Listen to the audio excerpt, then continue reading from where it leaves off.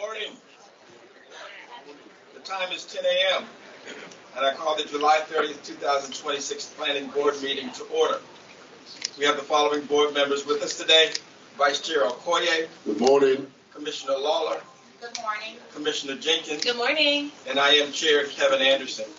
We now move forward to the business at hand. Please note that the deadline for all participant pre-registration and for all submission of materials and exhibits was 12 noon on the Tuesday before this planning board meeting. The order of cases for today's meeting is as follows. Items 1, 2, 14, 4, 5, 16, 8, 10, 11, 13, 6, 7, 9, 12, and 15. The first item on the agenda is the Commissioner's item, Resolution of Support for National Intern Day.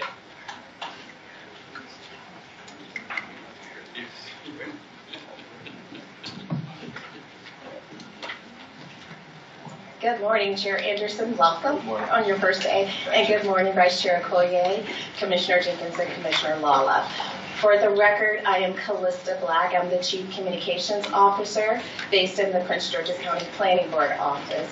And it is my pleasure today. We're really excited. Today is Thursday, July 30th, and across the nation, we're celebrating National Intern Day.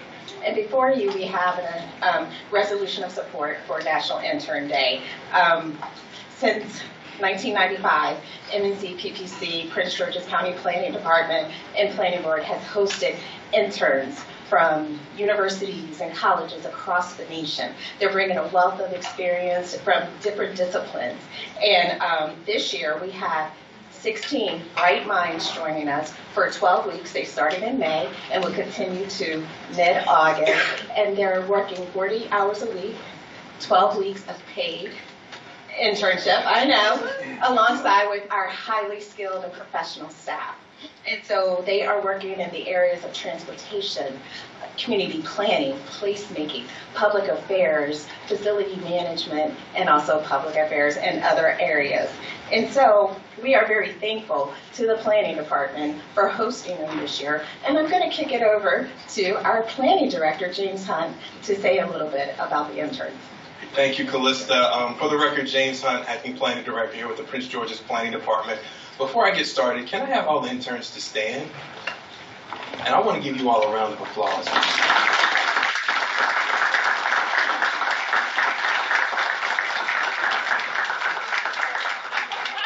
On behalf of the Planning Department, I want to thank you for your enthusiasm, your creativity, and your fresh perspectives that you've brought to the Maryland National Capital Park and Planning Commission. Your work has supported our mission of creating our stronger, more equitable, and sustainable communities throughout Prince George's County. As civil rights leader Marian Wright Edelman said, education is for improving the lives of others and for leaving your community and world better than you found it. And you all have done that. Okay, and I really want to let you all know we are in support of you and your careers wherever they take you. We are really excited to have you here with us. Thank you for your support. Thank you for everything that you've done as a part of your work program here within the Planning Department. Our role and our goal when it comes to our interns is to reach back, show you the way, and that's what we hope we have done as a part of this program. But I do want to take an opportunity to say thank you for all your great work that you've done. This has been fantastic. I've learned so much from you all. You know, I'm a part of the Generation X, and I've learned so much from you all. But I want to thank you all so much for everything you've done, and continued support of your efforts moving forward in your careers. And if there's anything that we're here with the Planning Department that we can do, reference checks, whatever it is, we're here in support. You just reach back out to us and let us know. But thank you.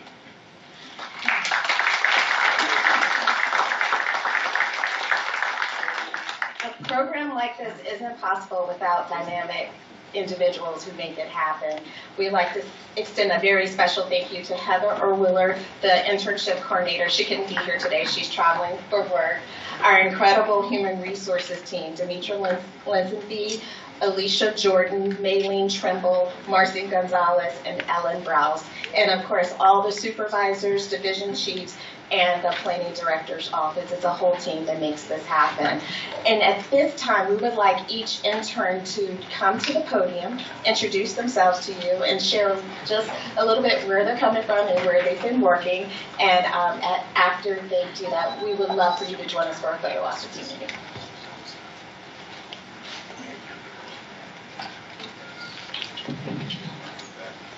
Hi, my name is Lillian Claros. I'm a rising senior at the University of Maryland studying journalism and Spanish, and I work with CLISTA doing public affairs in the planning board office. Good morning, my name is Kanaya Ford. I am a first-year MBA student at the University of Maryland Global Campus, and I intern with the Management Service Division under Alicia Alexander. Hello, my name is Taylor Fensenwalker. I go to the University of Maryland College Park. I'm studying my Master's of Real Estate Development. I work in the Development Review Division with Ms. Verdula Gupta.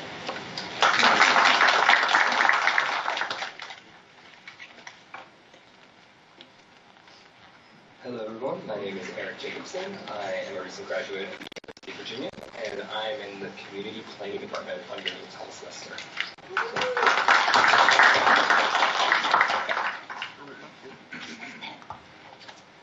Good morning, my name is Caleb.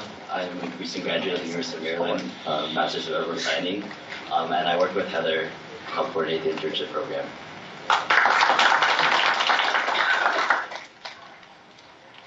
Good morning, I am Kara Hayes. I am a rising second year at the University of Maryland for their Community Planning Master's program. I'm an intern here in the transportation side on Prince George's County, and I'm so happy to be here. I'm so happy for the experience, and it's been wonderful. So thank you so much.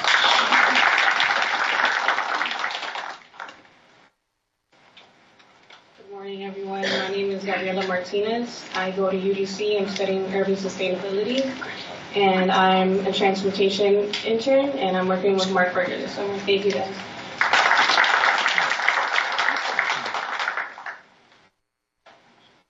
Good morning, I'm Ronan Mirza. I'm currently an undergrad at The Ohio State University studying city and regional planning, and I spent this summer with the food systems team. Thank you.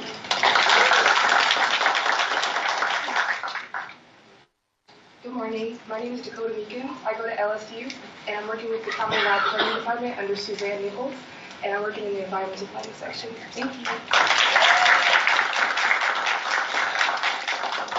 Good morning, everyone. My name is Xuedi Yan, and I'm a PhD student at the University of Maryland, the Urban and Regional Planning Program. And currently, I'm an intern at the Information Management Division Research Section. Nice to meet you all.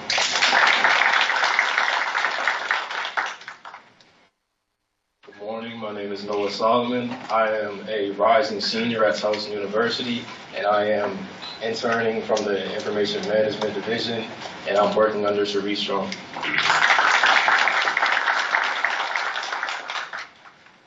Good morning, I'm Aisha. I am in my second year PhD program in Urban and Regional Planning and Design at University of Maryland College Park, and I'm working with Helen Smith in IIRD. Thank you. Good morning, everybody. My name is Reggie Black. I just graduated from Prince George's Community College, and I'll be going to UMD College Park this fall, and I've been interning with placemaking Adam Dodgen. Thank you.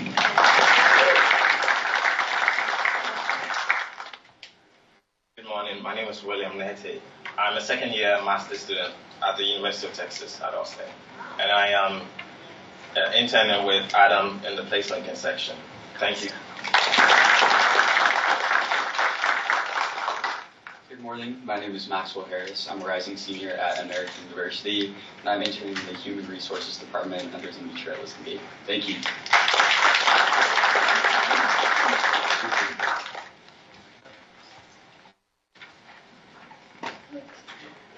And we will turn it back over to you. And we would like to request an approval, your consideration and approval on the resolution of support for National Intern Day.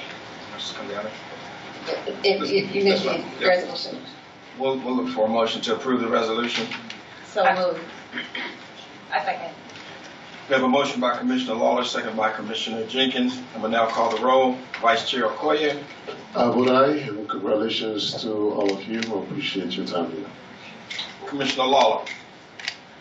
I approve. Commissioner Jenkins. I vote aye. Congratulations. And I, Kevin Anderson, approve, and congratulations, Director Hunt, for a great program. Looks very promising. Thank you. Okay. If everyone can join us for a quick photo op.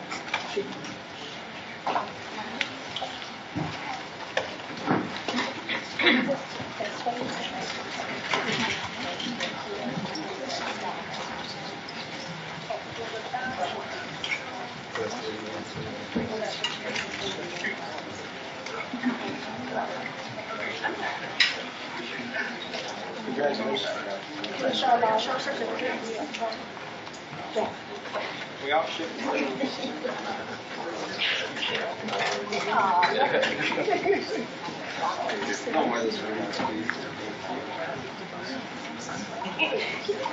Now it's all like squeeze if you can. That's perfect. Like it's there, I cannot see. Yep. You want to like kind of, yeah, that's okay.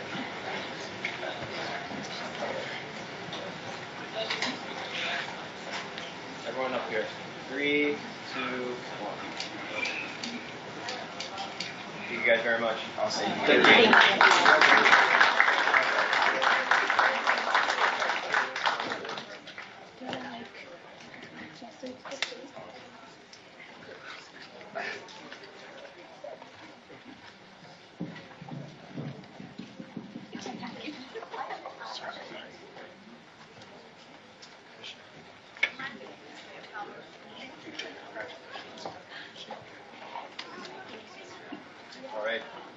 The next item on the agenda, item 2, is draft minutes of the July 23rd, 2026 meeting. We look for a motion to approve the minutes of July 23rd, 2026. I move approval of the minutes. A second. We have a motion by Commissioner Jenkins, second by Commissioner Okoye. I will now call the roll. Vice Chair Okoye. Vote aye. Commissioner Lawler. Aye. Commissioner Jenkins. Aye. And I vote aye. The ayes have it. Thank you. We will continue.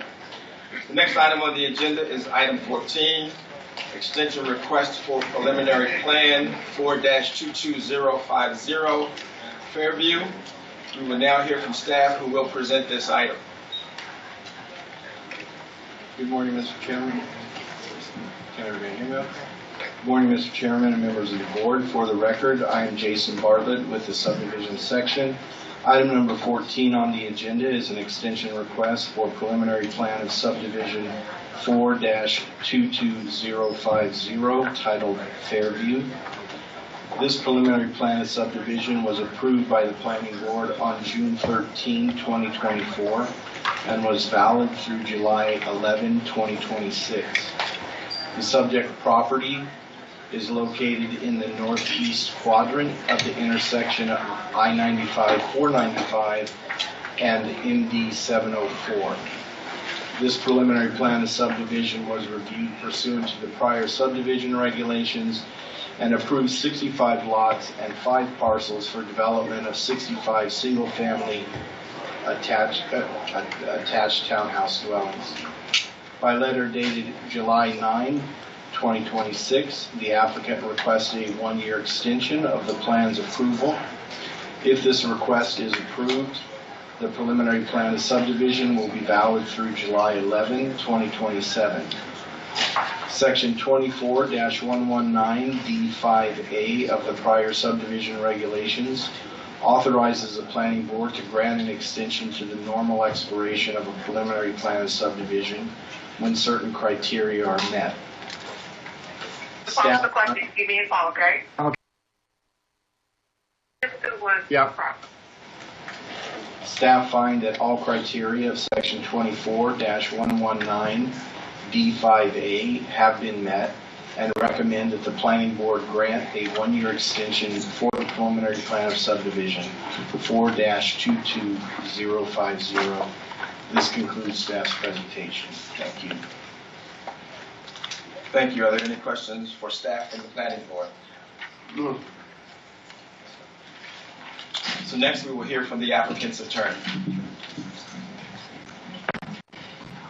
Yes, good morning, Mr. Chairman and members of the Planning Board, Edward Gibbs, and if I can figure out how to work this microphone out here. I was just trying to change the angle. There we go. I think I can. Thank you very much. As a matter of personal privilege, welcome Chairman Anderson and Commissioner Lala. Great to see you both here, and wonderful to have a fully constituted planning board. So look forward to working with you as we move forward. Thank you. Thank you for your personal focus on the care. My name is Edward Gibbs. I'm an attorney with offices in Largo. I represent the applicant and the owner of this property and this preliminary subdivision plan approval. We did work diligently. We have a lot of information in our extension request. I really appreciate the opportunity to work with staff. They did a thorough analysis of the application. They found that we meet all of the criteria set forth in the subdivision ordinance, and I know you have a heavy agenda today. I don't want to prolong this when it's not necessary, but I would simply say that you have 2 years to work with, and you have to do things like a detailed site plan, and then you have all the conditions to comply with. It is a heavy lift to get all that taken care of within 2 years, and in spite of that fact, in this case, we were going to expire on July 11th. We were within days. We filed our final plats for review in February, and we had 3 rounds of comments, and we came within days of making it. But we had to do the detailed site plan. We had to do a noise study. I mean, there were just many things. We were diligent. We just simply came within an eyelash of making it. And I think this points out how important it is to understand that 2 years for a major subdivision is simply a very, very heavy lift. And that's recognized in the new subdivision regulations, because for major subdivisions, they're valid for 6 years now instead of 2. So with that being said, I'll be happy to answer any questions, but didn't want to take any more of your time. Thank you very much. Thank you. Are there any questions for the applicant's attorney from the planning board? No. Board members, any deliberation? And if not, what's your pleasure? I move approval for the extension request. Second. We have a motion by Commissioner Jenkins and a second by Commissioner Lawler. I would now call the roll. Vice Chair Okoye. Would I? Commissioner Lawler. Aye. Commissioner Jenkins. Aye. And I vote yes. The ayes have it. Thank you very much. Thank you. We'll now move forward to the consent agenda. We have our consent agenda items. Is there anyone here who wishes to oppose the staff's recommendation on the consent agenda items? Is there any board member who wishes to discuss these items? So we look for a motion to approve the consent agenda. I move that we adopt the items on the consent agenda. Second.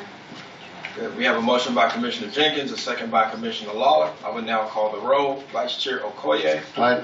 Commissioner Lawler. Aye. Commissioner Jenkins. Aye. And I vote Kevin, and I vote aye.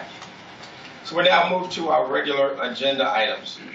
And we will now have the first item on the agenda, which is item number 5, preliminary plan of subdivision, PPS-2025-019, Suit Road Industrial. And we will now hear from staff who will present this item, and I will now open the hearing. Good morning, Mr. Chair and members of the board. For the record, my name is Mahsa Vatanduz with the subdivision section. Item number 5 on the agenda is the preliminary plan of subdivision PPS-2025-019 titled Suit Road Industrial. This preliminary plan proposes one parcel for 190,392 square feet of industrial development. The property is in the industrial employment IE zone and is located in the north side of Suitland Parkway, approximately 300 feet of its intersection with Forestville Road and at the southern terminus of Suit Road. This application is also supported by an approved certificate of adequacy ADQ-2025-027. Staff has not received any exhibits or correspondence prior to the noon deadline on July 28, 2026.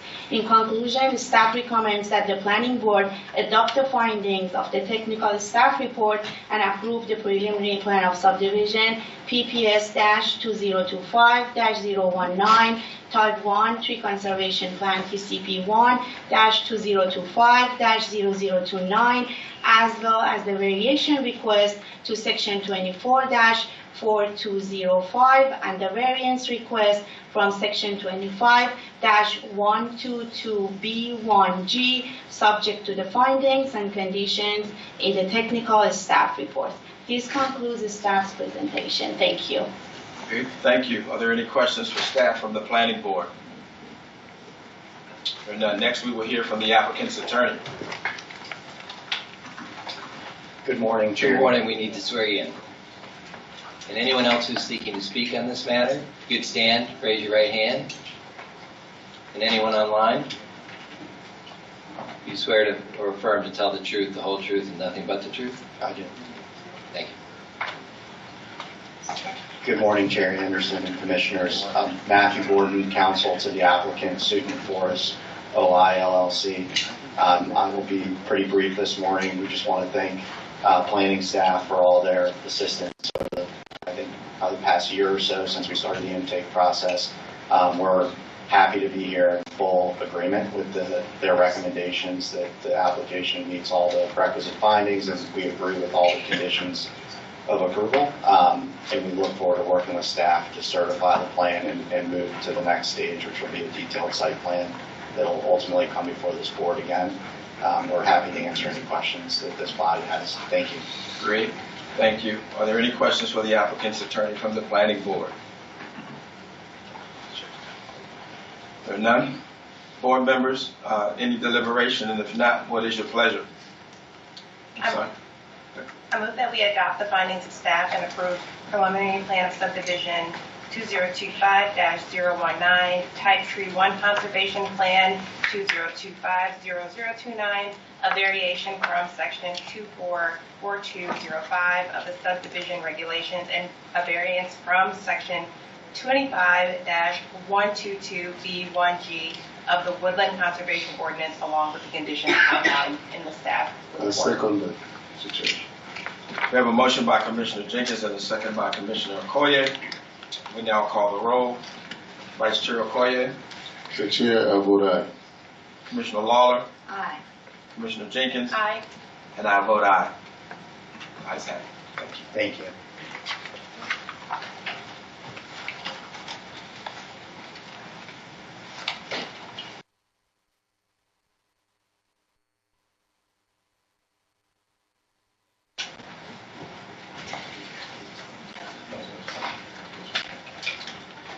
Thank you. The next item on the agenda is item 16, the detailed site plan, DET-2024-017, Metro Grove. We will now hear from staff who will present this item.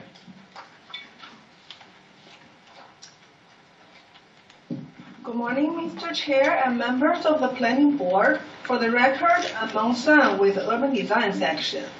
Item number 16 is detailed site plan DET-2024-017 for Metro Grove. This case was first heard last week on July 23rd, and this case continued from last week's Planning Board meeting to today. The detailed site plan is for development of 250 multifamily residential dwelling units in 3 buildings with associated infrastructure and amenities. The development consists of 2 phases. Phase 1 will include 2 buildings totaling 200 units, and Phase 2 will consist of 1 building with 50 dwelling units. The subject property is within the residential multifamily 48 zone. The property is located in the southwest quadrant of the intersection of Silver Hill Road and Suitland Parkway. This concludes staff's presentation. Thank you. Great, thank you. I would now turn to my fellow board members for any deliberation on this matter. And if not, what is your pleasure? 04017, Type 2 Tree Conservation Plan 2026-0038, and alternative compliance 2026-004, along with the conditions outlined in staff's report as modified by applicant's Exhibit 1. Accept the request to remove or modify condition 1.1K and the changes on page 3 of applicant's Exhibit 3. Mr. Chair, I second that motion. Thank you. We have a motion by Commissioner Jenkins and a second by Commissioner Okoye. I will now call the roll. Vice Chair Okoye. I vote aye. Commissioner Lawler. Aye. Commissioner Jenkins. Aye. And I abstain. Thank you. The next item on the agenda is item number 8, Community Planning Division Preliminary Port Town Sector Plan and Proposed Sectional Map Amendment. Due to Commissioner Matthews' absence, item 8 will be moved to the September 3rd, 2026 Planning Board meeting. The next item on the agenda is item 10, Office of the Planning Director Legislative Drafting Request, LDR 030-2026. We will now hear from staff who will present this item. Good morning, Chair and members of the Planning Board. For the record, Natalia Gomez with the Planning Director's Office. I am presenting today the Legislative Drafting Request LDR 13, 2026. Next slide, please. So before I dig into what the Legislative Drafting Request is, I want to, for the Chair and the Board and for the public knowledge, I want to quickly run through the generalized by bill timing that the Planning Department works on. So per the zoning ordinance, when the council, a member of the council or the chair of the council, county council, introduces a text amendment or proposes a text amendment, the Planning Department has 30 days to review, provide comments and recommendations to the Planning Board. Sorry, has 14 days to release a staff report, and the Planning Board has 30 days to hold a public hearing to issue a recommendation. After, which is the first bullet we see here, Planning Board hearing and recommendation. In what happened today, as in any other public hearing related to a legislative drafting request, the Planning Board hears a presentation and public comments as well as any written testimony entered into the record. From this, the Planning Department transmits a vote letter with a summary of what happened in the hearing to the County Council. And from there, the bill or the future bill is on the County Council side. So it will eventually receive a number and it will follow the normal procedure. I mention this because once the LDR becomes a bill, there are additional opportunities for the public to sign up and comment and provide public testimony. It can be either in the committee meeting, what we see in the green bullet, or at the time of public hearing, which is towards the end of the bill, the legislative life of the bill. So let's start with the first part. Next slide, please. So what I'm bringing today is the first legislative drafting request that you're hearing today. This bill, LDR 30, proposes to permit 2 specific uses by right in the residential single-family attached zone.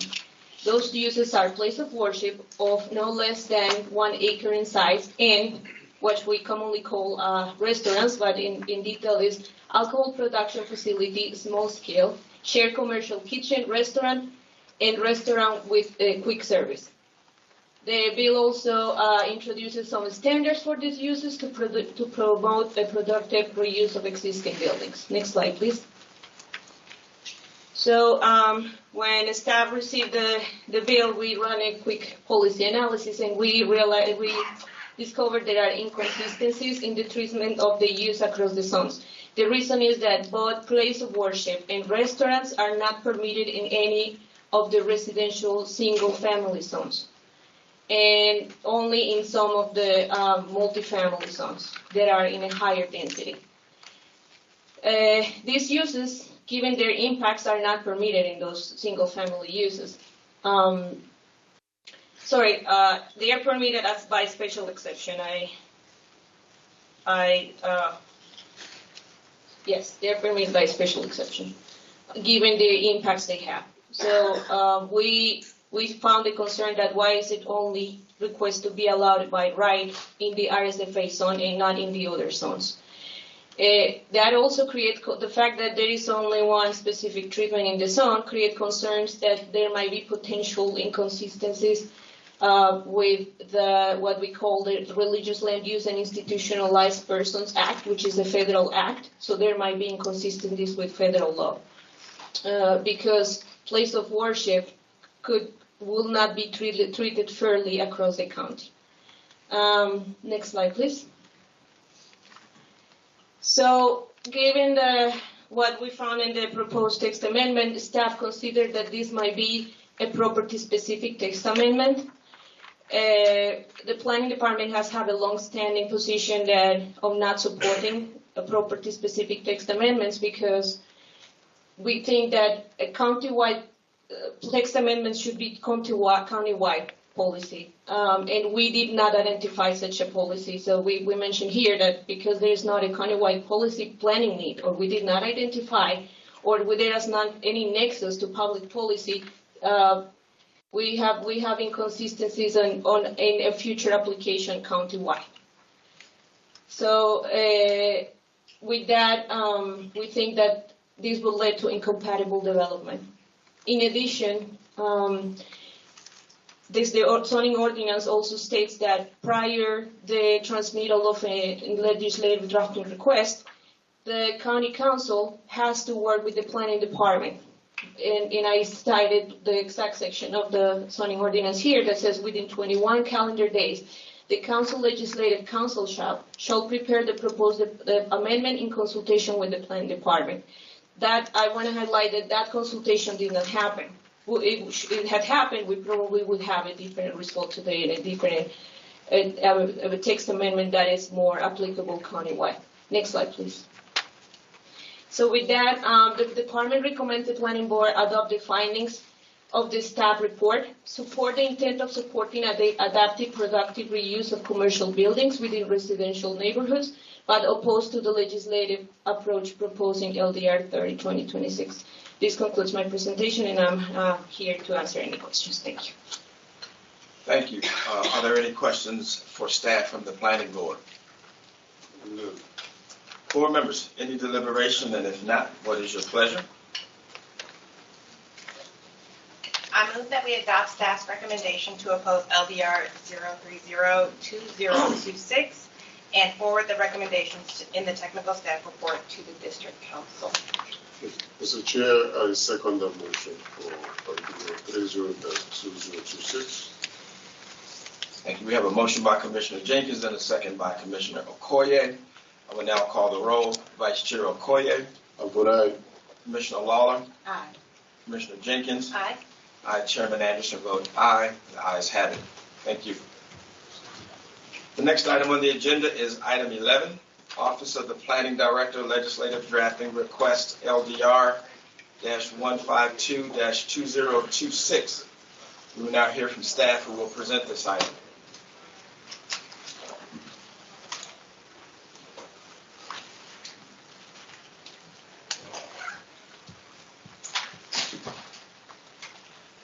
Good morning, Chair Anderson. Welcome to the Planning Board, sir.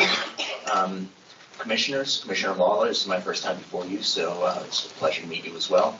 For the record, my name is Chad Williams. I'm a master planner in the Countywide Planning Division, and I am working from time to time on these legislative matters, and today I am presenting 3 legislative drafting requests to the community for public hearings. My first one is LDR 152-2026. Next slide, please. As Ms. Gomez had gone through, this is a generalized timeline of the bill timing. I want to emphasize again that there are 3 public input opportunities today at your planning board public hearing. There will be another opportunity in committee sessions should this bill or other bills proceed to actual council bills and be referred to committees. And then there will be a public hearing on bills if they get recommended favorably out of committee, which provides a third opportunity for residents. As a kind of general theme today, particularly from my presentations, but also to some extent for Ms. Gomez's, I want to make it very, very clear up front that the planning department is extremely supportive of streamlining development. In fact, that was streamlining and simplification is one of the two major purposes of the entire zoning ordinance rewrite project. And we want to make sure that we're very clear on that front, particularly with some of the recommendations you had before you today. Next slide, please. LDR, which stands for Legislative Drafting Requests, is a process that the council uses for any change to the county code. Just giving you a little bit of background because you're all relatively new to the board. And we also have a lot of people in the public here today. So legislative drafting request is a long-standing process of the council. It has been applied starting in 2024 to zoning ordinance changes or text amendments to change the zoning ordinance.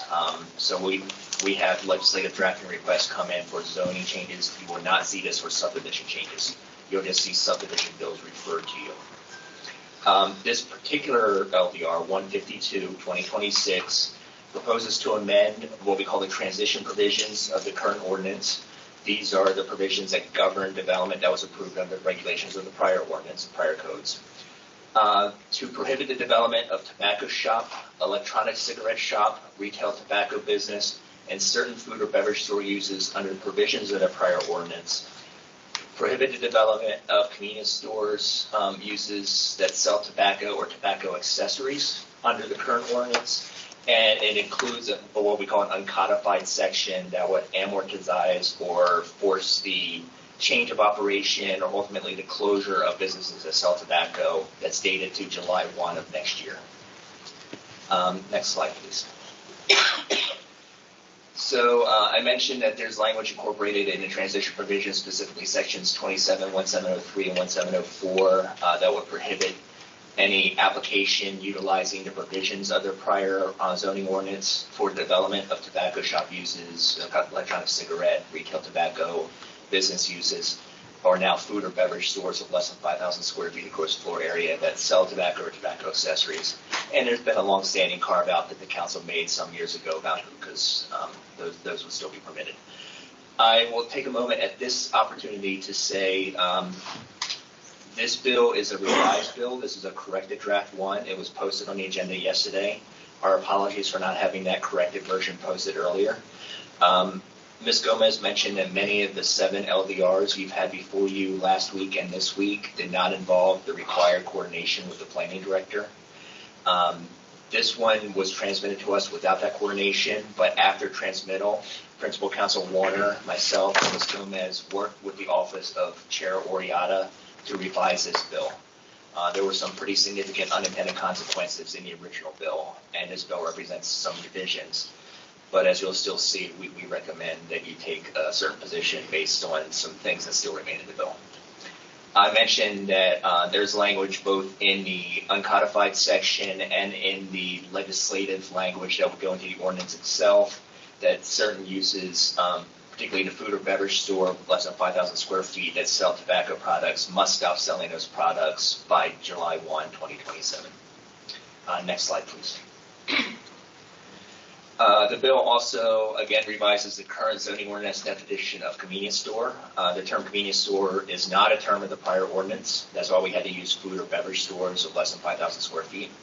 It is a use and a defined term in the current ordinance.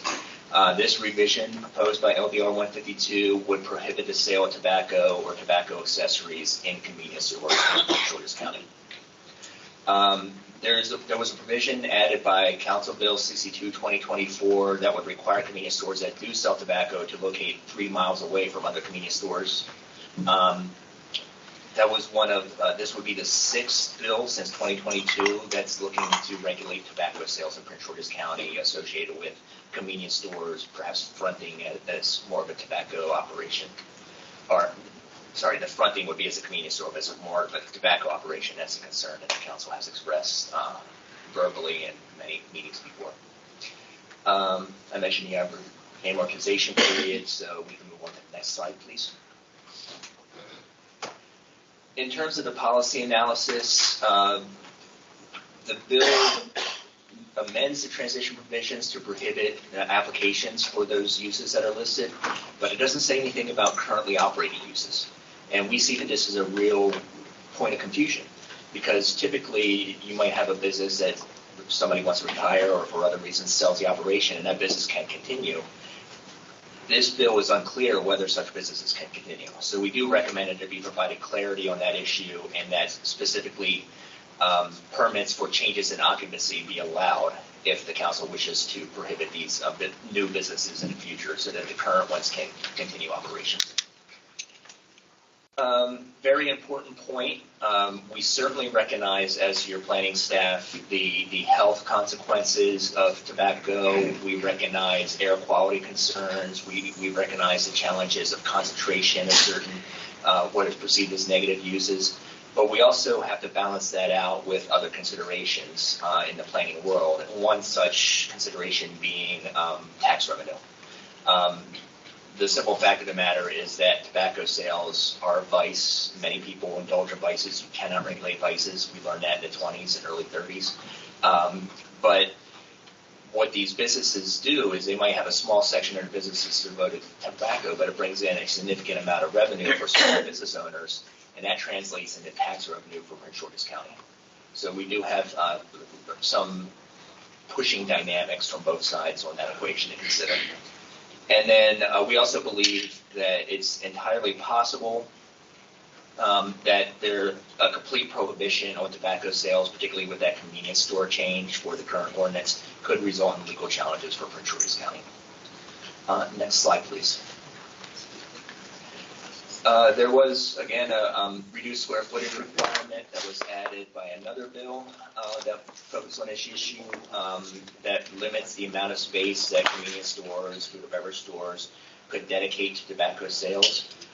We think that provides an alternative to LVR 152 that may not have been in operation long enough to have seen an effect, and maybe letting that go longer results in an effect. We recommend the council consider removing that complete prohibition on tobacco sales in convenience stores due to that legal challenge concern. We recognize that businesses do not proliferate in a weak market. I mentioned vice. I mentioned that there are these uses. There is a market for tobacco sales, and related to that tax revenue aspect, if that is made harder in Prince George's County for people to obtain things that they're looking for, the goods they're looking for, they will go to other places and purchase those goods in places that offer that. If the council chooses to, well, first, if the board chooses to adopt staff recommendations on the amendments and transmit it, and the council chooses to take up those recommendations, by removing the prohibition in convenience stores, some language that was proposed by that distance requirement I was talking about earlier should be retained rather than deleted as the bill proposed. Because that will still maintain some measure of limitation on the number and the concentration of tobacco sales. The amortization period, the uncodified provision, does not mention convenience stores or food or beverage stores. It focuses on the tobacco aspect. And on convenience stores operating under the current ordinance. It will not affect convenience stores that are operating and selling tobacco under the prior ordinance. The bill does, the amortization clause does not. And that's where most of your business owners are going to see, and where DPI will likely issue their notice to business owners. So we do recommend that, should the council wish that to be their intent, which we understand they do, they should add food or beverage stores under 5,000 square feet to sell tobacco accessories to that amortization clause to make sure that they're captured there. Next slide, please. So instead of offering written amendments, we do refer in our staff report, the council and the board to Section 4, the policy analysis section of the technical staff report, whether to allow that exemption for changes in occupancy, to allow businesses to remain open, whether to retain the current definition of convenience store, remove the prohibition against tobacco sales, and to change that amortization clause. So those will be essentially the recommended amendments of this particular technical staff report and staff's recommendations. Next slide, please. Which culminate in a recommendation to you to take no position with transmitting those amendments to the council. That concludes the staff's presentation, and I'd be happy to take any questions you may have. Thank you. Great. Thank you, Mr. Williams. Thank you. Any questions for the staff from the planning board? No, I just want to thank you guys for a detailed job. That's what's right. Thank you, Vice Chair. There are none. We will now take testimony from those who have signed up to speak on this item, and each speaker will have 3 minutes.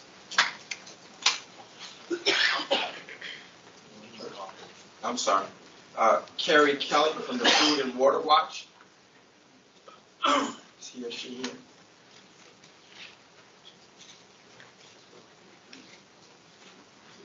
Is it on IV? I mean, is it on AG or is she virtual? Okay. She signed up in person, Chair. Looks like she's not. Okay. Great.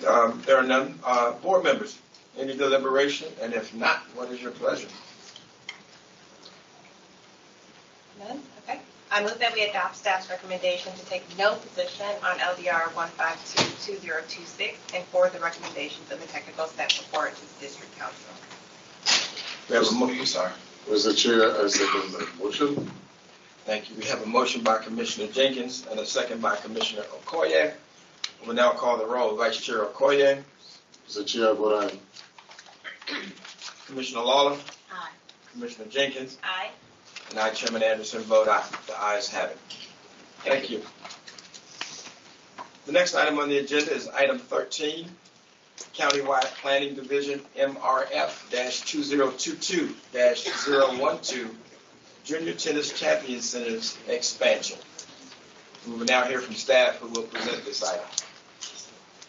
Thank you very much, Chairman Anderson, members of the board.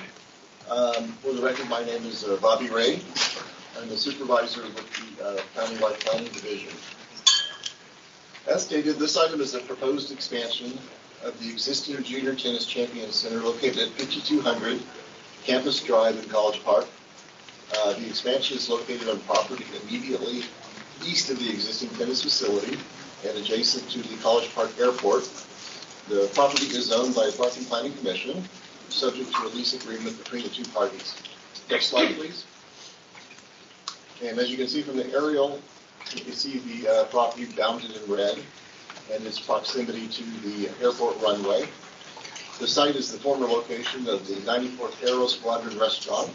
That building has since been demolished, and the site has been used as a temporary storage lot for Parks and Recreation. Next slide. The site doesn't contain any regulated environmental features. It does have an approved natural resource inventory equivalency letter, which is valid until May of 2028. Next slide. Campus Drive is a master plan collector level street. Right-of-way dedication has already been previously conveyed from this property. Next slide. Property is zoned AG, Agriculture and Preservation. Next slide. Vehicular access to the site is from Campus Drive along an existing 22-foot wide asphalt driveway. Next slide. Looking south, you can see the airport runway. To the left of the screen, you can see the subject site in between the runway and the existing facility. Next slide. Same here. This is the view looking east. Campus Drive is to the right. The existing JTCC tennis facility is to the immediate left of that, and of course the runway on the far left of the screen. Next slide. This is just an overview of the different property owners in that immediate area. As stated, this is Park and Planning Commission owned property, as well as the existing facility. Next slide. So the objectives of the project is kind of a description of what is being proposed. The main building totals 50,533 square feet. It includes 6 tennis courts, an area for food and beverage sales, offices and locker rooms, and there is a possible alliance with the University of Maryland women's tennis team to serve as their home courts. I guess that's still in consideration. Exterior improvements include 4 tennis courts, a stormwater management pond, landscaping, site fencing, and lighting. and a surface parking lot with 81 spaces, 5 designated for ADA parking, and 4 spaces dedicated for electric vehicles. Next slide. So on the site plan, you can see the location of the new building in the center of the site, colored purple in this illustration. It's wrapped on the south and east sides by surface parking. You can see the new outdoor tennis courts proposed at the top of the site. Stormwater management facilities are located on the far east end of the site, the southeast and east. Next slide. As far as vehicle circulation or site circulation, vehicles come to the site from Campus Drive. Pedestrian circulation is also provided from the sidewalks from Campus Drive. There is a trail connection to the northeast branch trail on the north side of the site, and there's an additional 10-foot wide trail proposed to loop around the stormwater management pond on the southeast side of the site. All internal sidewalks are 5 feet in width. Next slide. Exterior lighting will be provided for the 4 exterior tennis courts, and landscaping is shown along the frontage of Campus Drive and within and around the surface parking lot. Next slide. And this is a view of the east elevation of the building, facing the parking lot. And you can see the entrance, the main entrance to the building, approximately to the right of the center there. You can see the entrance canopy.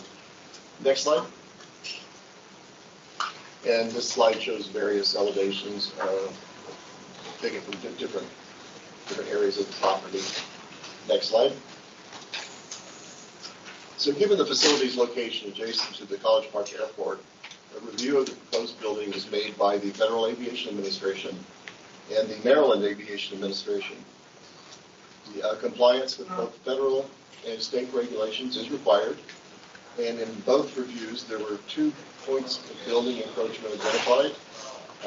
The state informed the applicant that the project did not comply with regulations under COMAR 11.03.05 regarding transitional surface. Next slide.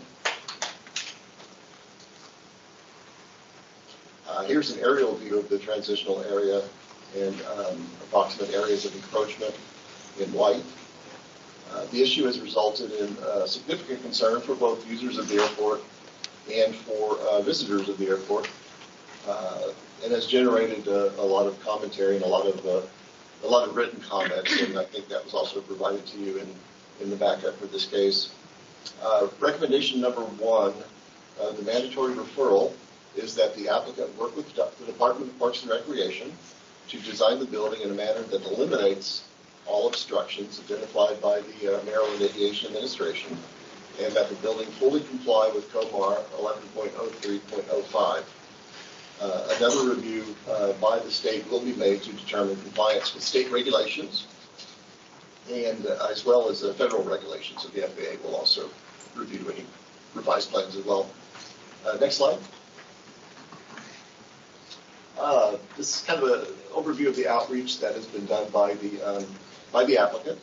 Going back to 2021, they conducted a series of outreach efforts that included the College Park Airport users and the City of College Park. The most recent presentation was made to the College Park City Council on July 14th. A letter was received on July 21st from the College Park City Manager to the Planning Board stating the city's position in the project, and that should also have been included in backup for this item. Next slide. So permitting agencies would include the Maryland Department of Environment, County Department of Permits, Inspections, and Enforcement, WSSC, Maryland Aviation Administration, and Federal Aviation Administration, and a building permit from the City of College Park. Next slide. Recommendations include, as we stated, compliance with MAA regulations, coordination with Parks and Recreation on the design of the COMAR compliant building. Other recommendations on this and the next slide are related to site-specific and building-related improvements. The recommendation from staff is approval of the mandatory referral. subject to the recommendations, and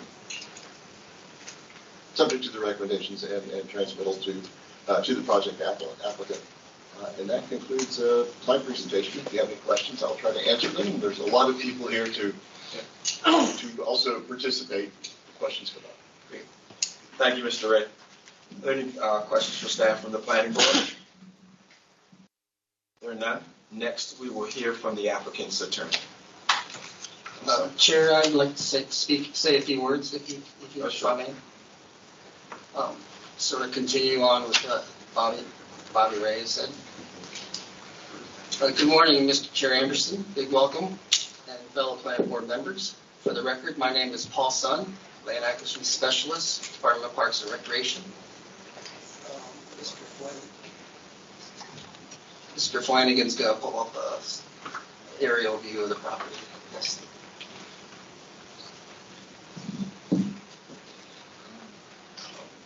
Our division is Park Planning and Environmental Stewardship. Our division chief is Sonia Ewing, who is here, and Dominic Cartucci, supervisor.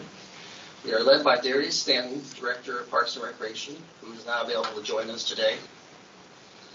So first of all, thank you, Bobby Ray, Tina, and the entire planning department staff, along with our legal team, for providing guidance on this partnership project. Since 1999, that's 26 years now, the department has partnered with the Junior Champions Tennis Center, aka JTCC, to bring tennis services to not just the local community and Prince George's County, but the entire DC metro region. Like I said, the partnership has been since 1999. JTCC leases approximately 10 acres of land directly across this stream valley here, just across Campus Drive. So they're very close to this area. The existing tennis center, if you zoom out on the area a little bit, is in the middle of several MNCPDC facilities. There's the College Park Airport, College Park Museum, Paint Branch Stream Valley Park, Wells Linson Swim and Skate Center on the south side of Campus Drive, and Lake Artemisia farther north. So this development of this property connects all these wonderful facilities together. This development is an integral piece of land in the local park community that the park department has created. The department has responsibilities to maintain and operate these facilities. I will note that JTCC is committed to a future here, as in 2019 we extended the lease to 2039 with 2 10-year renewable options. So most likely they're here until 2059. For many years now, the department is working with JTCC team on their expansion plans for an upgraded facility which includes indoor courts with spectator seating. Since the department owns and operates surrounding facilities, there's a need to balance the JTCC expansion with the surrounding park facilities and assets. The proposed development is adjacent to College Park Airport, the oldest continuous operating airport in the world, which is also listed on National Historic Register of Historic Places.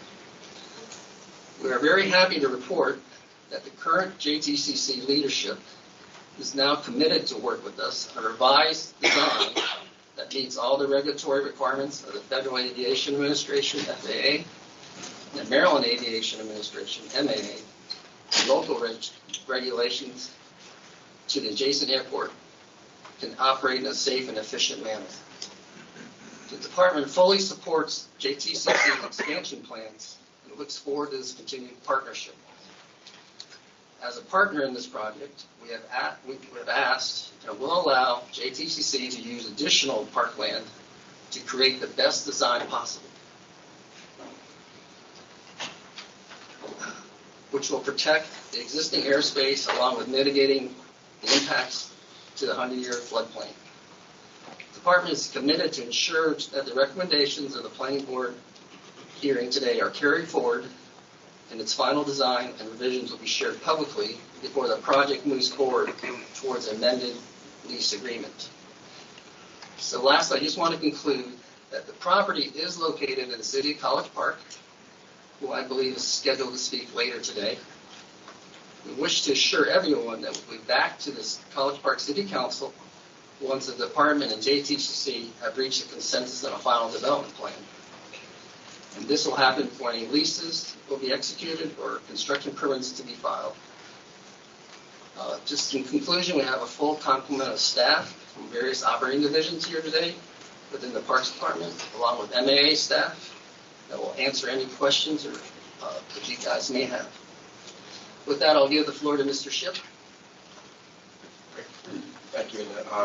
Mr. Sun, so sorry we overlooked. And Mr. Ship, thank you. Just wanted to make sure there's an opportunity if there are any questions from the board. There are none. Thank you, Council. Thank you, Mr. Chairman. For the record, William Schiff with the law offices of O'Malley, Miles, Nyland, and Gilmore, right up the road in Greenbelt. We're here today on behalf of JTCC, the applicant. First of all, I want to welcome you, Mr. Chair, to your first meeting. It's a pleasure to have you here. And I also want to welcome Commissioner Secretary Lala. It's great to have you here and the other commissioners as well. This has been a long time coming, this application. And it's been a difficult site, and there's a number of things that we've had to work through. But as you've heard or can glean, the primary issue has been this interaction with the MAA-FAA guidelines, regulations. I want to state at the outset, because I know there's a number of stakeholders here who are concerned about that issue, that we agree with Mr. Sun's comments, we agree with staff's comments, we agree with the staff recommendation that the project shall be revised to comply with the MAA and FAA regulations with no variance to the height restrictions. We are working closely with the Parks Department to come up with the best solutions for that, but we're confident we can do it. I do want to speak a little bit about the proposed recommendations. We agree with them all in concept, and we've actually proffered a couple more. You should have those in your record. I will go over those briefly because I know you have a long agenda. But I do want to call up the CEO of JTCC to give you a little bit of background on how important JTCC is to Prince George's County. Mr. Martin Blackman, CEO.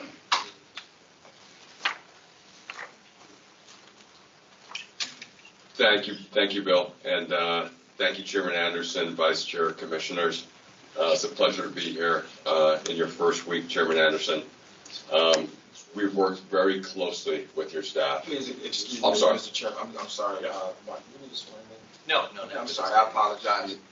I'm sorry. Sure. We did. I'm sorry. Thank you. Great. Do you need me to affirm anything? No. Okay, great. Yeah, so as I said, it's a pleasure to be here. Thank you for the opportunity. I want to share a little bit, and I'll be very brief.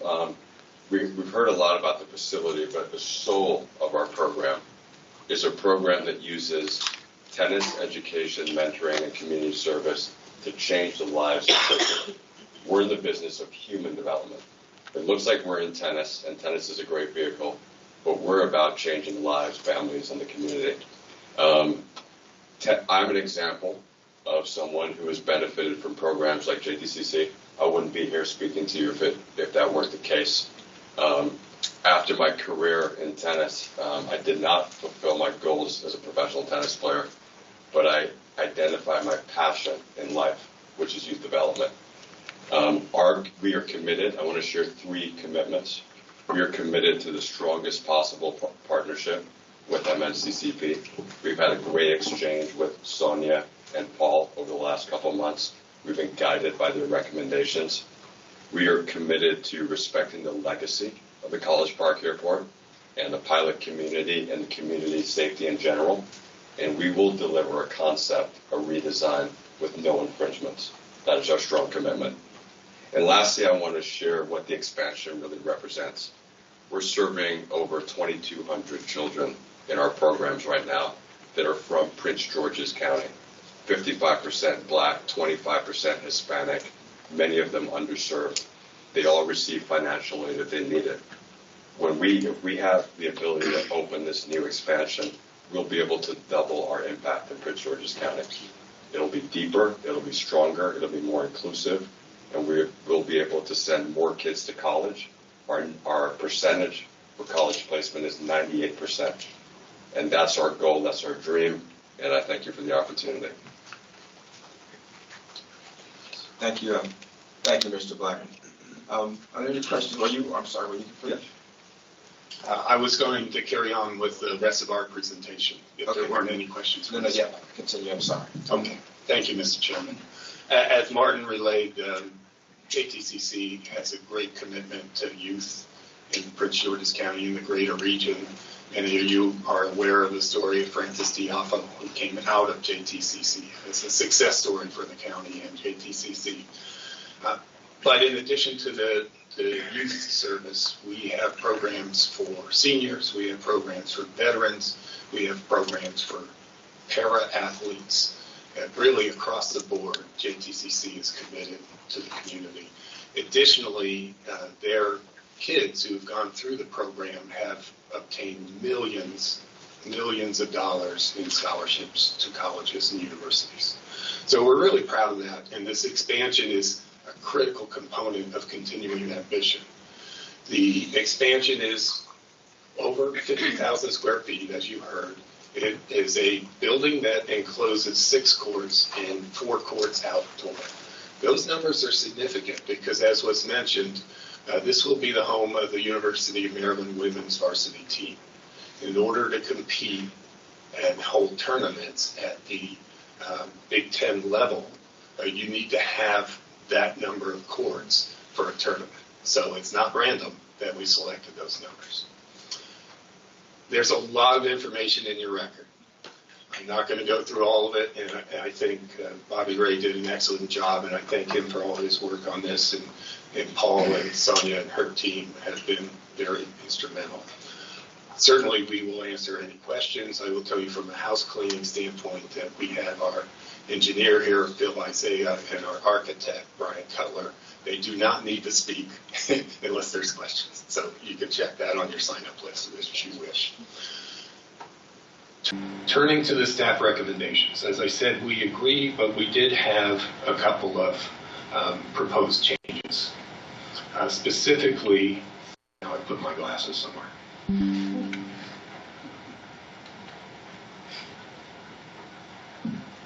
I think in recommendation 1, we just had a typo that the word on should be changed to of, and 2 is fine, 3 is fine from our perspective. We agree with, I should say. You determine if it's fine. The number 4 is where we have some suggested language changes, and as revised, it would read, the proposed development shall consider the Central Trail connection with a goal to provide better trail connectivity and to allow for further integration between JTCC and adjacent park assets, along with creating an integrated trail experience for both JTCC and park users. The applicant may modify its design proposal and may, to the extent practicable, preserve, I think, to modify its design proposal and may, to the extent practicable, preserve the existing Sycamore alley.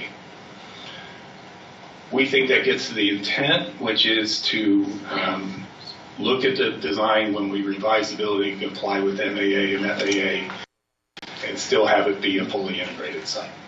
We asked for deletion of the language about potentially losing a tennis court outside because, as I said, that's critical to the operation. The other conditions, or recommendations, I should say, that we proposed in addition is number 12.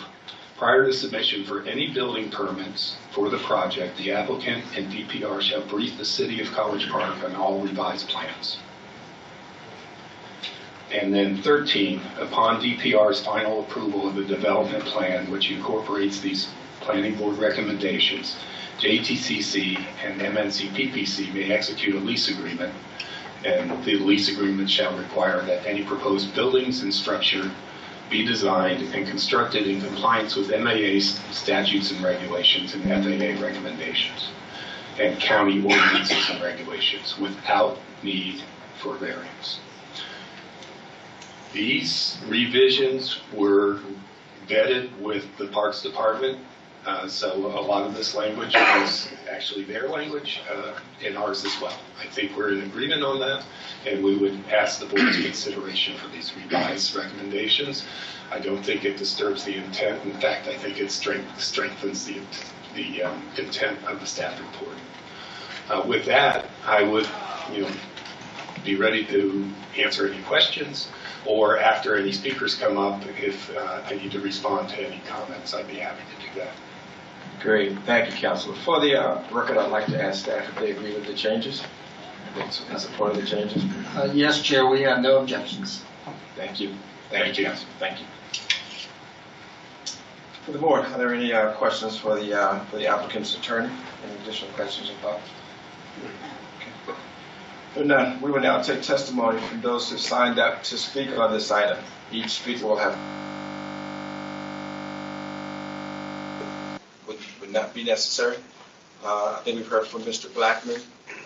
It's Phyllis Saja from Solstice Incorporated present. Rashawn Baker from the Junior Tennis Center champions. Please come forward. Rashawn. Good afternoon, Mr. Chairman, and congratulations. Welcome to Prince George's County. Having you on here is a great honor. Senator Lawless, same to you.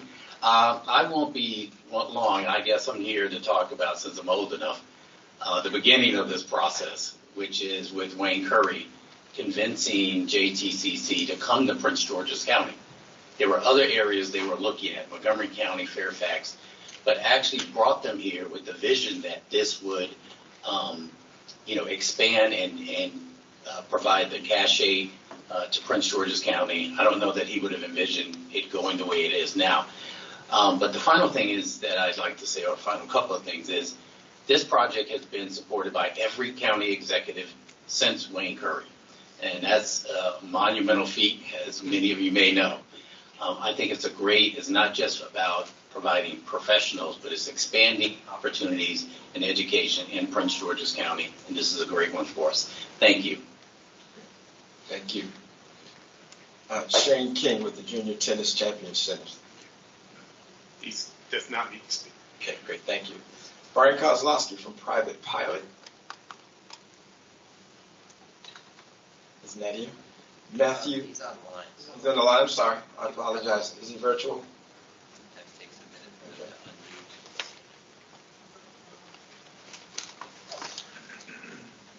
the call. Okay.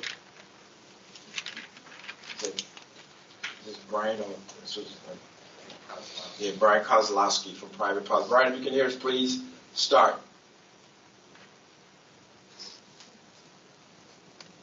Is he on? He's not on? Okay. Okay, for the record, I understand he's not present virtually. We will move. Is he? Okay. Brian, can you hear us? I can, thank you. Fantastic. Please continue.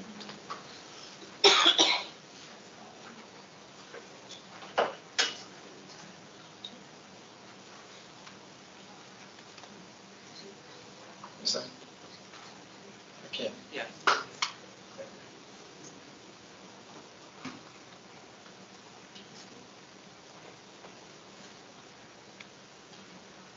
I'm so sorry. Was that please continue directed at me, Brian? Yes, it was, Brian. I'm so sorry. Yes, you have. I'm so sorry. You have interest in the board and members present at the board meeting.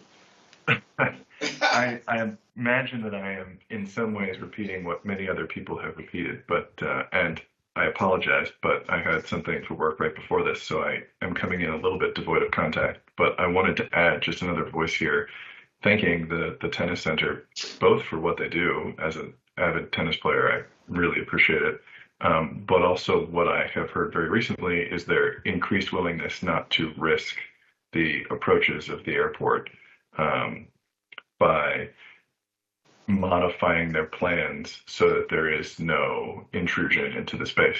I don't know that I need 3 minutes to say that, but I wanted to, as a member of both the tennis community and the pilot community, thank them for their mission, and also very much thank them for hearing and understanding on the pilot's side that a tricky part of this problem is that if you have a small intrusion, you can tell yourself it's no big deal until all of a sudden it means that we lose an approach that can drastically impact the ability of the airport going forward. So I don't have any deep questions here, but for a short time, the night approaches at the airport were turned off, and I found myself several minutes after dusk had fallen flying into this airport and not being able to land, and my son and I having to go to a different airport and then hike home at midnight in an Uber, and these things have real life implications. So we greatly appreciate your understanding. That's all I had. Thank you, Mr. Kozlowski. Is there any questions or thoughts from the board? No. Thank you. We will now call Mr. Matthew Mulliken. He's present. Present.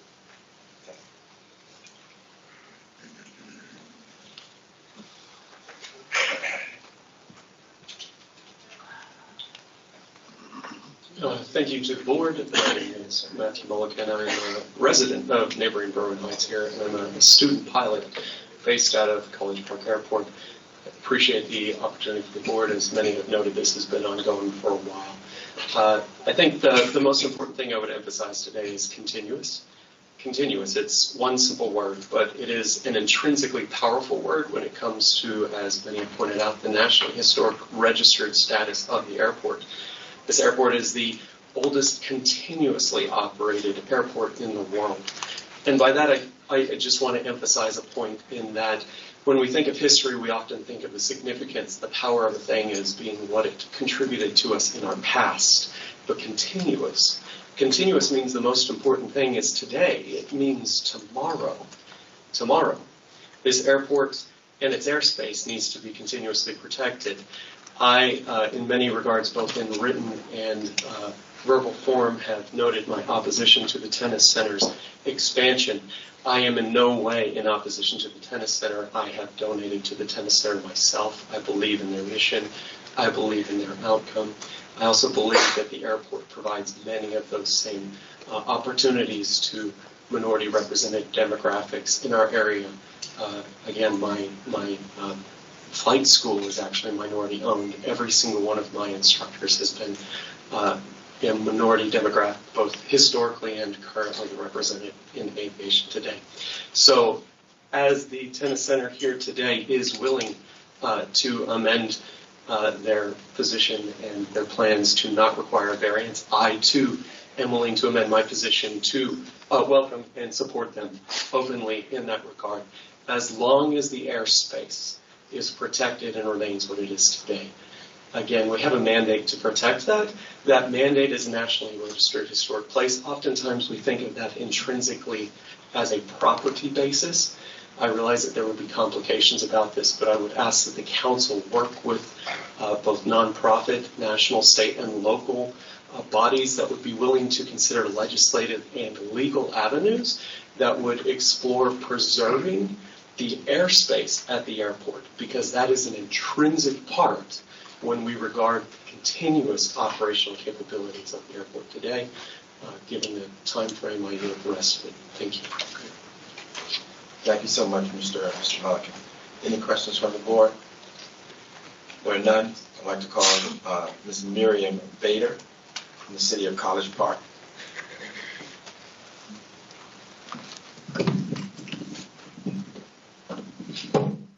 Let me turn this down. Good morning. Morning. Planning Board, Chairman Anderson, and Planning Board.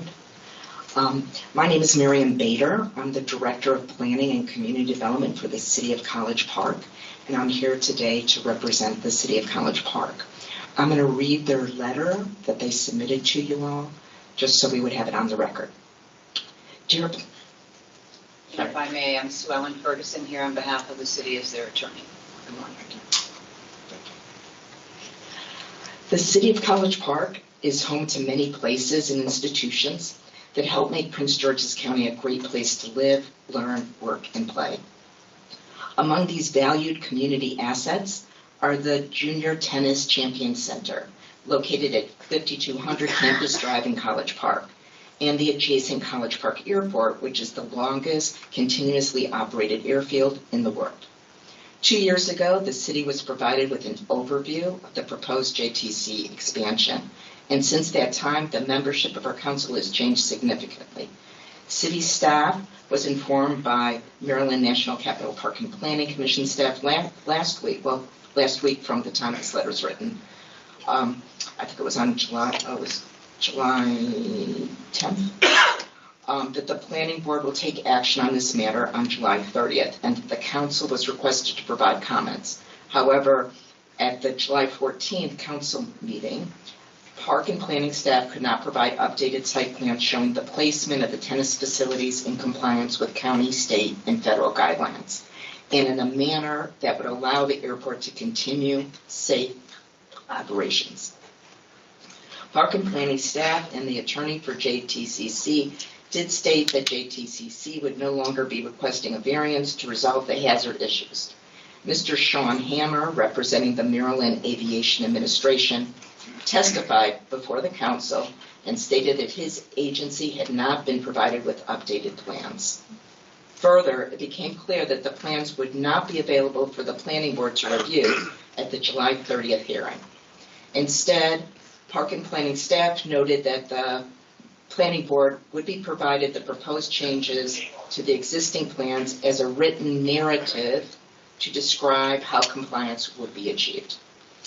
After over an hour of discussion, the City Council voted unanimously to not support mandatory referral expansion unless there is a continuance granted to allow the city and other stakeholders to review the revised plans that fully comply with COMAR 11.03.05 and resolve the 7 obstructions cited by the Maryland Aviation Administration.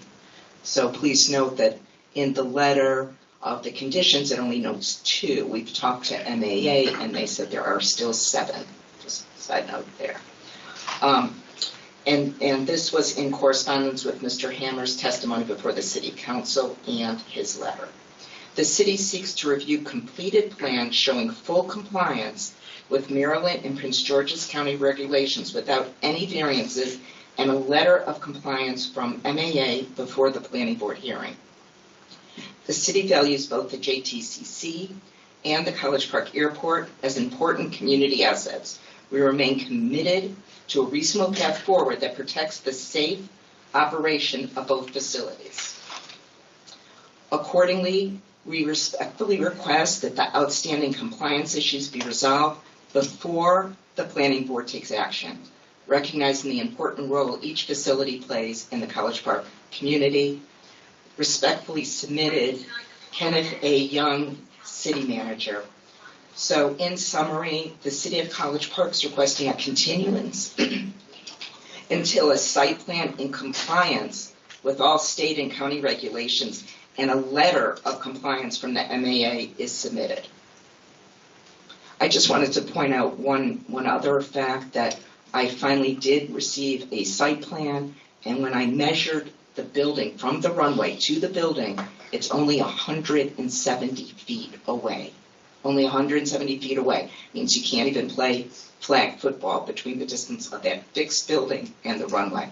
So we're just looking at concern for the safety, and also just a reminder that if, God forbid, something happens and there's an accident with a plane coming in and hitting JTCC, that the fault would rest with the planning board. They would be liable because they made the decision. Thank you. Oh, and this is our attorney, so she can add in. I am just here this morning to assist. I'm a very able planning director from the City of College Park, if there's any questions. Thank you, Ms. Bader. Are there any questions from the board? There are none. Thank you, Ms. Bader. Thank you. I'd like to call Mr. Carlos Nunez from the City of College Park. I'm he's present. not- I'm present virtually, but commentary is deferred to our director. Thank you. Did he defer? Oh, I'm sorry. I'm sorry, Ms. Bader. Yeah, thank you. Yeah, he's Thank fine. And just in Okay. case I leave something out. Okay. So we're set? Okay, good. I'd like to call Mr. Sean Collins from AOPA. Yes, good morning. Can you hear me? We can. Good morning. All right. Good morning, Chairman Anderson and members of the Planning Board. My name is Sean Collins. I am the Eastern Regional Manager for the Aircraft Owners and Pilots Association, AOPA. We are the world's largest aviation membership organization representing the general aviation interests of hundreds of thousands of members and aircraft owners across the country, including nearly 5,000 in Maryland. On behalf of these members, AOPA supports the recommendation that the MRF-2022-012, or Junior Tennis Champion Center, expansion proposal must comply with the COMAR, but only if the board revises language to expressly prohibit the acquisition of a waiver or variance from the COMAR safety standards. Just as counties plan zoning to designate areas for certain types of development, aviation regulators utilize safety zones, which we refer to as imaginary surfaces, around runways to protect against hazardous developments.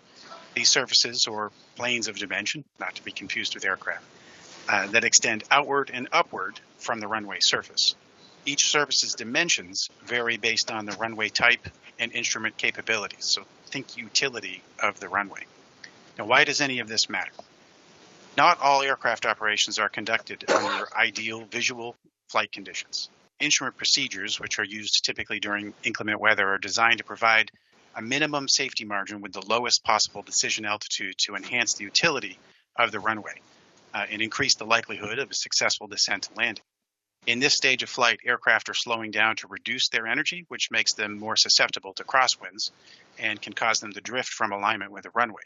These varying conditions are the very basis for why these surface areas are designed and to provide that minimum safety standard and obstacle-free zone. So the current proposal, or the current proposed placement of the JTCC structure within the transitional surface area adjacent to the runway, as we know, violates FAA guidance for safe, efficient use and the preservation of navigable airspace, and in so doing jeopardizes the safety of both the flying and non-flying public. Compatible land use within this area is typically limited to aeronautical activities and airport-related infrastructure. Additionally, the proposed construction also violates, as you know, the COMAR, section 11.03.05 for obstructions to air navigation for penetrating the transitional surface. Approval of this project as presented would create, frankly, an intentional degradation of safety that increases risk to both aircraft and future users of the JTCC. So for these reasons, AOPA encourages the Planning Board to, if not deny and defer the mandatory referral, to revise the language to expressly prohibit the acquisition of a waiver or variance from the COMAR. Thank you. Happy to answer any questions that you may have. Great. Thank you, Mr. Collins. Any questions from the Planning Board? There are none. Thank you very much, Mr. Collins. Thank you. I'd like to call Ms. Sue Ellen Ferguson from the City of College Park. I'm sorry, Mr. Bird? Thank you. I'd like to call Mr. David Dortch from the City of College Park Airport Authority. Is he present? Virtual? Okay. Mr. Dortch is not, for the record, Mr. Dortch is not present. No virtual. I'd like to call Mr. Leroy Summer. He's here. He's present. Great. Welcome.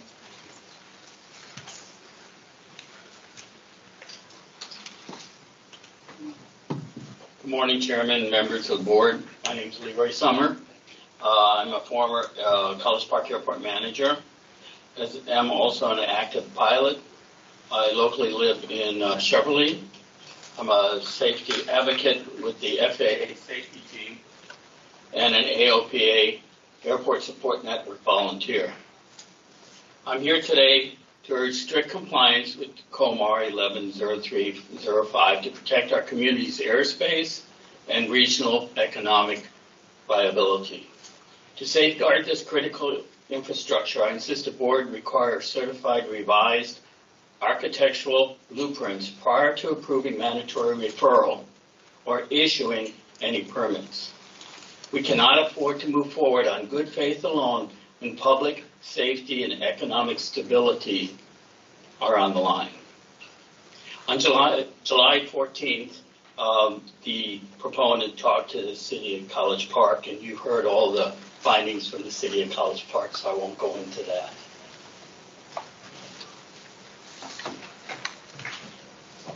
COMAR 110305 exists for a vital reason. It establishes clear, objective boundaries to maintain obstruction-free surfaces around our local airports in College Park, in Prince George's County, and in the state of Maryland. Encroaching on this airspace compromises flight safety, increases liability, and threatens the long-term economic viability of our regional aviation network, not just the airport. It is not, if a non-compliant structure is built, the damage to our community cannot easily be undone. I believe you know a little bit about what happened with the hotel that was going in, the way you redesigned that. This was a few years back. Securing binding, compliant blueprints before granting approvals is the only responsible path forward. The board has a regulatory duty to ensure that all development strictly adheres to state laws, state aviation laws. For the record, we're asking for accountability, transparency, and legal certainty. Please exercise your due diligence, deny or defer the mandatory referral without all permits until the applicant submits certified, revised architectural blueprints proving absolute compliance with COMAR 110305 without waiver or variance. Further growth in the area will arise with similar requests and similar concerns. This will establish a earmark on that for the council. Thank you for your time and your commitment to public safety. Thank you, Mr. Summer. Are there any questions from the planning board? There are none. I'd like to call Michael Cummins from Free State Flying Club and EAA Chapter 4. Yeah, thank you. Good morning to the board. My name's Michael Cummins. I live in University Park, and I'm here to comment on the JTCC expansion on behalf of myself and additionally some organizational stakeholders that are representative of the pilot community at College Park. So to introduce myself and them, I live a short walk away from the College Park Airport in University Park. And in fact, this gem of aviation is the reason that my wife and I moved to the area in 2000. And also the reason that we will retire here, because the airport is walking distance from our houses, or our house. I'm also a commercially rated pilot, and we've been a tenant at the airport for more than 25 years and have had multiple airplanes based there, which includes my wife's 1967 Cessna 150, a small two-seat aircraft. I'm president of the Free State Flying Club, so that's one of the organizations I'm representing. It's a 501c7 nonprofit, which has multiple tenant aircraft at the airport. And we've been based here for over 55 years. I've been empowered to speak on behalf of the club. I'm also a board member of the Experimental Aviation Association, Chapter 4. This is a 501c3 nonprofit STEM organization that's been based at the College Park Airport for over 70 years. It is a mission not too dissimilar from JTCC, a mission which I've not heard a single aviator say a negative thing about, by the way. So, and I've also been empowered to speak on behalf of EAA Chapter 4. And I'm also a former Airplane Owners Pilot Association, AOPA ASN volunteer. And Lee Summers is a current one, volunteer for College Park, and there's probably no one better qualified than him. So I'm here also to support the things that he had said. Now that you know who I am and who I'm representing, the message we would like to convey to federal, state, and local governance and regulators is simply this. The College Park aviator community would like JTC's developers and any other developers proposing construction around the College Park Airport now and in the future to comply with all applicable safety regulations, federal, state, county, and local, without any variances. And we're asking the planning board to join us in this hopefully non-controversial position. I'm not going to, I think you've seen the letters and you know which regulations we're talking about in this particular case, but I'd like to stress that as the property owner and airport operator, it is especially important that MNC PBC not request or support any variance to air safety regulations for permitting. Such a position would paint the airport operator, MNC PPC, as taking direct measures counter to a culture of safe aviation safety, which would reflect badly with both MAA and FAA and their possible certification and granting decisions. I think I'm out of time. Can I continue? Sure. Thank you. Additionally, property owners' variances for their own property will empower surrounding developers to seek further and potentially more expansive variances using the airport owner's own variance as precedent. In other words, if you can do it on your property, we can do it on ours. So, although recent communications seem to reflect a determination on the part of MNC PPC to stand firm on aviation safety and support the airport over encroachment, and we applaud this position. However, on this proposal, the pilot community has been feeling a lot of pressure to capitulate with or endorse non-conforming plans from the developer. I want MNC PPC to rest assured that the pilot community, volunteers, and community members will continue to do what's necessary, including taking time off from work and vacation schedules, to give the MNC PPC the support it needs to do the right thing for aviation safety and preserve this aviation jewel that is College Park Airport. So in conclusion, I just want to repeat, College Park Airport's pilot community has a non-controversial position that land development around the airport be conducted in accordance with the law and existing regulation, without any variances granted for aviation safety regulations. We hope you'll support this good session. Thank you. Thank you, Mr. Cummings. Any questions from the planning board? There are none. Thank you, Mr. Cummings. Thank you. I'd like to call Chelsea Dorman from the Maryland Aviation Administration. Chelsea, good morning. Good morning, Chelsea Dorn from Maryland Aviation Administration. I'm here with my colleague Stephen Edgin, and we don't have much to add, but we're both available for questions if anyone has any. Thank you, Ms. Dorman. Any questions from the planning board? Thank you. Thank you, Ms. Dorman. I would like to call Kurt Schneckenberger. He's present. Yes.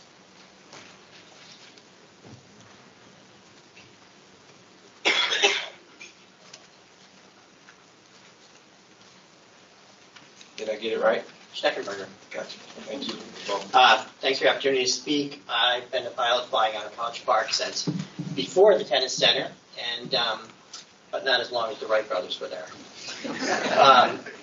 We've been excellent neighbors with each other since 1999, and I believe that if construction completes with no variance to Comar, we will continue to be excellent neighbors to each other. That's it. Great. Thank you. Any questions from the planning board? Thank you so much, Mr. Schneckenberger. I'd like to call Stephen Edgin from the Maryland Aviation Administration. Yeah, just available for any questions that you might have.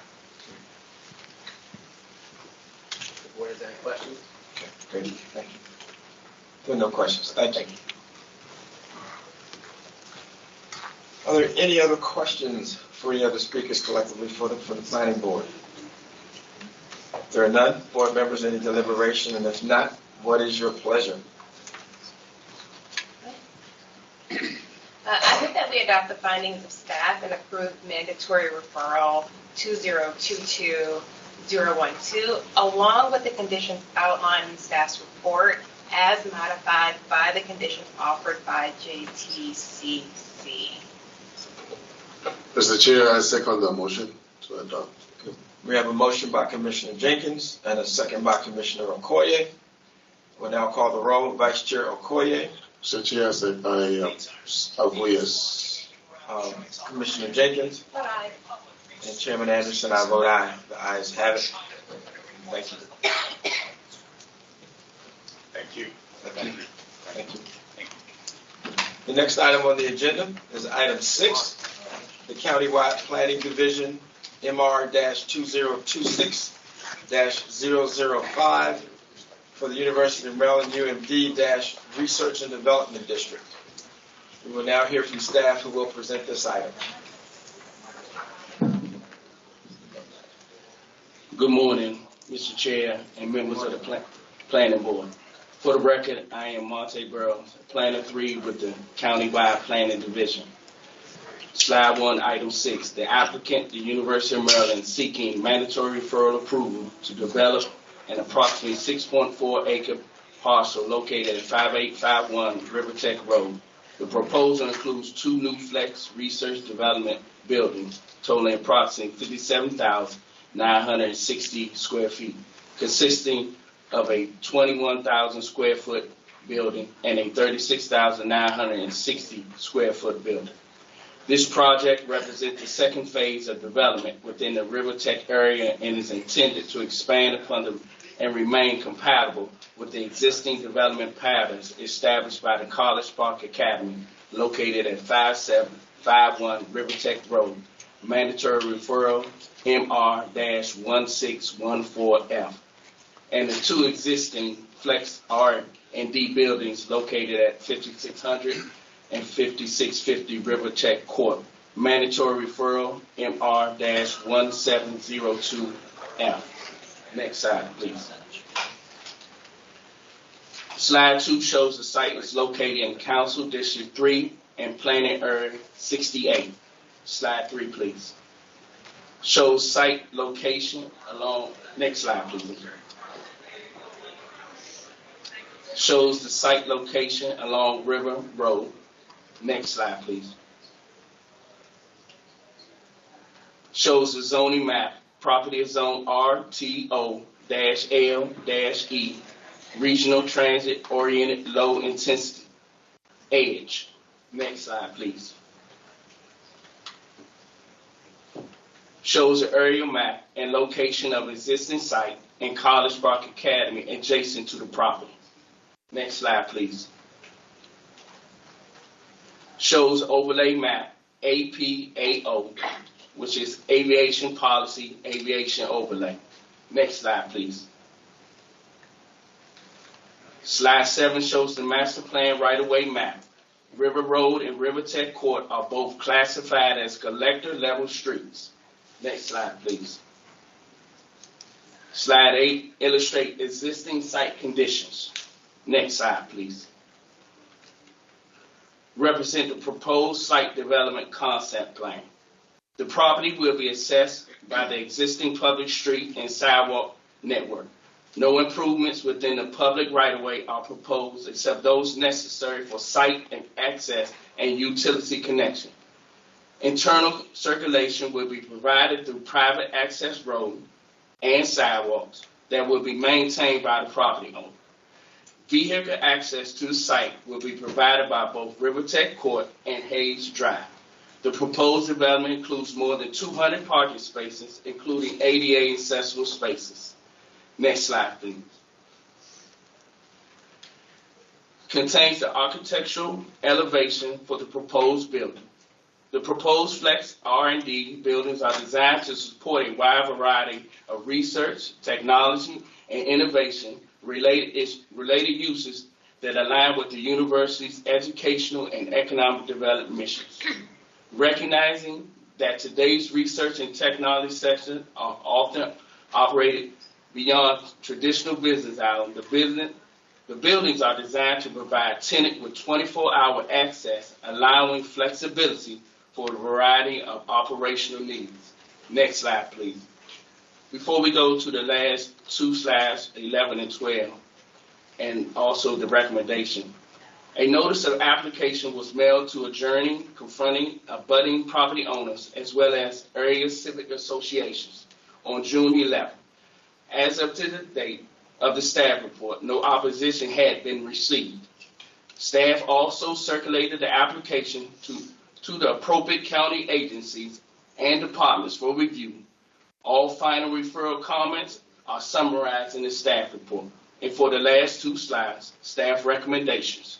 Staff recommends Planning Board approval of mandatory referral MR-2026-0005, subject to the recommendations shown on slides 11 and the next slide, which is 12.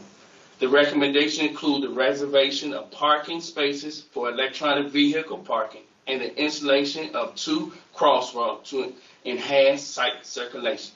Conditions also include, number 1, the applicant should provide the following: a landscape plan with all applicable landscape schedule, a tree canopy coverage schedule on the landscape plan, and a photometric plan including all lighting fixtures detail. 2, identify any proposed signage for the development. 3, provide a list of all materials used in the architecture and site design. 4, reserve 10 parking spaces, approximately 5% of the spaces in Lot 3 and Lot 4, constructed on or after January 1st, 2027, for electric vehicle charging station. 5, install a zebra crosswalk across the entrance to the Lot 3 loading area to connect the sidewalks along the west side of Lot 3, providing to Rivertech at the southern driveway. And lastly, install continental-style crosswalks across the 3 driveway aprons, coordinated with the adjacent green bicycle pavement marking to enhance pedestrian safety. Thank you, Mr. Chair. That concludes staff presentation. Staff and the applicant team are available for any questions. Thank you. Thank you, Mr. Burrow. Are there any questions from the planning board? None. There are none. I just have one. Sorry, I apologize. One quick question. Mr. Jenkins. Yeah, Of course. I appreciate y'all reserving space for electric vehicles. Big deal. My other question is, will there be bike racks or spaces or opportunities for folks to bike? Yes, they will. Oh, No. oh yes. Great. Awesome. Thank you. Thank you, Mr. Burrow. Thanks, Commissioner Jenkins. Any additional questions from the board? Thank you. Next, we will hear from the applicant's representative. Good morning. Good morning, Chair Anderson, members of the board. Ed McGinnis. I am the University of Maryland's Assistant Vice President for Real Estate. I'd like to begin by thanking Mr. Burrow for his professionalism and courtesy and that of his staff. Pleased to be before you with the recommendation that you just heard for approval. We talked a lot about a 58,000 square foot addition to the Discovery District. But I'm actually going to talk about what the context is and what is happening in the University of Maryland's Discovery District now. I debated whether to use the adjective exciting, but I don't think it's hyperbole to use the adjective breathtaking to talk about what is happening in the Discovery District, both in College Park and Riverdale Park, to which these buildings will be and should be a necessary addition. So what am I talking about? What do I say is breathtaking? So Microsoft has a quantum research center at a building the university acquired just across the street from this at 5700 Rivertech Court. Microsoft is now headquartered in Riverdale Park, and Microsoft's name will be on that building in the near future. We are working with IonQ Inc., basically a startup company that one of the University of Maryland professors came to us, and it was a small company when we first put it in our Paint Branch building, 11,000 square feet. Then they took over the entire building in the Paint Branch building. Now, IonQ has at least a $12 billion market capitalization, making it one of the top 10 largest corporations in the state of Maryland. And we want to keep them here, and we're working hard to keep them here. In driving down here on River Road, I think you've seen it. There's a building under construction right now, a 110,000 square foot building. That is the new headquarters of ARLIS building, our Advanced Research Laboratory for Intelligence and Security. I have been told that it's actually the only office building under construction in the entire DMV.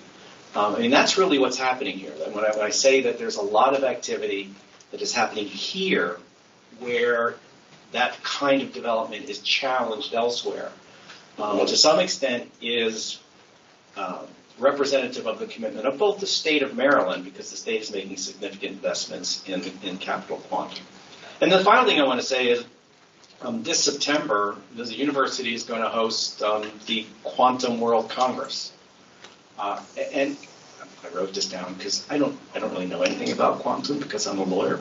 But the Quantum Congress is an organization that brings together researchers, Fortune 500 companies. Again, those are the kinds of companies we're trying to attract to this ecosystem. Entrepreneurs, government officials from around the world. It's a global conference, and so I'm just going to say that holding it here in College Park reflects the recognition of the quantum community that College Park has become a genuine, powerful center for quantum research and commercialization. How do these two buildings fit into it? They are flex buildings. They allow one of the things I've learned about quantum computers is the slab on grade. These computers sort of need to be on ground floor. I think there's vibration issues associated with that. There's also some flexibility to it, and I don't want to understate that flexibility means just that.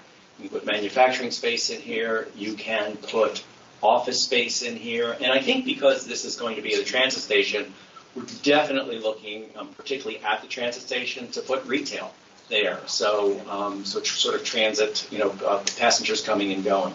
So there's a lot that we can do here. It's not one use.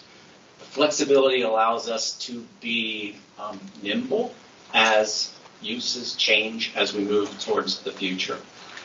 So that's a lot that we're doing right now in this area, in Prince George's County, to advance, I think, both the university's mission, but also to create jobs and to increase the tax base to benefit the state, the county, and our participating municipalities.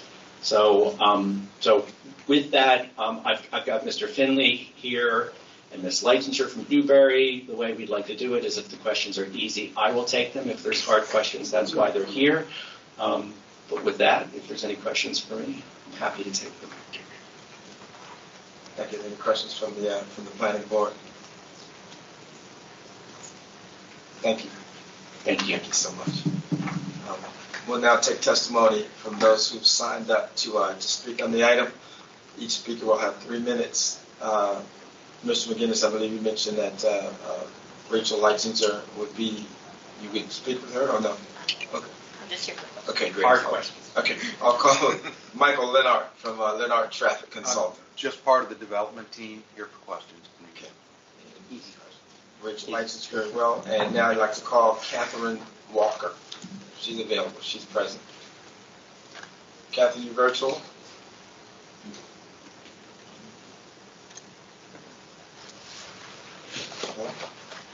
Catherine Walker. Since she's not present for the record in person or virtually, I'd like to call Dan Barron. He's in the he's present or virtual.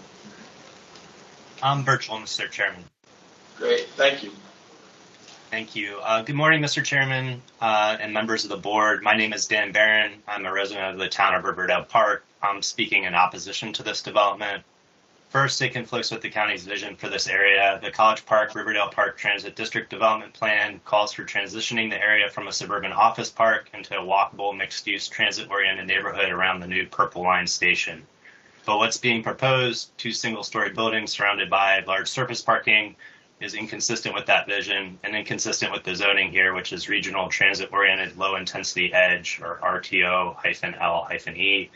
Combined with the prior phases of this project, this will leave the area redeveloped as nothing but office park right as the new station opens next door. Second, this project turns undeveloped land into primarily a large surface parking lot in a community that already deals with routine flooding. That runs directly counter to the Transit District's plan's goals of reducing impervious surfaces in this area. Recognizing this is a mandatory referral, I'd ask the Planning Board to do 2 things. 1, consistent with the goals to limit impervious surfaces in the Transit District, ask planning staff to analyze the parking minimum and maximum allowed under RTO-LE for a project of this size, and that the Planning Board recommend the applicant not exceed that maximum. And 2, recommend the applicant provide for the Taylor Avenue Connector Trail, a recommended trail to provide nearby neighborhoods with more direct access to the new Purple Line station, whether that's by building a portion of it, updating the internal sidewalks so that people in the neighborhood can walk safely through the site to the station, or at least reserving the right of way so that a future trail can be built. so that residents and students have a safer, more direct route to the new station. Thank you. Thank you, Mr. Barron. Any questions from the board? There are none. Thanks again, Mr. Barron. I'd like to call Stephen Hartig, if he is present on virtual. Thank you.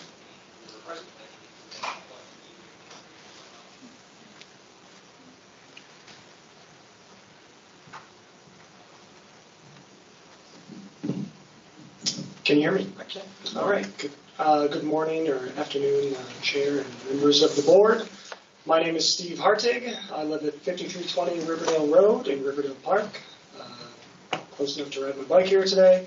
I'm speaking in opposition to item 6, the proposed flex development next to the Riverdale Park North UMD Purple Line Station. And I want to make it clear, I don't oppose any development at this site. I just oppose the construction of suburban sprawl next to a light rail station. The state is spending roughly $10 billion over 30 years on the Purple Line. The return on investment doesn't come from the tracks. It comes from what gets built next to the stations. In 2015, this county adopted a transit district development plan to move the Discovery District away from suburban office buildings ringed by service lots and toward a walkable mixed-use neighborhood. The land was rezoned to match. The parcel in question sits on the doorstep of the Riverdale Park North Station. The university is proposing 2 low-rise flex buildings and 203 surface parking spaces. There is more asphalt than building in this site plan.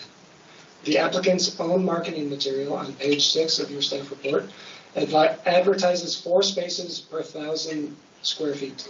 That's a suburban ratio right next to a light rail station. Staff call this consistent with the plan.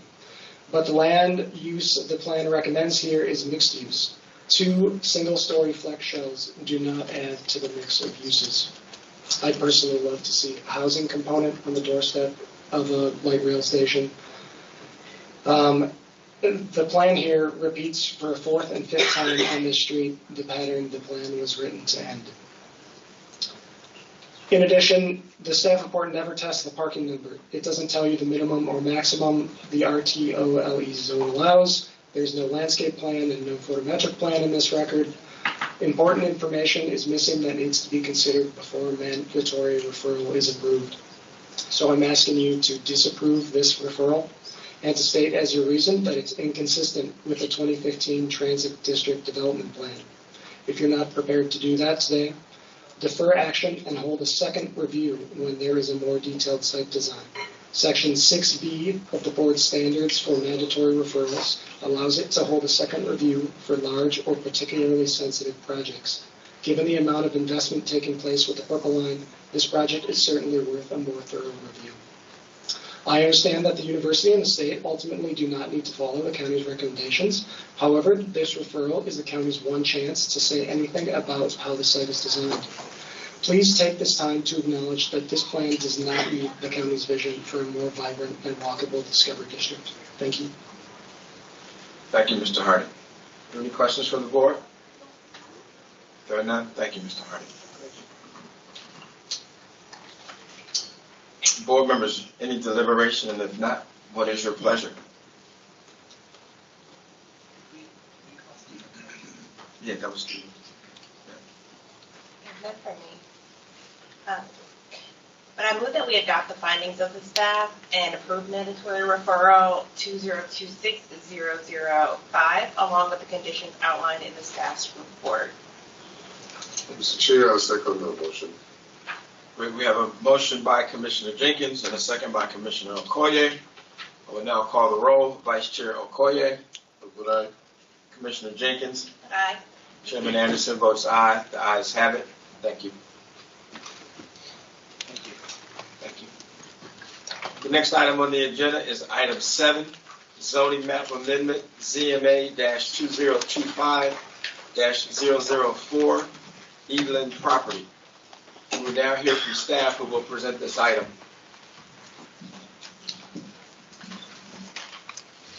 Good morning, Chair and members of the Planning Board. For the record, my name is Kendra Tashoma with the Zoning Section. Item number 7 in front of you is zoning map amendment ZMA-2025-004 for the Edelin property.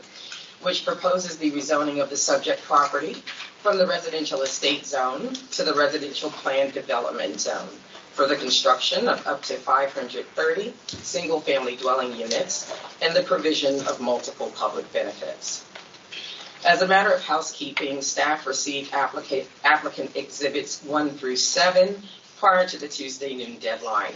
The exhibits applicable to this presentation include Exhibit 1, which revises finding 8 and several conditions of the technical staff report, and Exhibit 7, which amends the application to include accessory structures. Also, prior to Tuesday's noon deadline, staff received written opposition from 2 members of the community. Next slide, please. The subject property is located in Planning Area 81B and Council District 9. Next slide, please. More specifically, the 254.14 acre subject site I outlined here in red is located on the west side of MD 223 or Piscataway Road, approximately 2,600 feet south of its intersection with Tippett Road. Next slide, please. The subject site outlined in red here is currently zoned residential estate, or RE. Next slide, please. This map demonstrates the location's zoning overlays, which are Aviation Policy Area Overlays 1, 2, 3M, 4, and 6. Next slide, please. This map demonstrates the site's environmental features. Next slide. This map shows the adjacent master plan rights of way. Piscataway Road, highlighted in red, is located to the south and east of the site and is classified as an arterial roadway. Old Fort Road, highlighted in blue, is a major collector, and C-518, which runs through the site and is green here, is a collector road. Next slide, please. The subject property outlined here in blue spans 254.14 acres and is located within existing agricultural development. The site contains the Piscataway Horse Farm. Next slide. The proposed basic plan establishes the specific principal, accessory, and temporary uses permitted in the zone. Here, the basic plan shows the location of the proposed single-family detached dwelling units in blue, environmental features in green, recreational, stormwater, and open space areas in brown and a lighter green. In addition, the plan notes vehicular access, amenity areas, bicycle facilities, and master planned roadways. The basic plan concentrates the proposed dwellings away from environmental features, and the applicant's Exhibit 7 shall be incorporated to include proposed accessory structures, and the basic plan shall be amended to include them prior to certification of the plans. Next slide, please. This slide presents the applicant's proposed phasing plan with phase 1 situated adjacent to Piscataway Road. Next slide. This plan provides vehicular and pedestrian connectivity links and nodes. Next slide. This plan provides the required open space set-asides. You'll also see here the proposed stream valley dedication on the northwestern portion of the site and other environmental features, which are in purple. Active recreation areas are orange. Passive recreation areas are yellow. The required landscape areas are light green, and the proposed stormwater management facilities are blue. The trails are also demonstrated with an orange line. Next slide, please. This slide demonstrates several of the proposed public benefit features, including the trailhead, which is adjacent to Piscataway Road, the proposed trails, which are demonstrated using a dashed orange line, and enhanced stormwater facilities in a light blue color. The light shade of green indicates the locations of the program green space, and front enhanced landscaping is denoted by a yellowish green color. Next slide, please. This slide provides information regarding the proposed trailhead and design elements, including enhanced landscaping, parking, and a play area. Next slide, please. The applicant proffers a number of off-site improvements as public benefits. Here you'll see the proposed improvements along Piscataway Road at Temple Hill Road. The applicant proposes to construct an additional southbound lane along MD 223 or Piscataway Road from just north of Temple Hill Road to Glenview Drive, which is a distance of approximately 2,100 linear feet. Next slide, please. This slide also depicts the proposed additional lane improvements along Piscataway Road at Dalmatia Drive. Next slide. This slide depicts the proposed additional lane improvements along Piscataway Road at Glenview Drive. Next slide, please. This slide depicts the proposed improvements at the subject property's frontage. Proposed benefits include installing a 2,050-foot bicycle lane along the east side of the segment of Piscataway Road, fronting the subject property, which you see here. Also installing 2,300 feet of a 10-foot wide side path along the extent of Master Plan Collector Road C518, which we saw earlier, traverses through the property. And then installing approximately 1,275 linear feet of frontage improvements beyond the property boundary along Piscataway Road in order to fill in gaps in bicycle lanes and turn lanes. Next slide, please. This slide depicts the applicant's proffered public benefits, their estimated value, and staff's finding. Staff recommended an alternative proffer for both the Stream Valley dedication and the accelerated Brandywine Road capital improvement proffer. In addition, staff only recommended the proposed buffer along Piscataway Road and not the proposed signage for streetscape improvements.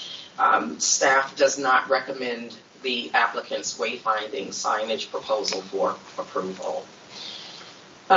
Prior to Tuesday's noon deadline, the applicant submitted exhibits regarding revisions to Finding 8, which discusses the applicant's intent to provide recreational facilities or a fee in lieu land dedication in association with the proffered Stream Valley.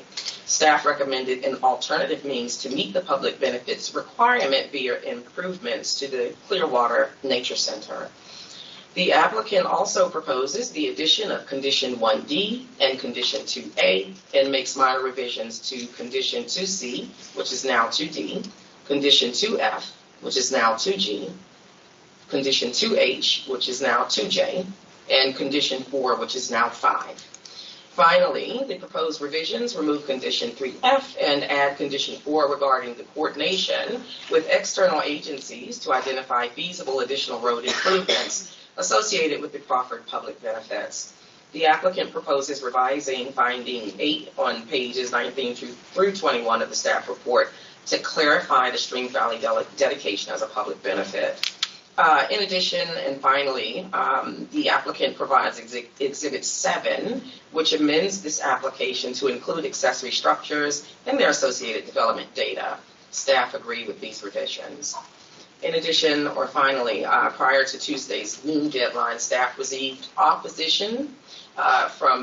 written opposition from 2 members of the community, and we also received 2 sign-ups. These letters of opposition express concerns with the application's proposed density, noting they supported the previously approved subdivision that offered 236 single-family detached dwelling units. There are also concerns regarding infrastructure related to transportation. There are concerns with the application's proffered public benefits and their proportionality to the requested density, and that the development does not conform to the 2013 approved Subregion 5 Master Plan, and that the project will have adverse impacts on the community. Again, 4 individuals did sign up to speak in opposition. Based on the analysis contained in the technical staff report, staff recommends approval of ZMA-2025-004, subject to the recommended conditions of approval, as modified by the applicant's Exhibit 1 and Exhibit 7. This concludes staff's presentation. Thank you. Thank you. Are there any questions from the planning board? I'd also like to ask if there are any questions from Councilor Brown. Yes, I do have a question or two, Mr. Chairman. Before I ask these two questions, let me just introduce myself, since this is your first sitting with me as People's Zoning Council. So I want to explain what my role is. You probably wondered why is this guy walking up here and sitting at the dais with us. I read about it. All right. But as People's Zoning Council under the zoning ordinance, my role is to act as an objective attorney to address the legal and factual issues that either the staff, the applicant, or the opposition may not have raised. So there will be occasions when all three of them will disagree with me. But my role is to raise those issues for the record so that you have it in front of you. And when the case goes later to the district council or the zoning hearing examiner, they have those issues in front of them. All right? Thank you. And so the two questions that I have for the staff, they're sort of related. Now, I do understand that the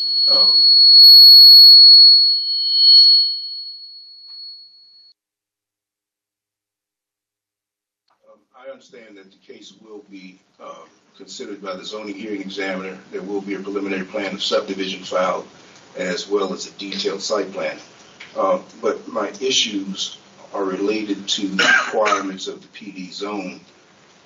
We stated on several pages of the staff report that the PD zone requires, and I will quote here, a mix of residential use types. And so the concern I have is this application is only proposing single-family detached units. How is that in compliance with the requirements for the PD zone?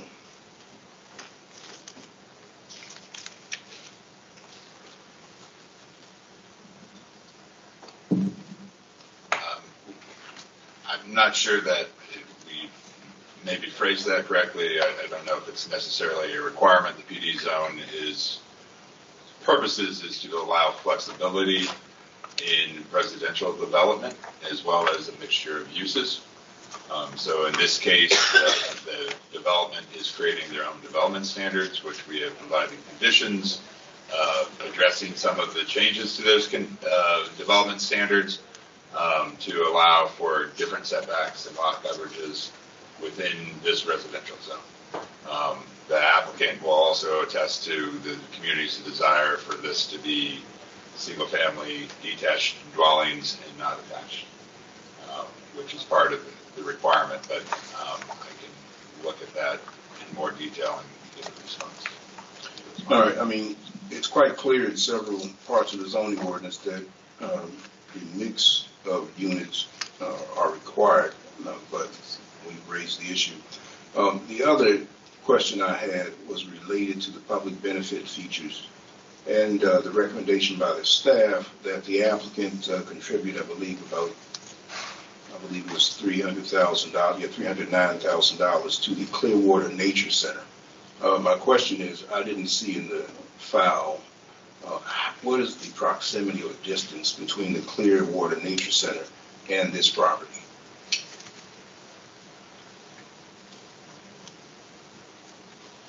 We can get you that number. All right. We don't have that at hand. All right. The reason I raised the issue is, under the law, of course, you may not condition an approval, and you suggested a condition in this application of $300,000 from the applicant be made to the Clearwater Nature Center. If the Clearwater Nature Center is a private entity or a governmental entity, and it is not in close proximity to this subject property, it would not be proper to require the applicant to make a contribution of $309,000 to satisfy the public benefit features related to the application. Real quick, for the record, James Hunt, Acting Planning Director. The Clearwater, it's my understanding that nature center is within probably a 2 to 3 mile radius of this site. And so we'll look into it to confirm for the record. All right. And then the other issue I had related to the same requirement for, and you identified both in the condition and on page 25, the applicant shall work with SHA to identify road improvements in the area and provide said road improvements at a minimum value of $520,000, which will provide both tangible and quantifiable benefit related to Route 223. I'm just going to assume that those proposed road improvements would benefit the adverse impacts that may come from this particular project. Would that not be true? It was unclear whether or not those road improvements were some distance on 223 or, again, in proximity to the property to alleviate any adverse impacts from the property. Yeah, so the road improvements are to continue the road improvements that have happened with the surrounding PDs, which have improved Steve Road as well as parts of Piscataway Road, and lengthen those improvements to major traffic corridors that exist to either side of these developments. So this will be a direct alleviation of adverse potential impacts traffic-wise from this development? Yes, by adding lanes and improvements that are needed by SHA or the county. All right. And those issues with regard to SHA will be further developed at the time of preliminary plan subdivision and or detailed site plan or reviewed by the examiner, correct? Correct. No other questions, Mr. Chairman. Thank you. And just to follow up, the Nature Center is 2.6 miles from this property. Is it a private entity or a public entity? Public. It is public. Parking plan. Okay, so we're going to require them to make contribution to parking planning. And in terms of your first question, can you cite the code citation for what you're referencing in terms of the mix of uses? Yes, you mentioned it in your staff report, section 27-4302, parenthetical small a, parenthetical small. The number 1 is on page 17. You mentioned it again.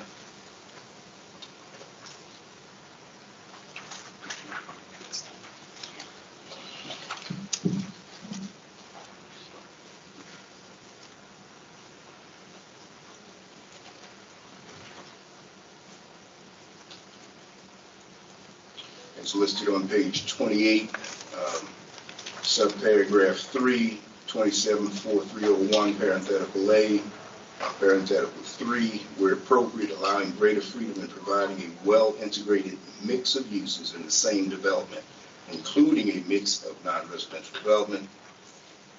You identified again on page bottom of 31, top of 32, you say the proposed development provides a well-integrated mix of single-family detached dwelling options. That's a misnomer. Clearly, if it's only single-family detached, that's not a mix. Stated again on page 35, 27-4302, so paragraph parenthetical 1A. The purposes of the residential plan development zone are to provide flexibility for the design of innovative, high-quality planned residential communities, and here's the critical point, that include a mix of residential use types. This is clearly not a mix. Then you give the rationale that the proposed single-family detached dwelling units, while not a mix of residential use types and amenities, will serve a wide range of future residents wishing to live in the county, which are not possible within the RE-based zoning. That's not the standard for approval of whether or not it's going to provide housing in the RE zone. The requirement is that it be a mix of residential use types. And you mentioned it again.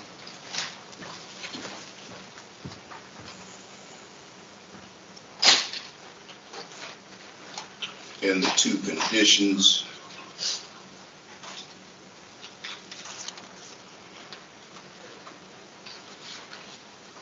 But you get my point, that it's an issue that needs to be addressed. Yes, thank you. All right, thank you. No other questions, Mr. Chairman. Thank you. And Mr. Chairman, I would direct staff to the analysis they provided in the second paragraph on page 17, which did address kind of their analysis of this particular project, and it looks to me like they are looking at in context with the diverse housing types in the Hyde Park, which may not answer your question, Mr. Brown, but it is where they did some of that analysis, so that's something they may want to speak to. Yeah, I agree. I mean, that's a good point. And it raised another issue for me, but you did do some analysis on page 17, second paragraph. But I was curious, you referenced the Grove at Hyde Park as it being compatible with that adjacent PD development. Was there more than one Hyde Park PD development? Because the one that you referenced, the Grove at Hyde Park, it has not been finally approved yet by the council. Yes, so there's the landing at Hyde, or there's Hyde Landing, which is immediately to the east, and then to the northeast is the Grove at Hyde Landing. All right, So they're two separate ZMAs. All right, so the one you were referencing is the one that has already been approved, not the Grove at Hyde Park. Okay. But thank you, Mr. Warner. I agree with you. There was some analysis on page 17, the second paragraph, on that issue. Yes, sir. Thank you. Thank you, Mr. Brown.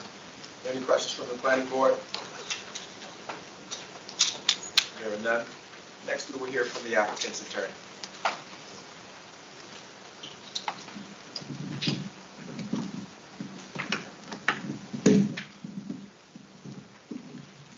Thank you. Good afternoon, Mr. Chairman, and as with my previous colleagues, I want to welcome you to the planning board. We're very excited to have you here and also excited to have a full complement of planning board members. I'm sorry Commissioner Lala had to leave, but we're so glad to have everybody here. For the record, my name is Thomas Haller. I'm an attorney with offices in Largo, and it's my pleasure today to be representing DRB Mid-Atlantic, who is the proposed builder and developer of the proposed Eland property project. I want to first introduce members of our team that are here today and who may testify, particularly to answer any questions.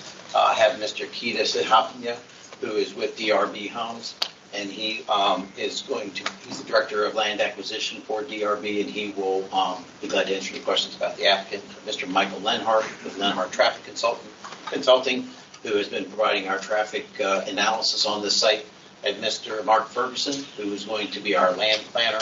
And also with me today is Mr. Dan Schlegel, who is with the engineering firm Dewberry, who will be providing our land planning and also our design services.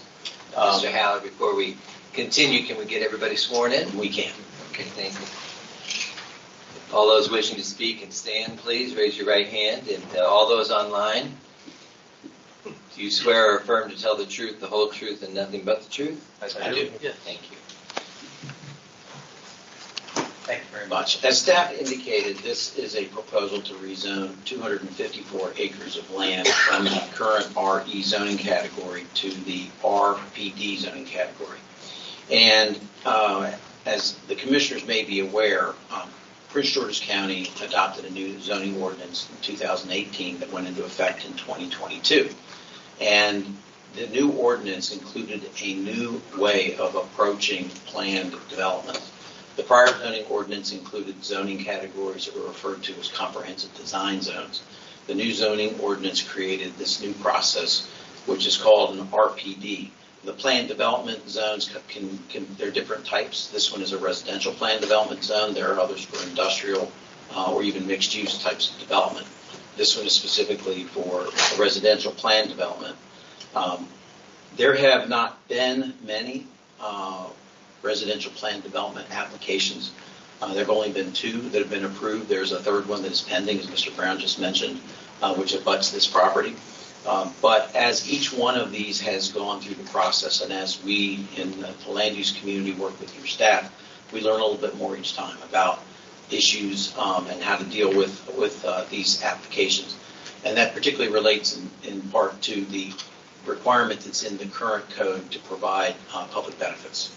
And so, and the process is not for the faint of heart. This project has taken 15 months to get from the pre-application meeting to today. And we still have to go through the zoning hearing examiner and go to the council. So this is a long process, and it requires quite a bit of commitment from the applicants to go through this process.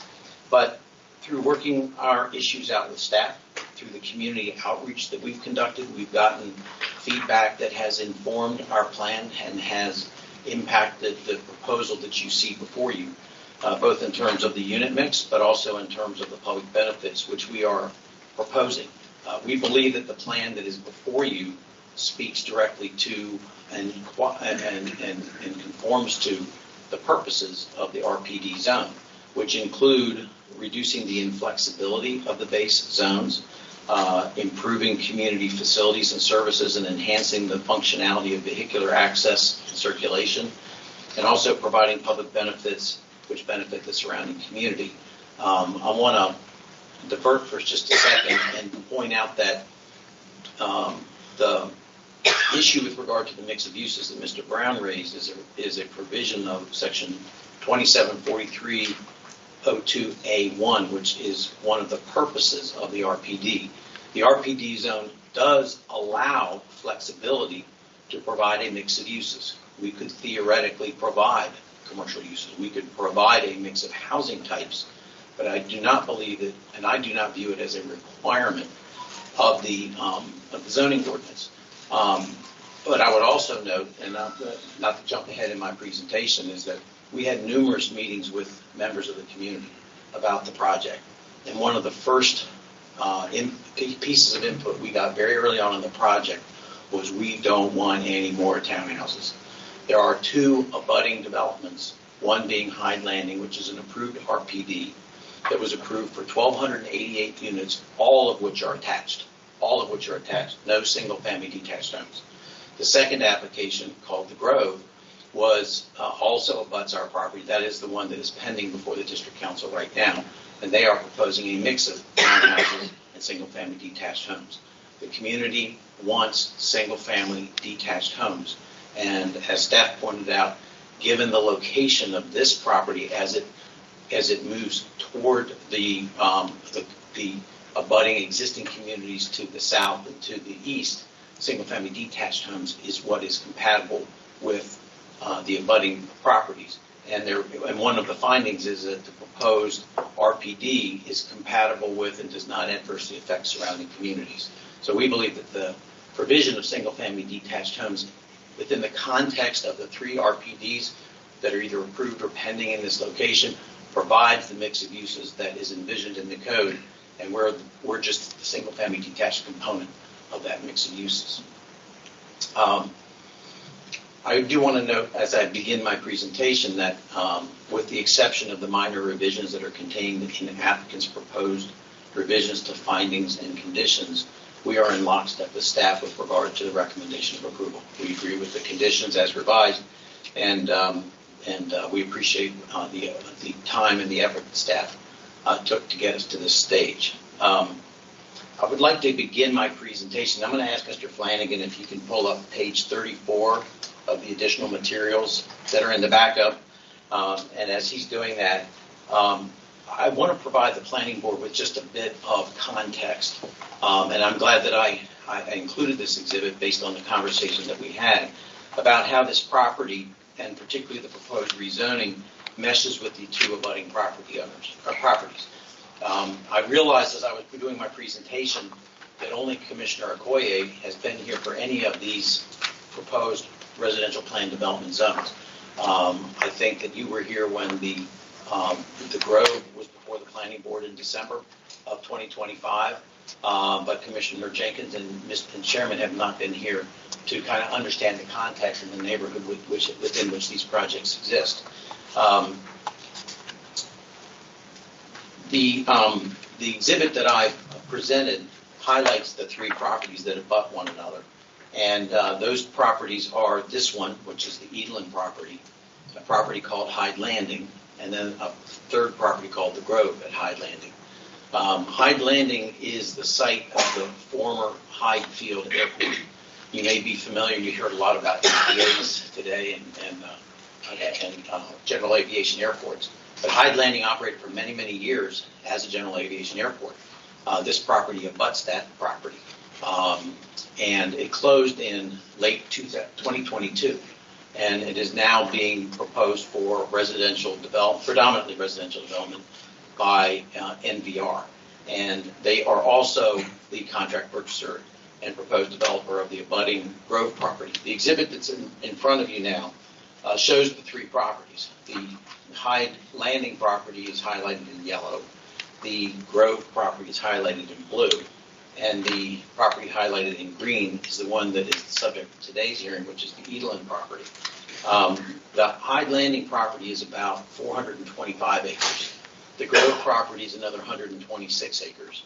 And the Edelin property, the property before you today, is an additional 254 acres. Combined, these properties are about 800 acres of land. Historically, as I mentioned before, the Hyde Landing property was used as a general aviation airport for many, many years and was zoned industrial for many, many years. It also was the site of mining activity. The subject property, about 100 acres of the property that's before you today, was also zoned industrial for many years at the southern end of the airport runway, and other parts of it were mined as well. So the properties were not, if you will, in a position for any type of residential development.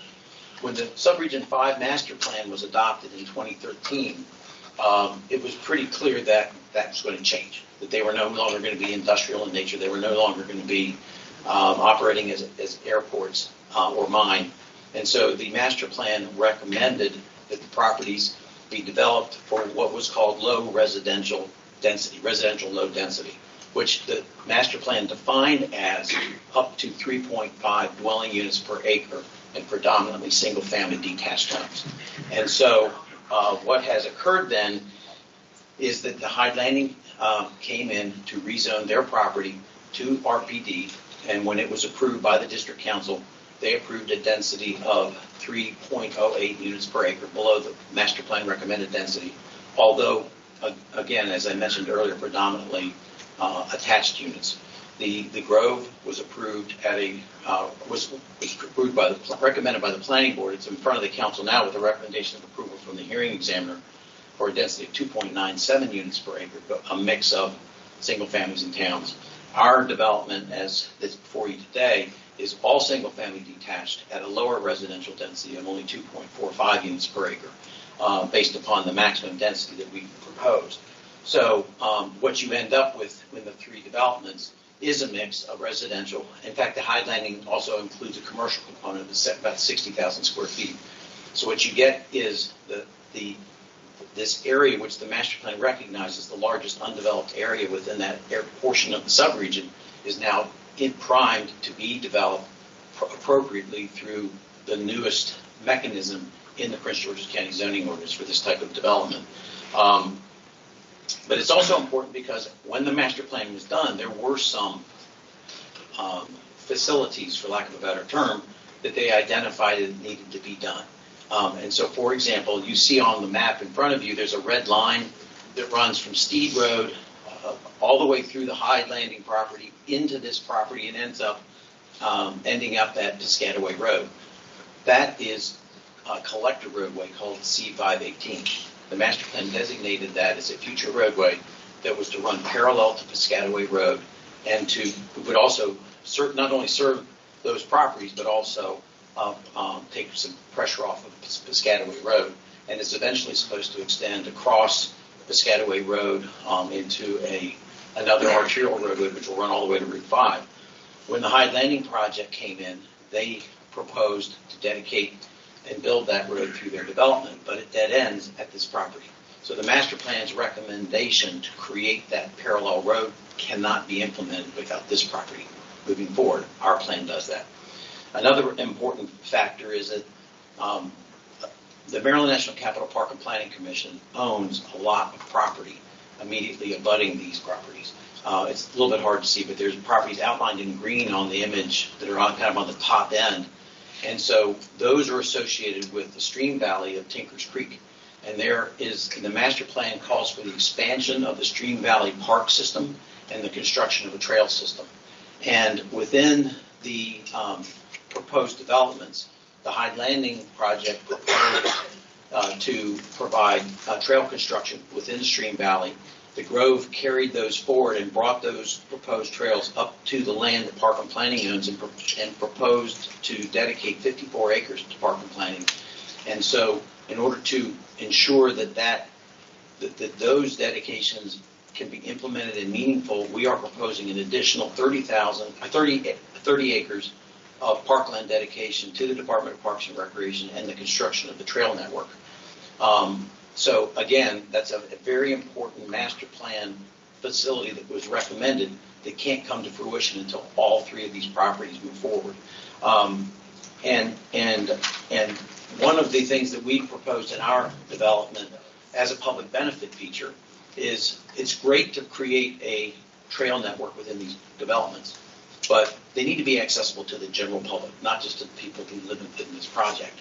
And so what we proposed is to dedicate an acre of land to the Maryland National Capital Park and Planning Commission and to construct on that land a trailhead that will include parking spaces as well as a playground, so that and this trailhead will be located just off of Piscataway Road, so easily accessible to anybody that lives in the community. And they will be able to access this trail system that will run through these developments and essentially create a loop, which will be an amazing opportunity for residents within the general area. But as they say, that in order to implement and to ensure that these master plan recommendations are implemented, the development of this property needs to proceed as well. While we are implementing these master plan facilities, it's important and these master plan facilities are important from the county's perspective because the council included them in the master plan. But in our meetings with the community, there are two primary concerns that we heard.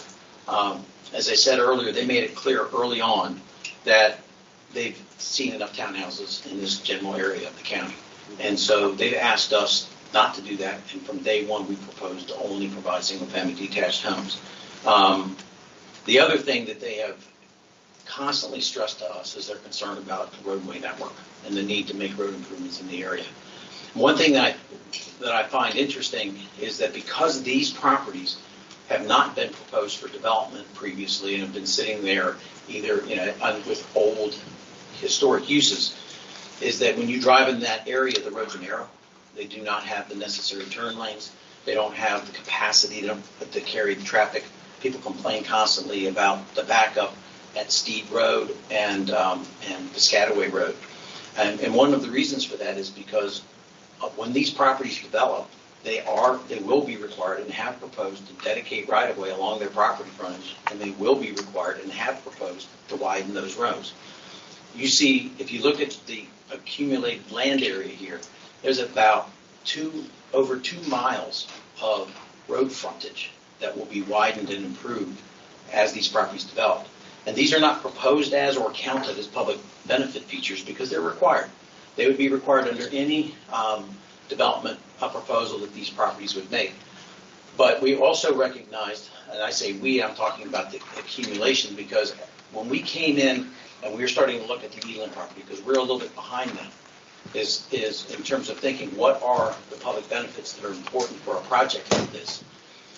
We didn't just create them out of whole cloth. We had the opportunity to observe what the community wanted and what was proposed and what your staff recommended and what you approved when Hyde Landing came in, and the same thing with the Grove. And so what has been proposed are a series of off-site road improvements to extend to improve roadways beyond the boundaries of these properties. And so for this particular property, we are proposing to extend the improvements to Piscataway Road south of our property by several hundred feet. And also, staff showed you images of adding an additional lane southbound on Woodyard Road, Piscataway Road, north of the property. Those improvements are being picked up by Hyde Landing, so that from Temple Hills Road all the way down to Steed Road, there'll be an additional southbound lane. And then on Steed Road, the Grove is extending improvements and building and widening an existing bridge, which creates a bottleneck. So what we have tried to do as part of deciding what public benefit features to propose, to focus on the things that the community has expressed the biggest concern for us. And when we had a meeting with the community last week, they are skeptical and they're frustrated because what they have seen historically are that road improvements are needed in the area. The roads are not good now. And developments come in, they get approved, and their road improvements get made. And so, they are concerned that this is going to be the same old, that these developments are going to be approved, and those road improvements are not going to be made. But that's where the PD rezoning opportunity comes into play here. Because if we were developing this under the standard method of development, the county's aware that there are road improvements that need to be made. They've created 2 CIP projects. One of the CIP projects proposes to fix 6 of the intersections within this area. The second CIP project proposes to fix the B.K. Miller intersection at Brandywine Road and Piscataway Road. Anybody that knows this area knows that has been a bottleneck for years. The problem is that those CIP projects are developer funded. The county's not making those improvements, the developers are making those improvements. But if we were to come in with a standard subdivision, our obligation would be to pay to those CIP projects, and then the county would then have the money. What we proposed as part of our development and as a part of our public benefit, that we're not going to just give the county the money, we're going to make improvements. So we propose to make improvements rather than just give the county money to make those improvements to Piscataway Road that we mentioned. And the combined force of these developments is going to actually result in road improvements being made. The county's not making them, the developers are making them. And so, but we do understand why there is frustration in the community about road improvements actually occurring and not just being promised. And as I said, that's what the PD zoning tool gives us the ability to do, is to actually propose to make improvements as opposed to waiting for the county to make those improvements.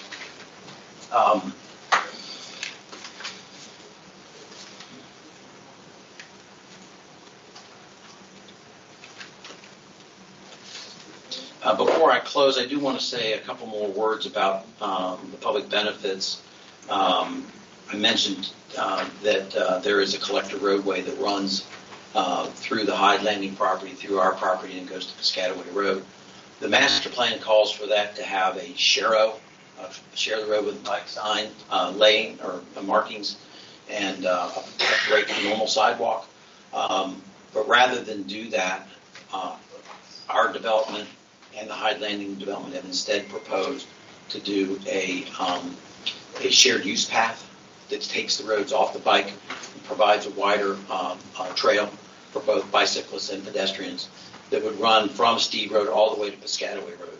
And that's an important improvement because all of the trails that I referred to today ultimately will connect to that. And instead of connecting into just the sidewalk, or if you're a bicyclist in the area, you won't have to share the road with the bike. Similarly, we've also proposed to provide a bike lane. We will be required to provide a bike lane along our frontage as a frontage improvement, but we're proposing a bike lane on the northbound side of Piscataway Road too. So there's not just the one bike lane on one side. So it'd be bike lanes on both sides. And then I do want to also mention that the staff has recommended, and we've agreed to not to actually make a contribution to the Clearwater Nature Center. We're going to identify and actually make an improvement to the Clearwater Nature Center. One of the things that the PD zoning the tool encourages or requires is that these improvements be made, not just talked about, not just funded. So we are going to be working with the Department of Parks and Recreation, identifying what that improvement is and being specific about what it is we're going to do.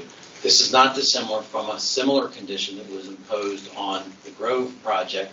They all agreed to and were required in their recommended conditions to make a $150,000 improvement to Costco Regional Park. But the Clearwater Nature Center and Costco are within that area and will be benefited. That will benefit not only this development but also the surrounding community. The last public benefit that I want to reference is that there was another discussion with staff about another $500,000 roadway improvement, which has not yet been fully identified. And so staff had recommended a condition that Mr. Brown referenced along 223 to identify an additional improvement. We did request an amendment to that condition, which staff is supporting, to not limit the improvement to just 223, but to allow us to work either with DPI, with the community, or with SHA to make that improvement within the study area, the scoping study area of our traffic study, to give us the opportunity to make the improvement in a location that would best serve the community. And as we go forward and continue to meet with the community, we'll make proposals to them as to what we think we can do with that money and ask them to tell us what would benefit them the most. And that's the goal of that fund, is to allow us to work with the community and with the county and with your transportation division to help to identify the most appropriate improvement. So in conclusion, this project, in our view, fully conforms to the purposes as well as to all of the requirements for approval of an RPD. We believe that it fully conforms with the master plan, as I discussed before. We believe it's compatible with surrounding properties. And just to emphasize that point, for this property, the surrounding properties are Hyde Landing, which we discussed, the Grove, and immediately to our west is the Potomac Airfield, which is a still operating general aviation airport. And then to the south of us is a major stream valley, which is going to be preserved. And so we're completely buffered from many of the surrounding communities. So we're compatible with the surrounding neighborhood. And we do believe, and you've seen from the exhibit that the staff posted, that our public benefits far exceed what we would be required to do under development under the base zone. And so for all of those reasons, we support staff's recommendation with the modified conditions that we proposed, and request the planning board to support the recommendation to rezone the property to the RPD zone. Thank you, Mr. Hollis. Thank you. Thank you very much. Any questions from the planning board? There are none. Any questions from Brown? Yes, very quickly. Mr. Haller, I know this is only the third or fourth PD case that the board has considered, and so I think there's some ambiguities in the new zoning ordinance as to what is required. As I understand your argument concerning the mix of uses, you are essentially stating that if you look at this particular project in relationship to the other two RPD applications that are adjacent and adjoining, you have a mix of uses because your property is proposing single-family detached and the other two projects have townhouses. Is that correct? Partly, yes. What I would say is I believe that the way the zoning ordinance is written, and I agree with you that this is a work in progress and working through the RPD zone, is that it is clearly a purpose of the RPD zones to allow mix of uses where it would not otherwise be allowed in the underlying zone, which it goes to reducing the inflexibility of the basic zones. But it's also something that's encouraged. I mean, in a normal circumstance, a mix of uses would be encouraged. And but I think that also when looking at it within the context of the neighborhood within which it's located, and the fact that the master plan recommendations for this area apply to, because if you look at the master plan closely, it doesn't talk about just Hyde Landing. It talks about Hyde Landing and the property to the southwest, which is us. And so in terms of implementing the master plan recommendations, that mix of uses, I think, is in our particular, I mean, if we came in and just proposed us a handful of single-family detached homes and a bunch of townhouses, we'd be compatible with Hyde Landing, but we wouldn't be necessarily compatible with the surrounding properties. They wouldn't necessarily provide the mix of uses, which says primarily residential, that the master plan calls for in this area. So our goal was to try to balance out the land uses on the abutting properties, and we think that by doing that, it fulfills the purposes of the RPD. No, I mean, I agree with you from the standpoint of the master plan and the other RPD applications in the community. However, just to play devil's advocate for a moment, on page 28, where staff cites section 274301, parenthetical A, the third requirement, general purposes of planned development zones provides, where appropriate, allowing greater freedom in providing a well-integrated mix of uses in the same development. That is contrary to everything you just said. I still think it's a purpose, and I think it has to be taken in context with surrounding community. For example, not every property is appropriate for commercial. It wouldn't work on every property. We did, and the staff made the comment, we are trying to provide a mix of lot sizes in this, and that's the mix of single-family detached that you referenced. So the goal isn't to provide just one specific house type, one specific lot size. Is to provide a broader variety, and again, within the context of the neighborhood in which we're located, I think it accomplishes the goals of the RPD zone. Thank you. No other questions, Mr. Chairman. Thank you. Thank you, Councilor. And next, we will now take testimony from those who have signed up to speak on the item. Each speaker will have 3 minutes.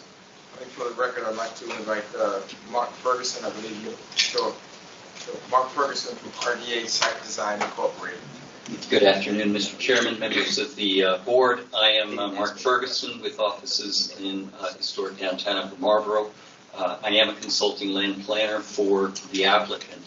And I think I just wanted to make a couple of brief remarks to amplify the discussion that Mr. Haller and Mr. Brown have been having about mix of uses and mix of dwelling types. So in the structure of the ordinance, section 4301 provides purposes for all planned development zones. Planned development zones include residential plan zones, they include mixed use plan zones, industrial employment plan zones, and then transit-oriented plan zones. So within all of those, you need to provide a vehicle for mixed uses. You do that in mixed use zones, but you cannot statutorily apply a mixed-use zone in a residential base zone, the RE zone for the subject property. The only planned development zone which can be applied in residential base zones is the RPD.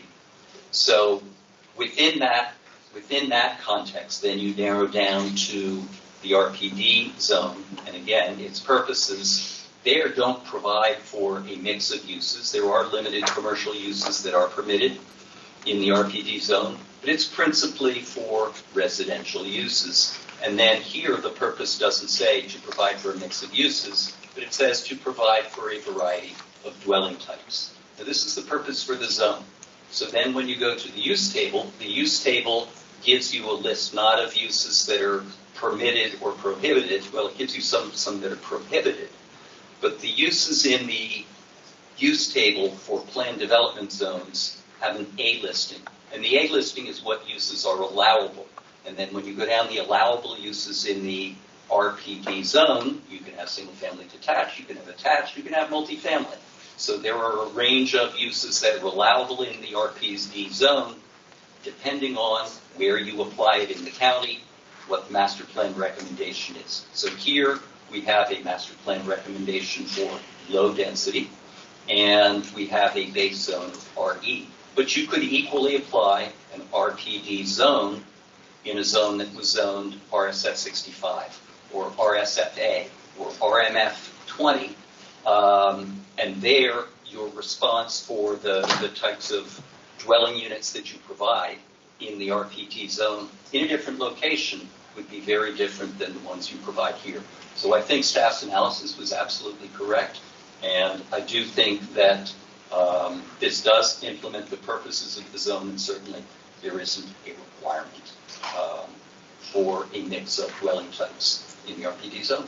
That's what I have to say. Thank you. Thank you, Mr. Ferguson. Any questions from the planning board? Questions from Councilor Brown? There are none. Thank you. I'd like to call Michael Lenhart from Lenhart Traffic Consulting. Part of the development team. Here for questions. I'd like to defer to the site. Great, thank you.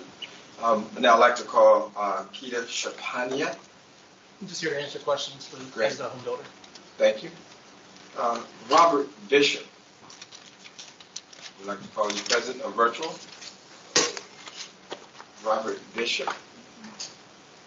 For the record, he is not here. That's just you should see.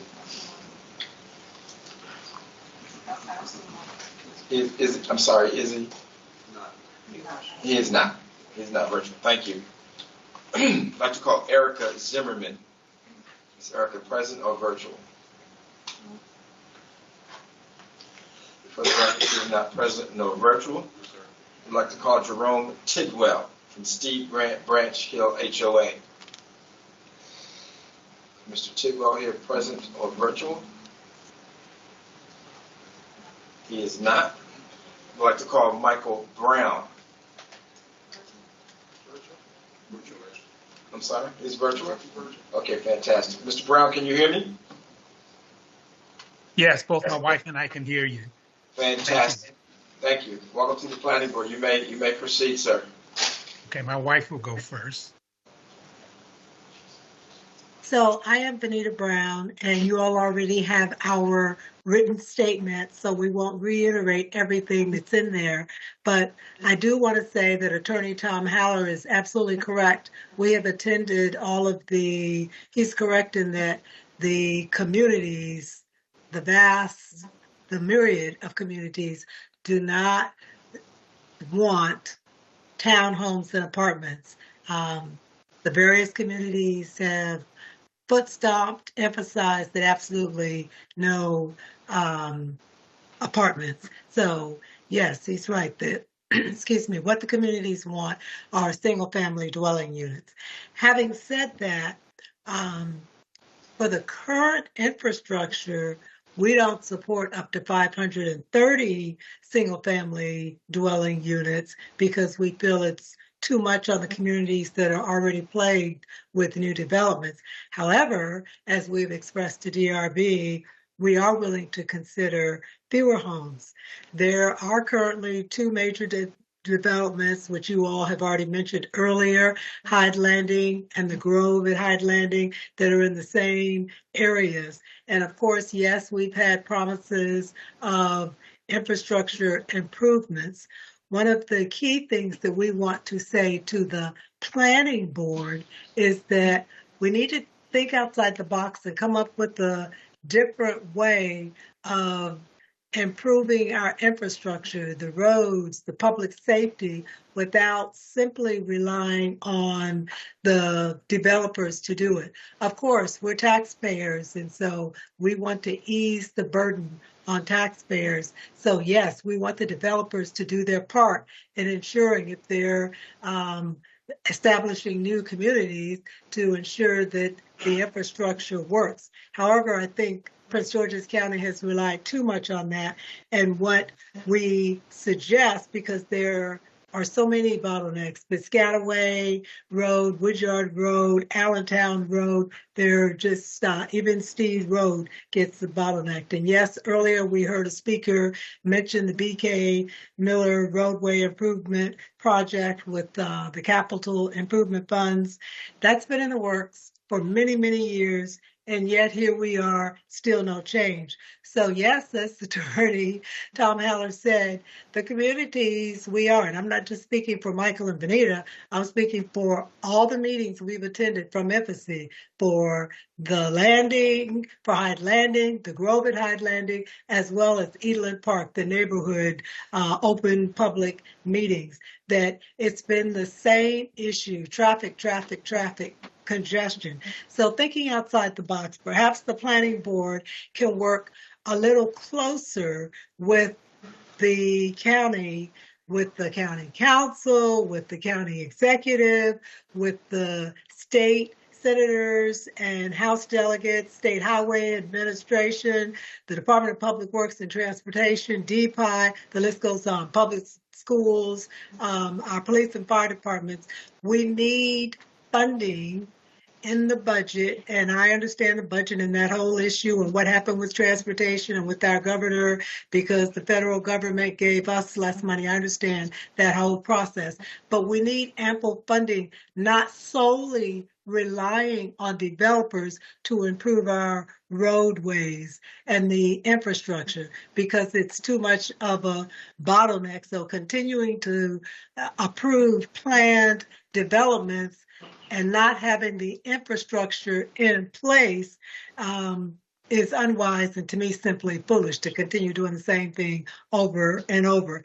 So we strongly recommend that the planning board ensure that our communities can well accommodate community capacity for newly planned developments. So we're not against planned developments. We understand that nothing stays the same. We just want to ensure that we have the infrastructure. Over to you, Michael. Thank you, sweetheart. So I want to make this clear also. Chair. I'm Mr. Brown, just 1 second. I just wanted to make sure I clarified Ms. Brown's testimony. So there was a lot of we in her testimony, and I know that the two of you signed up as members of the Hill and Tree Estates HOA.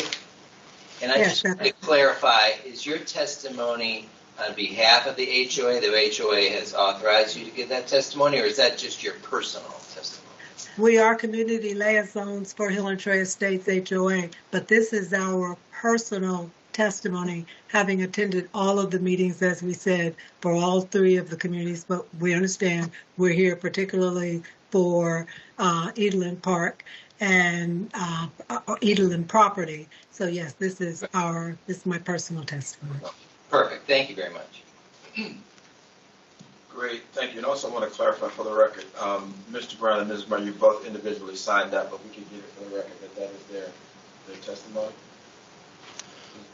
Right. Did you want to speak as well, Mr. Brown? Yes, sir, I would if it's... Sure. Okay. Thank you. So for the DRB development, I want to say thank you for listening. I think that you have a great group of people, Peter and Erwin. I'm so grateful. And Michael, who does the traffic support, which we know him very well in the Prince George's area, and Dan, the engineer, and for Tom, the attorney. Tom, you expressed my feelings. So that let me know that the DRB and all these meetings that you were listening, not just to Vanita and I, but you were listening to the communities as they were speaking to you. That says a lot for this development that wants to come to our community. But I just want to make it clear that we can get some of the best individuals out here, developers out here, like DRB, to build our homes. But what good is it if we have these beautiful homes, but we can't get out of them, we can't get into them? I'm going to give you a testimony of Vanita and I, what went on. And one day we were leaving our establishment, our community, and while we were leaving it, we were turning down east side of Piscataway, going to our appointment.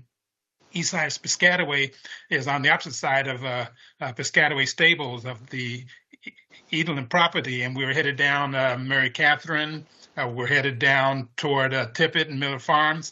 And before we can get down to the area where the Edeland property is, where Piscataway Stables are, even before we got there, there was traffic. And in that traffic, we were barely moving. And those that were on the opposite side, the west side, the side that the Edeland property is on, like in Mary Catherine, they were waiting for all of us on our side to get through. And it got to the point while Vanita and I was sitting there near the Mary Catherine area, there was a police officer. And while he was sitting, I guess, trying to wait patiently, next thing you know, Vanita and I saw him back up. And when he backed up, all of a sudden his blue light started turning. And all of a sudden he started coming across to our side with his blue lights, and everybody, of course, letting him go through because they think it's an emergency. And then he came and cut in front of us and took those blue lights off. My point is this, our roads before the Edeland property and after the Edeland property, our roads are already saturated. Our roads are already congested. Our roads are already overflowing and gridlocked and overtaxed. And like Vanita said, all we are asking is this. We're asking for our county council, our county executives, our public works, our public transportation to strongly recommend that the planning board, before we allow all these great developments coming in, and before we start approving all these great developments, that we first have a viable plan to alleviate road work, concerns, congestions, public safety, before approving these zones. We cannot put all of our faith in these great developers that are coming our way. We need to have some support for before and after, like in the BK Mill area in Brandywine. These things have been promised us, and we haven't received within our own community. And it takes people like the DRB developers, which I believe there are going to be some excellent people in our community, to come and peace work our roads. So that is my consternation. And but I do want to say thank you to the board. And like DRB and like Anthony, when he explained himself, he heard us. I am really hoping that you hear us as well. Thank you. Great, thank you, Mr. Brown. Any questions from the planning board? Mr. Brown? None, thank you. Great, thank you. I would like to call Sam Lynch. He's present or virtual. Yes, sir. Great, welcome. Thank you. I agree wholeheartedly with the Browns that just provided their testimony. I won't rehash everything that I had written out, but I do want to say, good morning. And I am a board member of our community, which is the Steves Glen Branch Hill community, which sits actually in the middle of Steve Road. So we're sandwiched between all these properties. And as it was mentioned, it's going to be very difficult for us to get out of our community, particularly if we were turning left going towards Piscataway Road. It's with all the density of traffic that's already there. We have Mount Elon Mega Baptist Church, which also creates havoc whenever they have events. We have the workflow traffic that in the evenings and also in morning times on Piscataway Road and Woodyard and also Branch Avenue.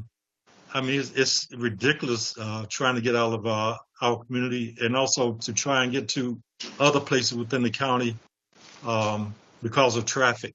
I would like to say that, this case is a request to approve for 530, in this case, I guess, single-family homes on 254 acres of what once was historically livestock and agricultural purposes.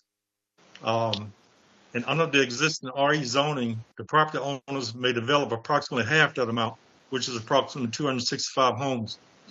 And like I said, adding more homes to it doesn't help our community at all.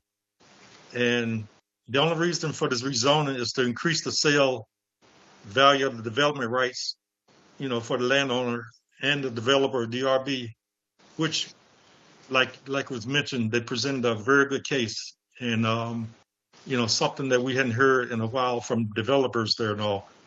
But in my personal opinion, there's no policy basis, no infrastructure capacity, and no master plan justification for doubling the density in this location. And like I said, I won't belabor the point, and we have what's already been said, but I would just conclude that traffic congestion, stormwater, and flooding, which occurs on Steve Road down by the bridge there and all, and also in our area, the school capacity is already strained. And approving this rezoning would undermine public confidence in the zoning process. The community supports responsible growth only when infrastructure, safety, and environmental protections are guaranteed. And here, we don't believe that that's occurring and not going to happen in the foreseeable future. So for these reasons, we respectfully request, like I said, and approve our board members and also our community members that the planning board deny ZMA 2025-004 approval to establish 530 new homes, which, like I said, is already severely constrained in our area there.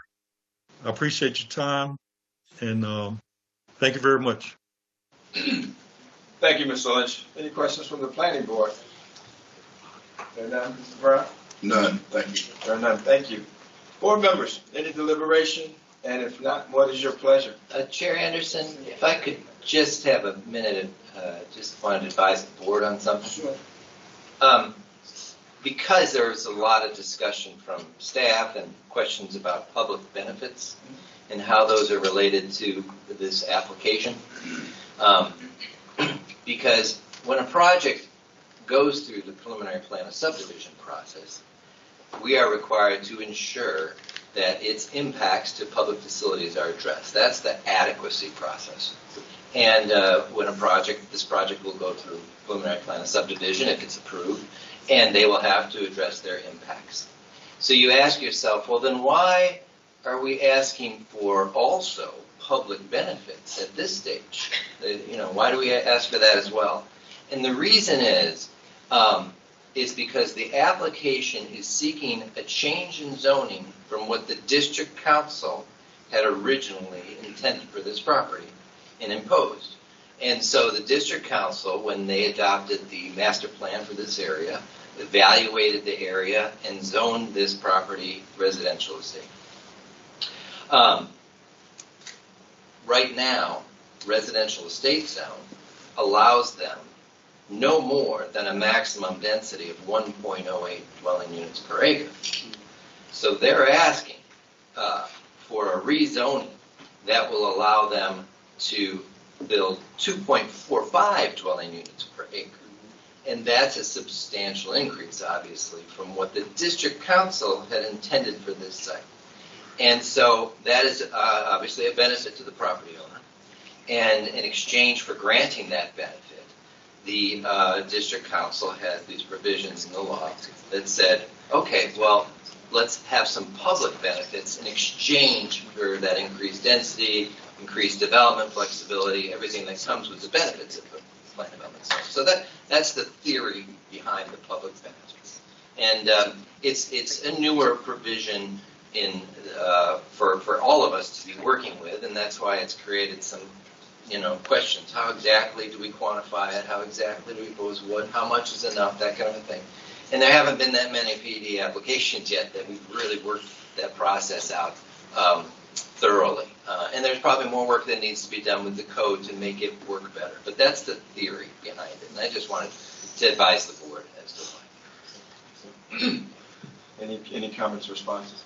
Maybe just a point of clarification here. So there's a minimum sort of requirement around the public benefit.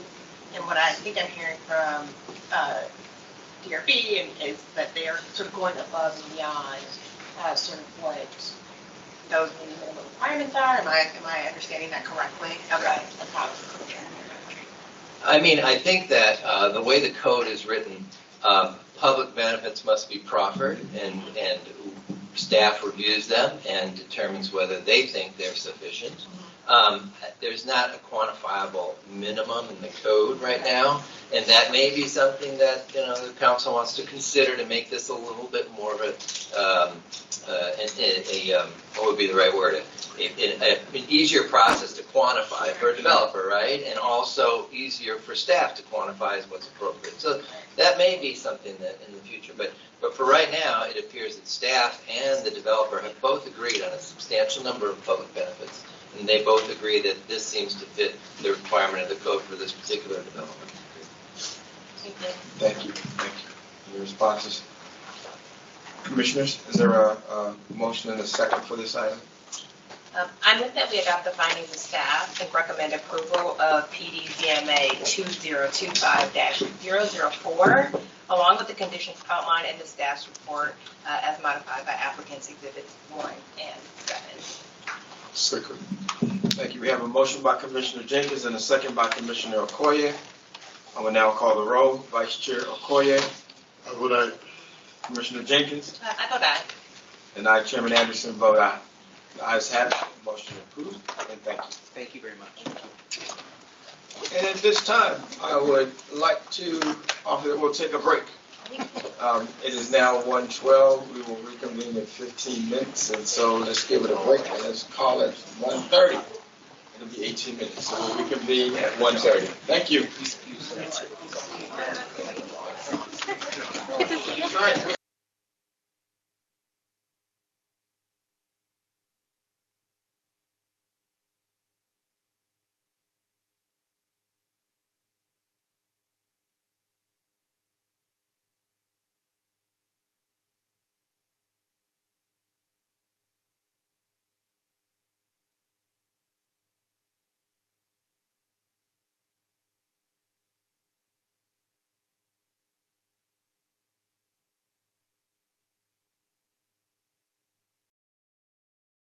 Let me take a little more time for a break. I was being a little aggressive, but again, I apologize for the late start. We will get started again. The next item on the agenda is item number 9, Just the Office of the Planning Director Legislative Drafting Request, LDR-013-2026. And we will now hear from staff who will present this item. Thank you, Mr. Chair, and good afternoon. Again, for the record, Chad Williams, Master Planner with the Countywide Planning Division. And I'll be presenting item 9 and item 12, the next item. Item 9 is Legislative Drafting Request 13-2026. Next slide, please. Again, as with all of our LDR presentations today, this is just a timeline of public input opportunities in the process. There are 2 more public input opportunities after today, should the bill move forward and the council decide to move this bill into legislation. Next slide, please.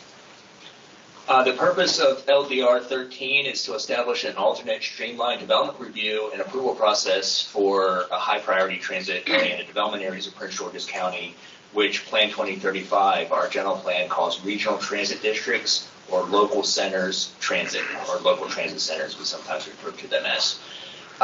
The intent is to stimulate greater economic growth in Prince George's County subject to certain conditions. This is an interesting purpose clause because we're honestly a little perplexed by the content of the bill itself, and I'll speak to that.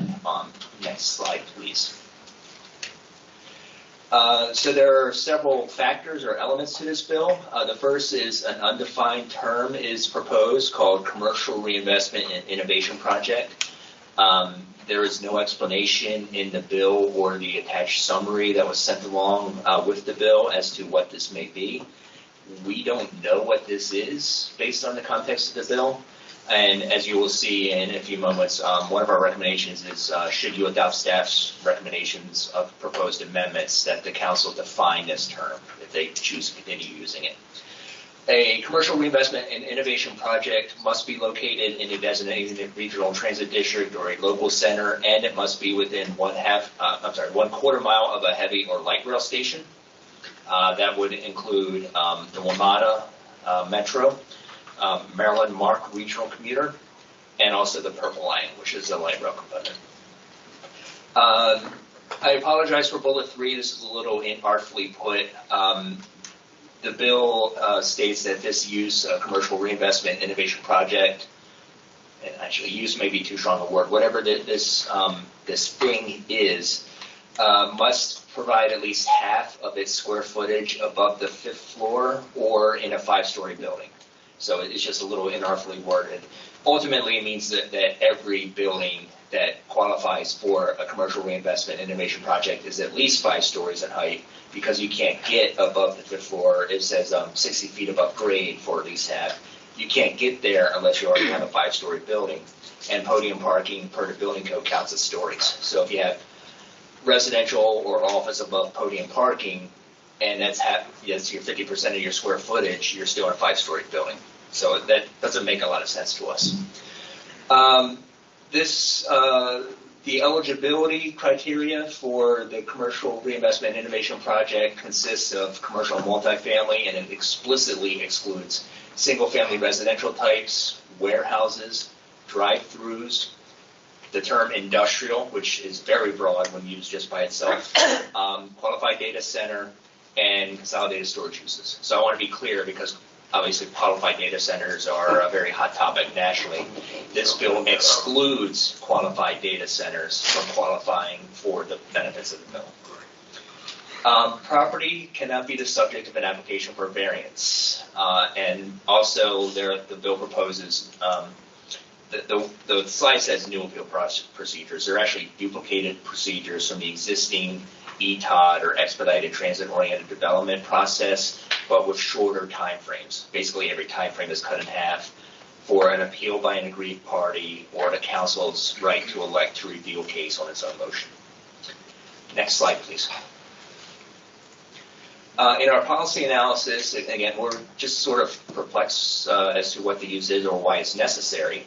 The current ETOD review process, we think, is a better option. It can and perhaps should be expanded from fairly limited criteria now to apply to all regional transit districts, apply to all transit centers, apply to all heavy and light rail. There are about 25 or so locations that this bill would apply to if it were to become law. 24 of those would be covered by doing these changes to the ETOD procedures. The exception is National Harbor, which is a regional transit district but does not have any rail.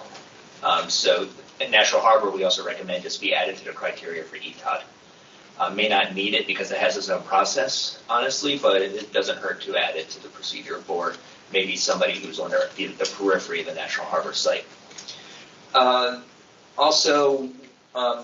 The bill contains no analysis or background in either the bill or summary as to why a project should be exempt or a prospective project be exempt from consideration for this process if they need a variance.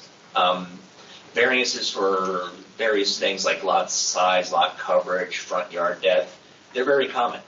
And we don't understand why the council would want to deny somebody who needs a variance of that nature from qualifying for this thing. Next slide, please. So again, our proposed amendments, should this bill proceed, we certainly recommend that the planning board would transmit our amendments. I'll get to your proposed action in a moment. First, define commercial reinvestment and innovation project in the definition section of the ordinance, so everybody is very clear as to what is intended, what it is. We recommend using the proper conventions of the current zoning ordinance and describing those proposed, required, and excluded uses that would become part of the criteria for this. The inclusion of drive-through needs clarification. Drive-through in the ordinance is an accessory use. It is not a principal use, with the sole exception of restaurant, quick service with drive-through. So anything else, a bank, a pharmacy, anything else used in a drive-through is not a principal use. It's the bank or the pharmacy is the principal use, and a drive-through is, if you want to add a drive-through, you add an accessory drive-through to that use. So this is a confusing aspect of the uses, just as much as just using the term industrial is. Various folks, zoning hearing examiner, Mr. Brown, who was here earlier, they would say a zoning variance is just any variance to the zoning ordinance. That's not really how the current zoning ordinance uses the term variance. It just uses that term by itself. And a zoning variance by implication would be what is an impermissible or not allowed variance to change the zone or to change the uses allowed in a zone. And we think the use of the term zoning variance is confusing from that perspective when we try to simplify the terminology through the rewrite. We just recommended that be cleared up a little bit. The next slide, please. In terms of the policy recommendations, again, the department feels that instead of pursuing a more narrowed bill tailored to this concept of commercial reinvestment and innovation project, that instead it's better to consider opening up and broadening the ETOD criteria. It's been a successful development process for projects that have qualified. It's slightly faster than the normal detailed site plan process by about 10 days of review time. To do that, we recommend that ETOD be brought in to incorporate all heavy and light rail stations and National Harbor, as I mentioned earlier.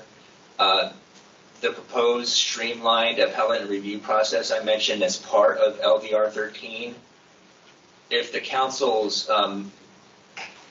finds those timeframes to be workable, why not apply them to every ETOD application? That's kind of the point that we're making in our technical staff report and recommendations. That would also greatly speed up the ETOD process on the tail end. It's important to clarify, just in accordance with certain case law and precedent, that when the district council does elect to call to a review and hear these different applications, that they're not hearing it de novo or as if they're hearing it for the first time. They are hearing it in an appellate or appeals function.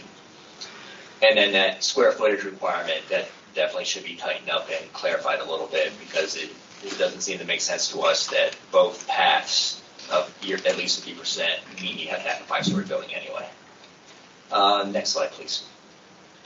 So with all that said, we do recommend for this one taking no position with amendments. There's that policy discussion we think should be had. That's why we're recommending a no position for the planning board at this time. We hope that the planning department, planning board be part of that policy discussion. that staff recommend. But what the amendments would be to a minimum define what the commercial reinvestment and innovation project is and to reflect the drafting conventions of the zoning ordinance. This concludes staff's presentation. I'm happy to take any questions from our board, and I understand that there are maybe 2 speakers signed up for this item. Great. Thank you, Mr. Williams. Any questions from the planning board? Questions from the planning board? We'll now take testimony from those who have signed up to speak on this item. Each speaker will have 3 minutes. And I'd like to call Greg Smith, and I think we need to swear you in. Is that right, David? Not for this matter. Nope. Okay, great. But we trust him. Thank you. Oh, boy. Greg, come on. That was your first mistake. Good afternoon, everybody, and congratulations, Chair Anderson, on your appointment. And thank you for the planning staff for their excellent detailed analysis of this legislative draft request. I oppose this legislation, not because I oppose transit-oriented development. I don't. I was in the room when the Chesapeake Bay Foundation first asked a group of environmental leaders from across the state, yes, I was an environmental leader in 1996, to look at what was then the draft smart growth legislation for the state of Maryland. So I don't own a car, and I haven't since 1999. So I do believe in transit-oriented development. This bill is fundamentally flawed. First of all, there was no consultation or too little consultation with planning staff. Could have worked out some serious issues there. If 50% of the floor area has to be above the 5th floor, then what you're really doing is mandating, unless you're building mushrooms that widen out on floor 7, you're mandating a 10-story building potentially. There are problems with the terminology in the bill. There's a problem with cutting in half the already barely adequate, if it's adequate, 30-day period for a party to file an appeal or for the council to call the case forward. I'm saying this as somebody who's participated in environmental reviews since the 80s and in land use reviews in Prince George's County since the summer of 2018. It is not an easy lift for a community organization, especially all volunteer community organization, to figure out whether to file an appeal, how to file an appeal, and put that appeal together in a timely way. It's very difficult. So I think what you want to do is to preserve the right to create a full evidentiary record based on clear terminologies, clear policy goals. It's to digress a little bit. It is telling that planning staff in the probably the first paragraph of their comment said it's difficult to discern the legislative intent or the policy intent of this LDR. Now, the goals may be worthwhile, but come back with higher quality legislation that has clear goals, clear terms, comports with our zoning ordinance, has been subject to due consultation with the planning staff. So my recommendation, and no disrespect to the council chair and her what I assume are her intentions, oppose this bill, say come back fresh with better legislation based on due consultation, clear terms, and a real discussion. But certainly don't undermine the public's right and ability to appeal what may be a damaging decision. Let's be fair. Let's make sure that everybody has a right to participate in our public processes. Thank you very much. Great. Thank you so much, Mr. Smith. Thank you. Are there any questions from the planning board? There are none. Thanks again. Thank you. Board members, any deliberation? And I'm sorry, there's another member. I apologize. I'm so sorry. It's John Robinson. Is John Robinson here? Is he virtual? Mr. Robinson, can you hear me? Do you have it? No, sir. Okay. I can send him a text if you would like. For the sure, we'll take 30 seconds. We'll take 30 seconds, Mr. Smith, so you can grab him. Okay. All right. You overestimate my typing speed. But I understand. Mr. Smith? Is his number 648? Yeah, it is. Okay, yeah, he's here. Did he make it? He's on. Fantastic. Mr. Robinson, can you hear me?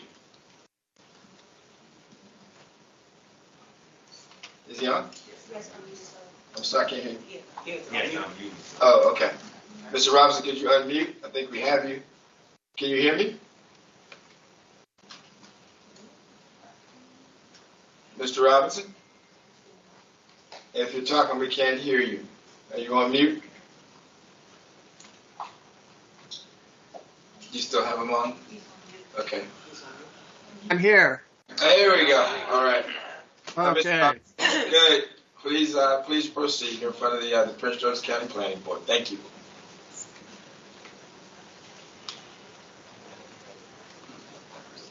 You okay? Proceed, Mr. Robinson. You still have him? You lost him? Okay.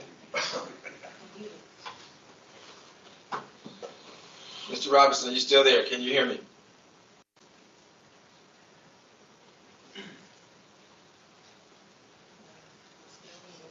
Can you hear me? I can. We can. Okay. There you go. First, thank you. Welcome. Okay. Okay. I oppose this legislation because it would impact my community of single-family homes in a negative way. My community already provides a mix of single-family homes and a wide range of price points. My community, through its civic association, has opposed high-density development in a forested 17-acre area of healthy, mature second-growth forest with steep slopes and erodible soils zoned RR at the corner of Cool Spring Road and Adelphi Road. This legislation would constitute a threat to our community of single-family homes as the forest acts as a buffer against noise and pollution from traffic on Adelphi Road and University Boulevard. It also provides a habitat for red-tailed hawks, turkey, and deer, among other wildlife. Over the decades, since the 1960s, through multiple generations of homeowners and civic associations, we have worked with our council representatives to oppose high-density development on this property by special exception. In addition, it was intentionally excluded from the transit district overlay, as was the University of Maryland golf course across Adelphi Road from the forest. In effect, this legislation would negate those exclusions. Beyond my community's parochial interest, it would seem that since the development around transit centers is intended to last a long time, it would seem prudent to take the time to design something that would get community buy-in and have broad support among county residents. Accelerating the process will increase the likelihood of mistakes and suboptimal designs that are more attuned to the developer's short-term profit interests and not those of the neighboring communities and the county's residents. If developers had their way, Central Park in New York City would be a site for affordable housing. There may be areas within a quarter of a mile of other local transit district centers that might be candidates to be protected green areas of value to future residents. This legislation makes no provision for that. There's no wisdom in exploiting the ignorance of future residents to the natural amenities lost by the single-minded focus on buildings. Sustainable growth is an oxymoron. In a finite space, growth is not sustainable. Smart growth is just a systematic destruction of the natural environment as opposed to a haphazard destruction. Thank you. Thank you, Mr. Robinson. Any questions from the planning board? There are none. Board members, any deliberation? And if not, what is your pleasure? I move that we adopt staff's recommendation to take no position on LDR 0132026 and forward the recommendations in the technical staff report to the district council. Mr. Chair, I support that motion. Thank you. We have a motion by Commissioner Jenkins, a second by Commissioner Okoye. I will now call the roll. Vice Chair Okoye. Aye. Commissioner Jenkins. Aye. And I, Chair Anderson, vote aye. The ayes have it. The motion is approved. Thank you. We'll now move to the next item on the agenda, which is item number 12, Office of the Planning Director Legislative Drafting Request, LDR-153-2026. And we will now hear from staff who will present this item. Mr. Williams. Great. Thank you, sir. Again, for the record, Chad Williams with Countywide Planning Division. This is LDR 153-2026. We'll go ahead and skip the timeline, so if we can go to the next slide, please. The purpose of this bill is to establish a combined application for a detailed site plan and a preliminary plan of major subdivision, and also revise some requirements pertaining to the natural resource inventory plans and stormwater management concept plans to allow for concurrency of submittal rather than require the finalized plans for the combined application or review. And this bill generally relates to development plan review. LDR 153-2026 is the first of 4 potential legislative recommendations. As of yesterday, there are probably more than potential of the county streamlining development work group. They were initially proposed in a work session on June 22nd. LDR 153 is the first one to emerge from that work group, but it did not receive a vote from the work group before it was presented as a legislative drafting request, and it was moved unilaterally by Chair Oriana. Next slide, please. So that really covers that first bullet point you see before you, that this was an initial recommendation. This bill also did not receive any referral to the planning director as required by the county's laws for amending the zoning ordinance, so there was no coordination with planning staff on this bill. Again, I started my presentations this morning by reiterating the planning department's strong support for streamlining development review, reminding the planning board and anybody viewing this session that that was one of the major purposes of the entire zoning ordinance rewrite project. That remains something we're firmly committed to. We're willing, able, and ready to work with anybody. This LDR is not really a viable path forward. It's not the way that these efforts of streamlining could be an effective approach for the county. And I will explain why, not only in the staff report, but in this presentation. Next slide, please. This proposed combined application of the detailed site plan and preliminary plan and major subdivision would be required to satisfy the requirements of approval of both those application types.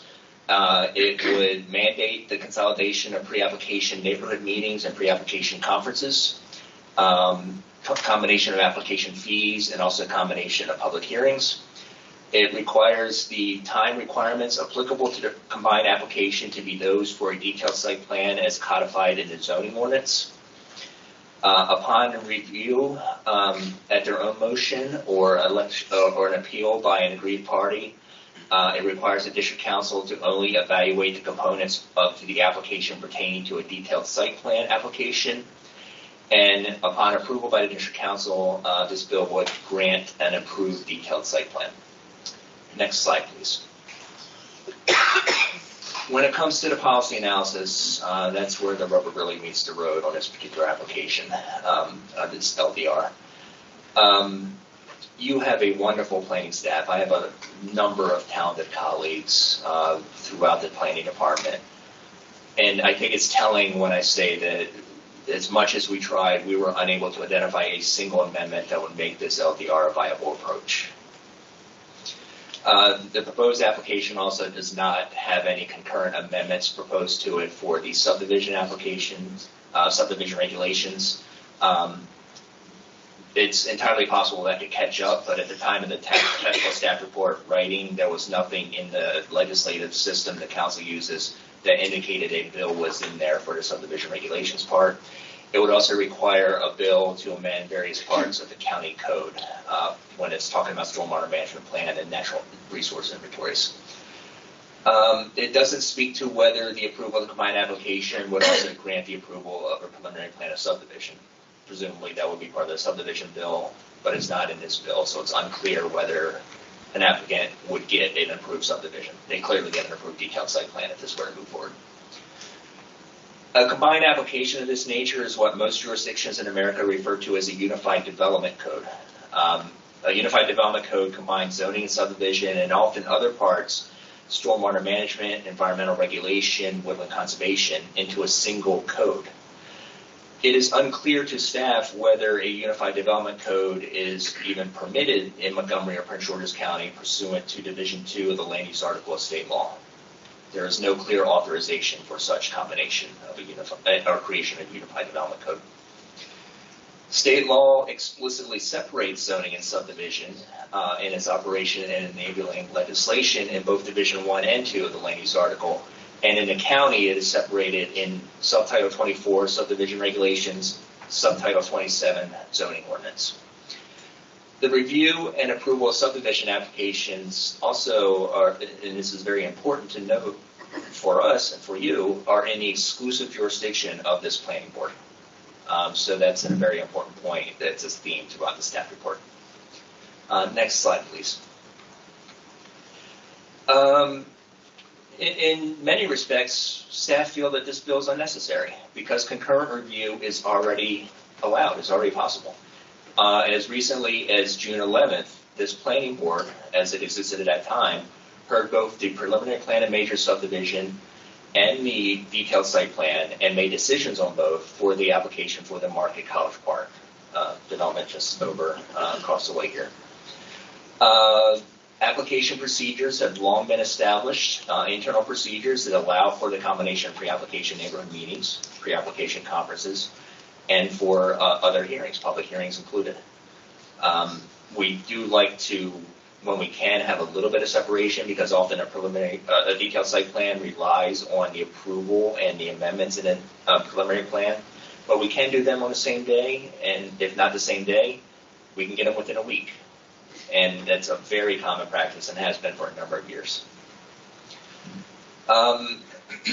There is a legal problem in LDR 153, and that is when it tries to mandate that preliminary plans of subdivision follow instead, this combined application, follow instead the time frame for detailed site plans in the zoning ordinance. State law provides for 2 separate 70-day periods for preliminary plans of subdivision review for a total of 140 days. And it explicitly states 70 days and then a second 70 days. Now, while some may reason, and we've already heard this in initial discussions on this bill at staff level, that this is a maximum and that the timeframes can be reduced, the General Assembly, in approving Division 2 of the Land Use Article for the subdivision, states 70. So staff reads that it must be 70 days or at least you're authorized the full 70 days. There is no authorization in state law to provide for shorter time frames than the 70s, the 2 70-day periods, and there is no authorization in state law for preliminary plans of subdivision to be extended beyond the 140 days, to have an extension. Detailed site plans do allow for extensions, so even that fact would have some challenges with the combined application. When you have a combined application, you also have a combined record on the case. The staff report puts it, and this is as pure way as I can put it, I'm known for being direct. It is challenging to the point of impossibility to try for us to envision a district council hearing running in such a way that the council can easily limit testimony to the detailed site plan portion of that combined application, which is what the bill tries to do. The subdivision portions of that application are still part of that same record. They're available to anybody who wants to come up and speak. And trying to limit that is, at the very best case scenario, you're likely to have a lot of interjections by legal counsel during the hearings before the district council. Seems very impractical. Next slide, please. More so than in practicality, edging in a true problem is the proposed changes to the natural resource inventories and the stormwater management concept plans, from having approvals at the time of the detailed site plan application and even the subdivision applications to allowing concurrent submittal of these plans. This creates kind of a moving target issue. If we don't know as staff, as technical staff, where we're sitting today in the floodplain, where the floodplain is on a certain property. We don't know where other aspects of the stormwater management facilities are going to be located or how the grading is going to be. We may not know that if this bill became law, even when you're asked to approve a detailed site plan. You, as the planning board, need to know where this information is because it leads to problems like flooding. It leads to problems like density calculation. The county, I should say, has long been in litigation that has recently reemerged from the courts on a case in Hyattsville based on density calculations on a property that has floodplain on it. So we could create more challenges like that. If you don't know where the slopes are safe or where there are unsafe soils and clays, we could have problems like we had a couple years ago in South County with landslides. This information is vitally important at the time you as a board are considering these applications. And your staff cannot provide you with the technical expertise and recommendations needed if these applications are just submittals and they haven't been approved yet at the time that we bring these things forward to you. So we view this as a major problem of this particular approach to streamlining development. Next slide, please.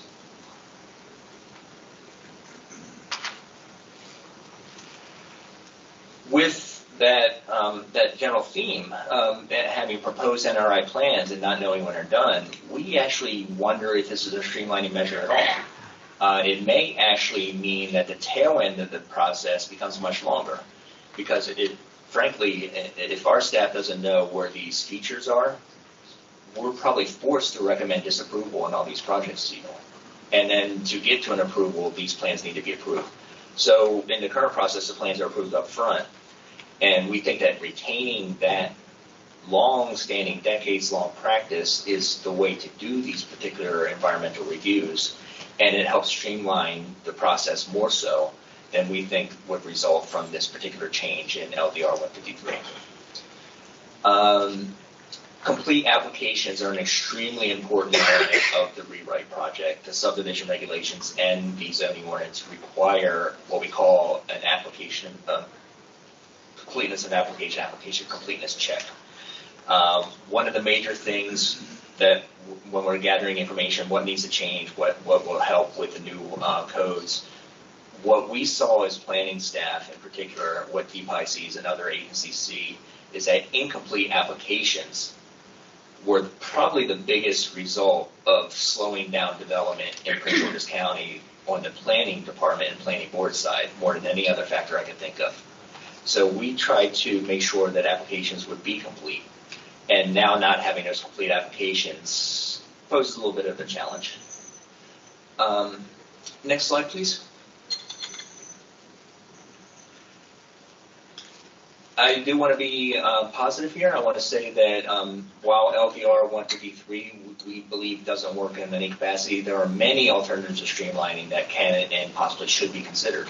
And we're more than happy to work with council staff, the county executive, anybody who wants to work, we will work with in brainstorming streamlining. Just a few examples pointed out in the staff report come from the initial recommendations of the zoning rewrite. We don't necessarily think that there should be detailed site plan for any number of single-family detached or three-family dwelling units. What we found is that a detailed site plan that focuses on architecture doesn't do a lot of fundamental changes to these projects, these type of applications. The issues that are, or the challenges, the things that need to be mitigated or addressed are your public facilities adequacy, your transportation, your roads, your lot layouts. This is all done at the subdivision stage. By the time you get to the detailed site plan stage, you're looking at architecture. And when you're dealing with large subdivisions, there's typically large builders involved that have an array of models. And there's not a lot of value added to a detailed site plan review by the board or the council, frankly. And I will point out that many of these developers are competing amongst themselves and within the region. And it's to their benefit to bring forward quality product. So we think that that's one thing that the council could consider, one specific example. Another is just in general broadening the criteria for detailed site plan review from what it is now. It's about 25,000 square feet now for non-residential. The initial proposal was 75,000 square feet. Maybe take it back to just that original, maybe go further. Division 6 of the zoning ordinance contains development standards, very detailed, stringent baseline development standards. I went back and I looked at some of the materials the consultant provided in preparation for today's discussion, and the consultant actually recommended that if the council reduced the threshold of detailed site plan, they should lower the development standards accordingly, because there's some challenges, some pushback in between simple streamlined applications and high quality development. That particular council chose to go in a different direction, high quality and a lot of review through detailed site plan.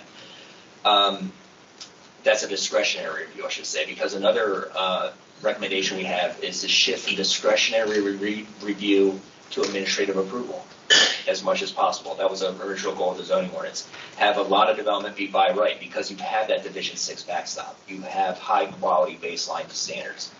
The county has a level of standard of quality that we never had before this new zoning ordinance was done. So the council might want to consider pulling back a little bit, even for a trial period, just see how the development standards may work on more administrative approvals at the permit level. And when you're competing with, as Prince George's is, with a very strong regional market, Virginia, Maryland, all of our neighboring jurisdictions, a lot of them are doing much more administrative review and approval than we are. So their development's happening faster. They're getting high quality development.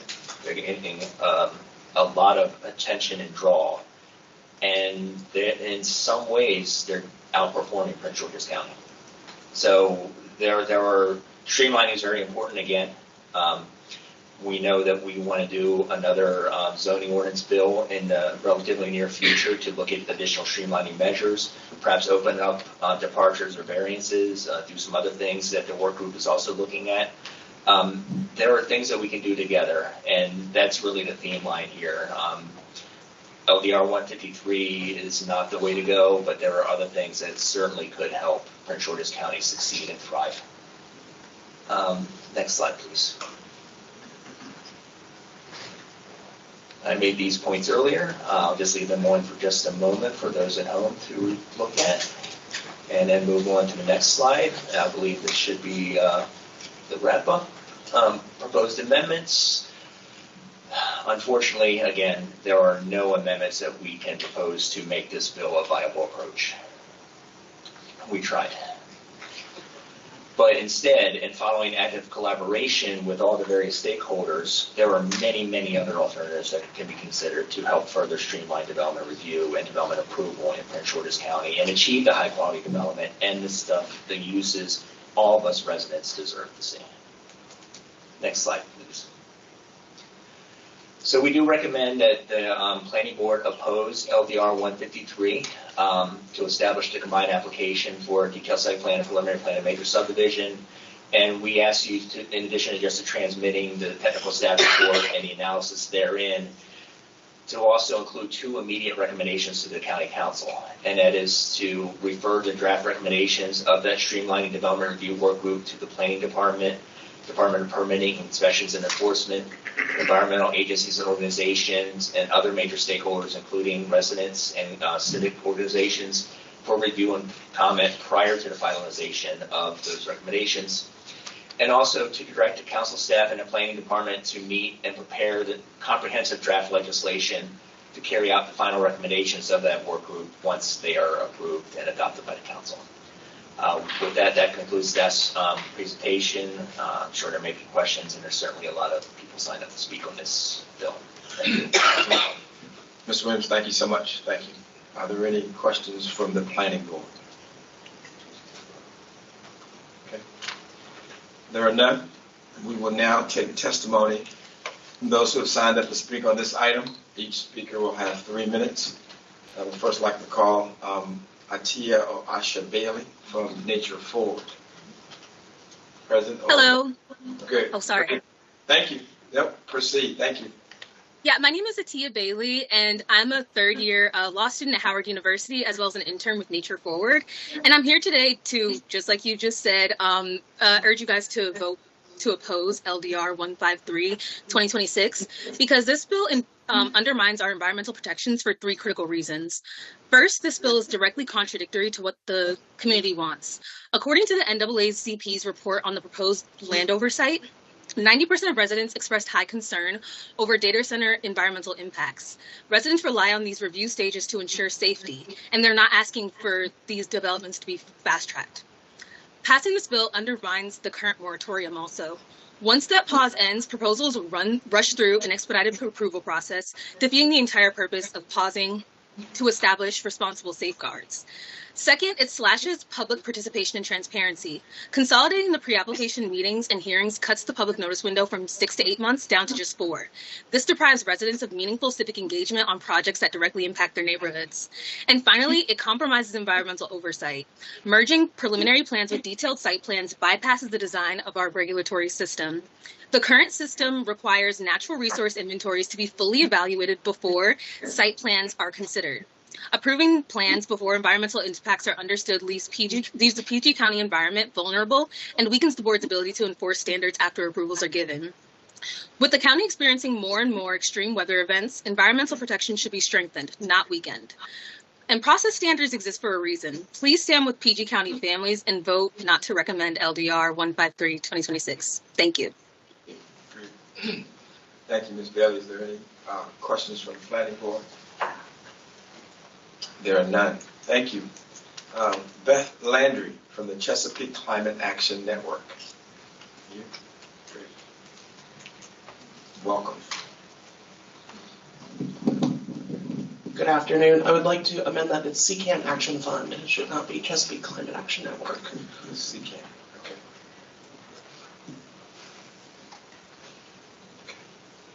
Thank you. So, yes, good afternoon, Chair Anderson and planning board members. My name is Beth Landry. I'm here representing, like I said, CCAN Action Fund. I wanted to state we agree. I submitted written testimony, so I have all of that, so I'll make this brief.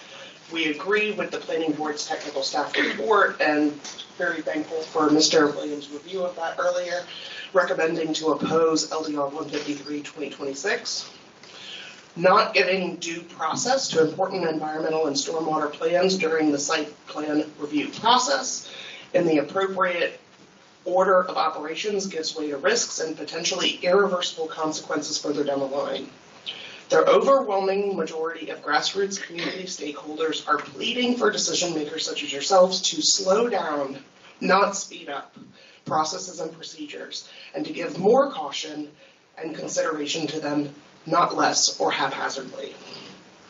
We stand behind the local community and the injuries they have and would further experience throughout the county, and especially giving more caution, not less, to land development and its impact on our environment and the climate. Thank you for your consideration. Thank you. Thank you. Are there any questions from the planning board? There are none. Thank you. I'd like to call Cheryl Court from the Coalition for Smarter Growth. Thank you, Chairman and members of the board. My name is Cheryl Court. I'm with a nonprofit that advocates for walkable, bikeable, inclusive, transit-oriented communities as the most sustainable and equitable way for the Washington, D.C. region to grow and provide opportunities for all. We also support and work closely with Rise Prince George's, a group of county residents and allies advocating for policies and practices that build shared, sustainable prosperity in Prince George's County by creating safe, walkable, inclusive, and transparent communities. I submitted written testimony, so I just want to actually sort of thank the staff for the report that they gave and say that we are strongly for moving forward with streamlining development review and reducing uncertainty and excessive processing, really the faithful implementation of the new zoning code. And we worked on the new zoning code. We were very excited by it. It promised to streamline review and increase public engagement on the front end, with it followed by administrative and matter of right review that did not require additional steps and discretionary or political level review on the back end. However, the administrative unpredictability was retained through what's called election to review, or colloquially known as call-up, by the county council. This means that the zoning regulations that are more detailed, but have all the same procedural uncertainties that we had before. So this is not an improvement, and it's not the streamlining we hoped for. We support things that were mentioned in the staff report, like how we could do more review administratively, and reduce the number of site plan reviews we need to do. And most importantly, we really need to look at the election to review or call-up, which stands as a major impediment towards predictability in the review process. And this would make the county more competitive and help to attract the kinds of quality investors and development, and really for communities to see the plans that they have worked on be implemented. Thank you. Thank you, Ms. Court. Thank you. Any questions from the planning board? There are none. Thank you. I'd like to call Dan Smith, Friends of the Lower Beaver Dam Creek. Be present or virtual? He's on? Okay. I'm sorry. I apologize. Yeah, hi.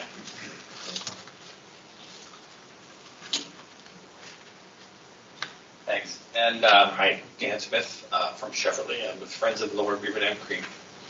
And just as a preface, I just want to note that thank you for the opportunity to speak.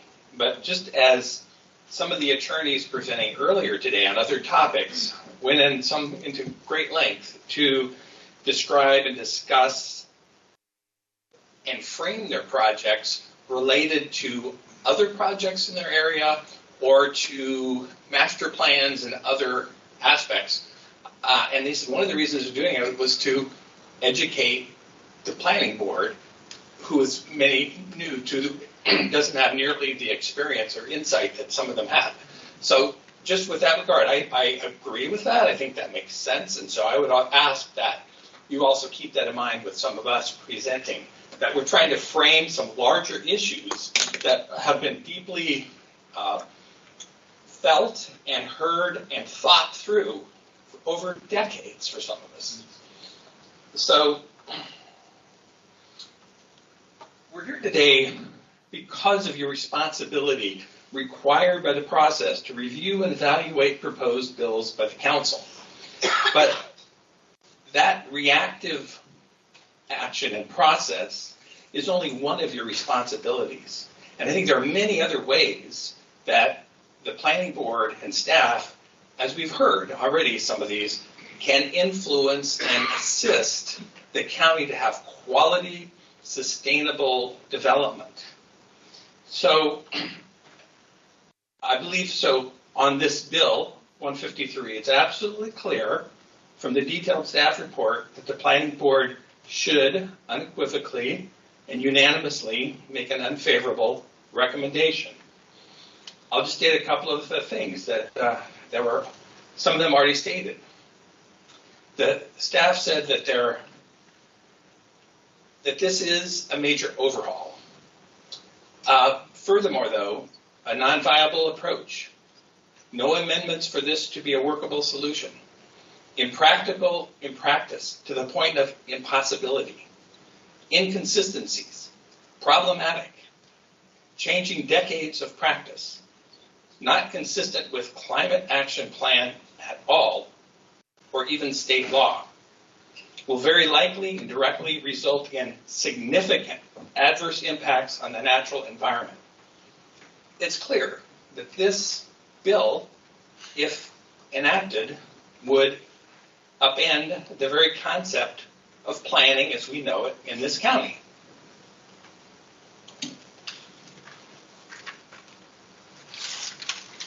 So there are some of us in the community that are frustrated with the planning development process. We want change, yes.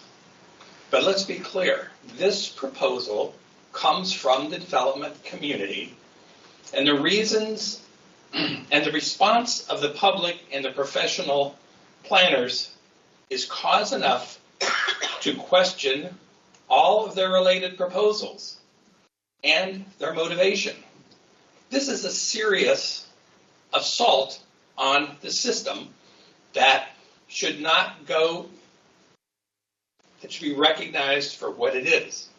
Yesterday, for example, the streamlining work group overwhelmingly passed as recommendation number 1, a recommendation for streamlining the development review process, very similar to this bill. And they did so without considering the detailed report from the staff. It was available, it was asked to be discussed, it was dismissed under the guise of some saying, oh, they're just doing a policy discussion, it's separate. Once it gets past their recommendation, comes here, then it can be vetted and looked at. The difference of language used to state the purpose of proposals like that and of this, and what the actual effects are, is 1984 speak. The proposal, those who proposed this should be embarrassed. I would assert that it is now your responsibility to call this out, to reject this disingenuous arguments and proposals. Let's make this dead on arrival. This is important. We need, needless to say, this body is under an ethics and management spotlight. You have an incredibly important independent responsibility and mission to the people of this county. We depend on you. We need this. We have to have trust in this process. And there are many things you can do to help us with that. A true streamlined review would be broad and comprehensive, include all stakeholders. And let me just give you an example. I mean, there's many things that could be brought to the table. We want to see the process streamlined, but let me just raise, for example, the last I understood, there are 40,000, close to that, unbuilt but approved residential units in the pipeline in this county. Why aren't they being built? Why is all the focus on the front end getting more into the pipeline? What is going on in the back end? I think you have the responsibility and the opportunity to look at that. I think there should be sanctions.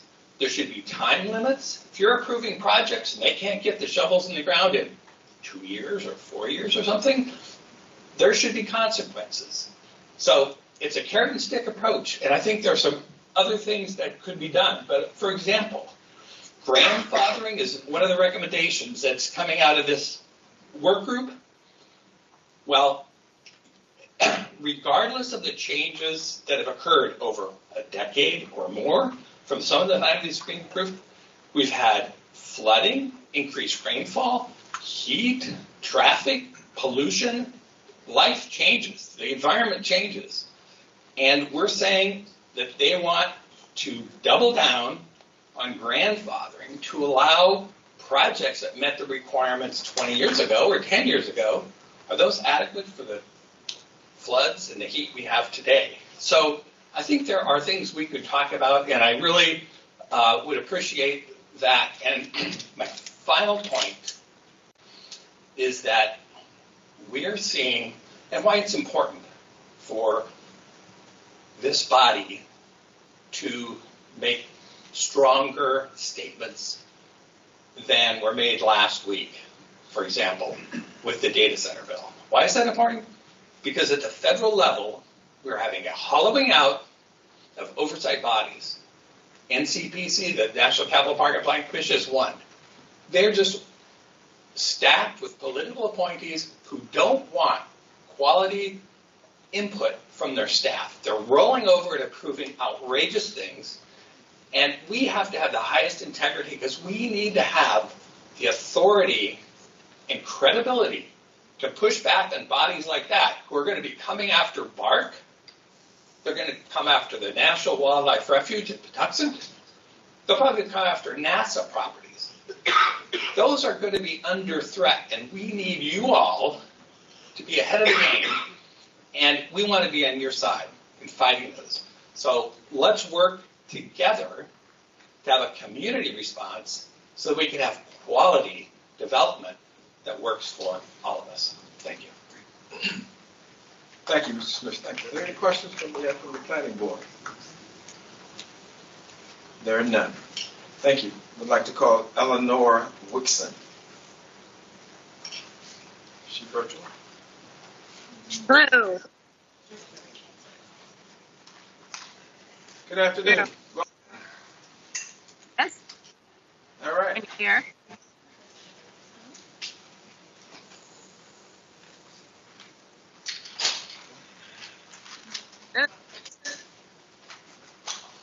Yeah.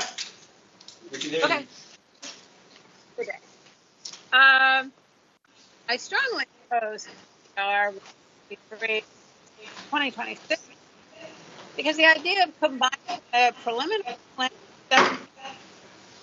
and the detailed site plan review, including narrowing the timeline of the review and allowing environmental and stormwater plans to proceed approved, is absolutely unacceptable. This bill shortcuts the requirement for two legally distinct reviews. It restricts the opportunity for public participation, and it moves the county toward developer-driven outcomes rather than thoughtfully researched, data-driven solutions. And this with particular attention to safeguarding our environment and appreciating the cumulative effects on development the cumulative effects of development on the environment. So public participation may be inconvenient for the county and for development, but it is a right, and we are not relinquish it. We expect and serve the process, value, respect, and is responsive to our inputs. We residents are part of your data set, and no one knows the particulars of an area like the people who live there. Fast track development has never been equivalent with quality development. I concur with a number of people who have spoken against this.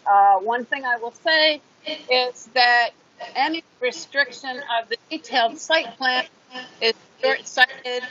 As a community, we have engaged with numerous developers over the years to refine and improve the product that they planned on giving us. And without that opportunity, the development we received would have not been as good. So please oppose LDR 153, 2026. Thank you for your time. Thank you, Ms. Wixon. Thank you. Are there any questions from the planning board?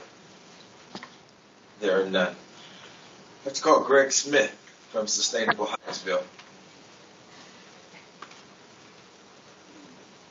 It takes me a minute to unfold these days. Good afternoon, planning board, planning staff, and members of the public. I'm delighted you get to hear from me for a second time today. It's a rare treat. I'm Greg Smith. I serve on the board of Sustainable Hyattsville. We are the lead litigant in the case that Mr. Williams referred to. It has to deal with the delineation of the floodplain, density calculations, and related issues. I have participated in proceedings before the planning board and district council for conceptual site plans, preliminary plan of subdivision, detailed site plans, and specific design plan. I've participated in multiple administrative procedures at the county, state, and federal level dealing with environmental issues, environmental policies. I have worked to defend the fundamental right to know and have a meaningful say under the National Environmental Policy Act, where we advocated for agencies to be able to coordinate and have the best available science, the best available tools, and for them to be able to collaborate, for the public to have access to that information, and to have meaningful says and decisions that involve public resources that affect the public. This bill, and more directly relevant, I've served since late April on the County Council's Development Review Streamlining Committee. Streamlining here equates to fast track. That's it. That's the intent. It was the intent of the entire exercise. It's the intent of this legislation. At every point, I said that our goal should be better decisions, better informed decisions through a fair process, not necessarily faster.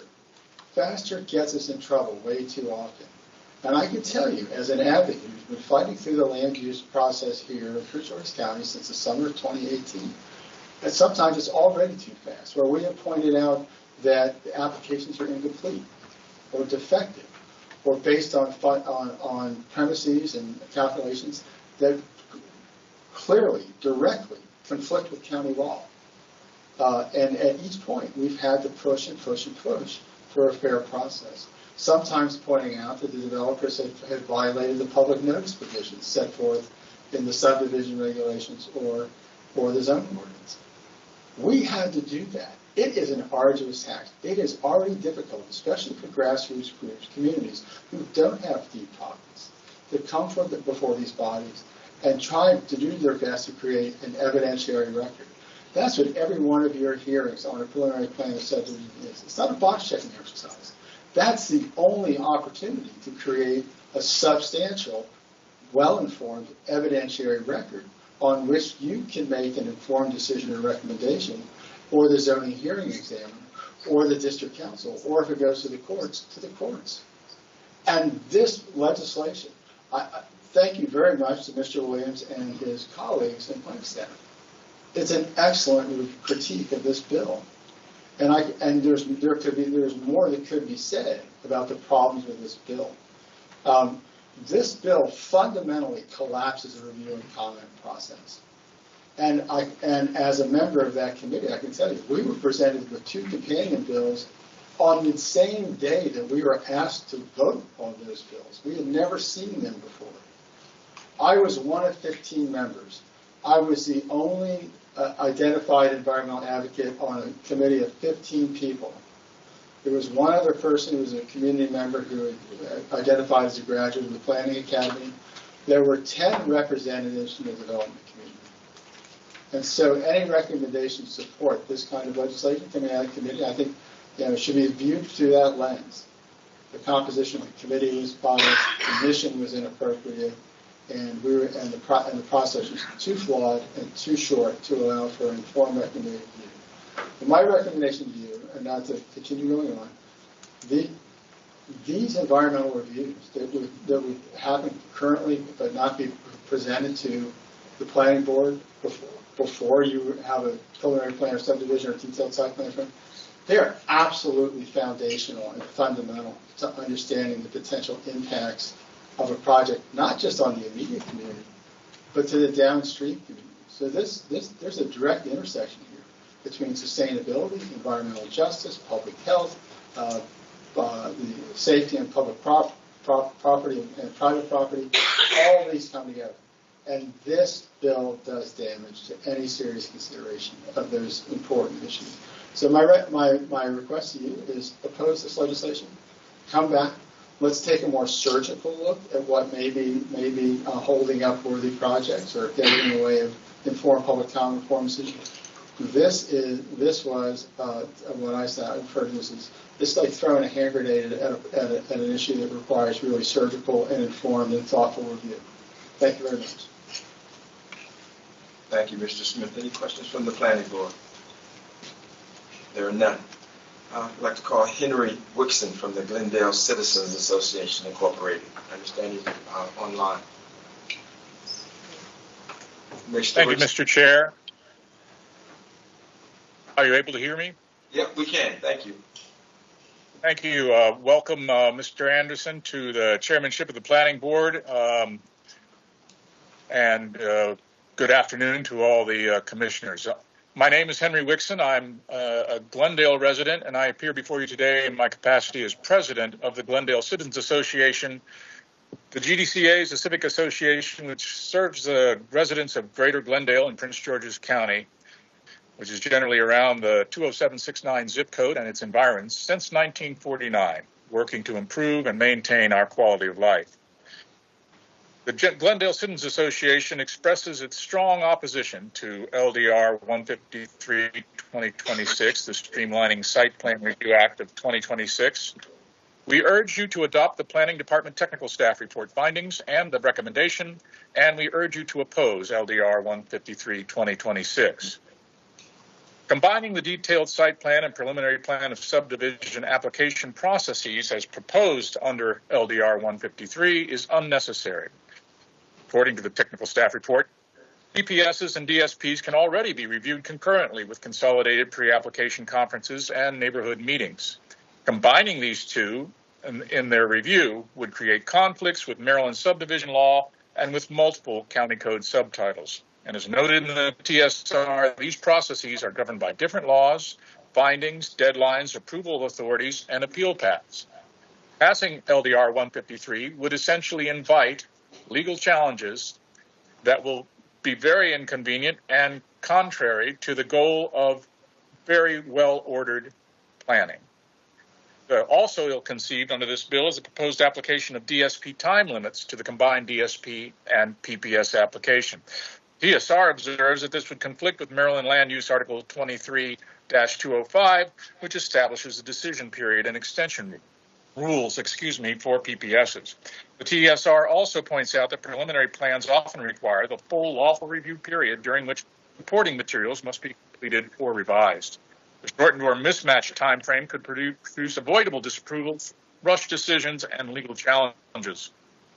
Further, as noted, the bill would permit an applicant to offer merely proposed natural resource inventories and merely proposed stormwater management concept plans rather than approved NRIs and SWM concept plans. This is ill-conceived. It would shift consideration of essential environmental and engineering facts from the front end of the process, where that consideration belongs, to the back end of the process after key development decisions may already have been made. And I think the staff very accurately pointed out some of the problems that it would face if this were to pass, and those problems would inure to the commission when it had to make decisions. The GDCA respectfully urges that the Planning Board oppose LDR 153 and that it adopt the findings and recommendations of the TSR.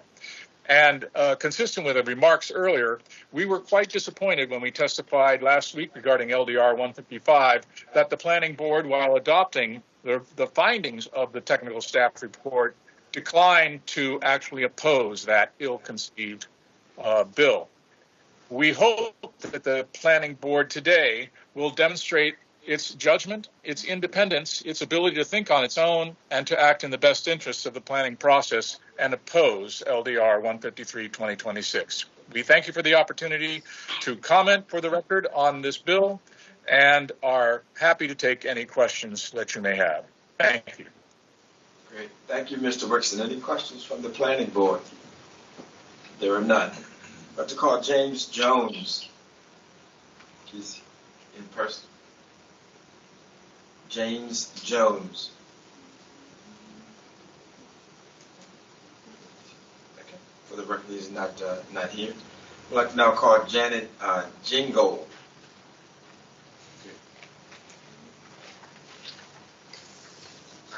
Good afternoon. Good afternoon. My name is Janet Gingold. I live in Upper Marlboro.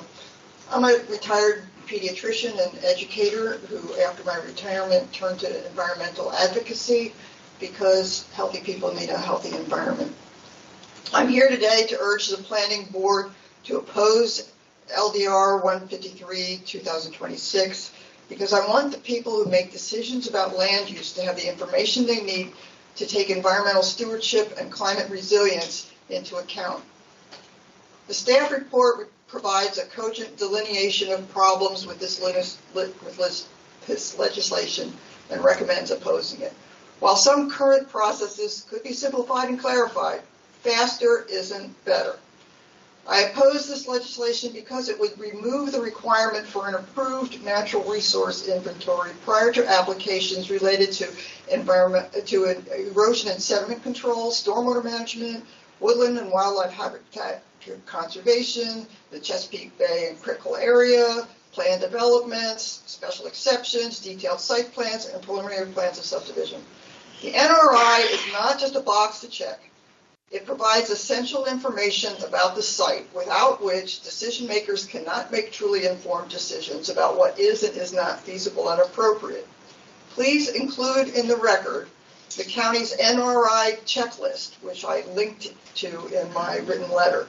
It lays out the existing features that must be mapped and described, including existing structures, easements, streams, wetlands, floodplains, soils, slopes, erodibility, trees, other vegetation, and all of the information about all of these things, reliable information on the existing conditions, provides a foundation for planning development that does the most good and the least harm, without taking the time and effort to clearly delineate existing features and constraints. Both the applicant and the county decision makers can end up with plans that prove to be problematic because full information from the NRI was not available at the outset.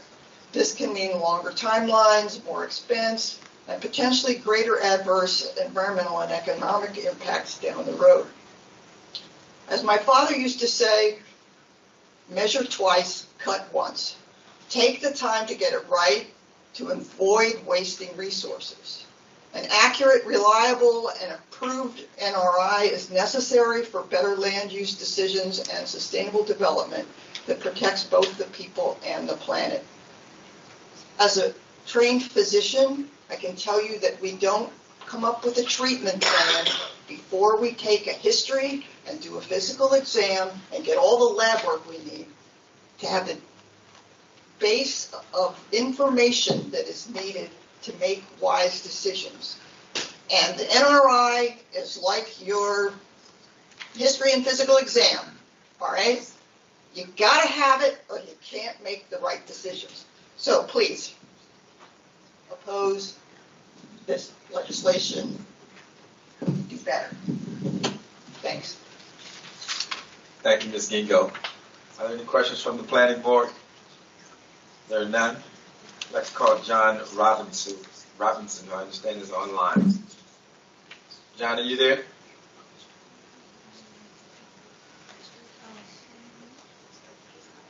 You have him? Hello, can you hear me? Ah, there you are. How are you? Yes, welcome. Okay, good, thank you. My name is John Robinson. I live in Adelphi, Maryland. The planning board's technical staff has presented an excellent analysis of this proposed legislation and the many problems with it. Simply based on their evaluation, the planning board should vote to oppose this legislation.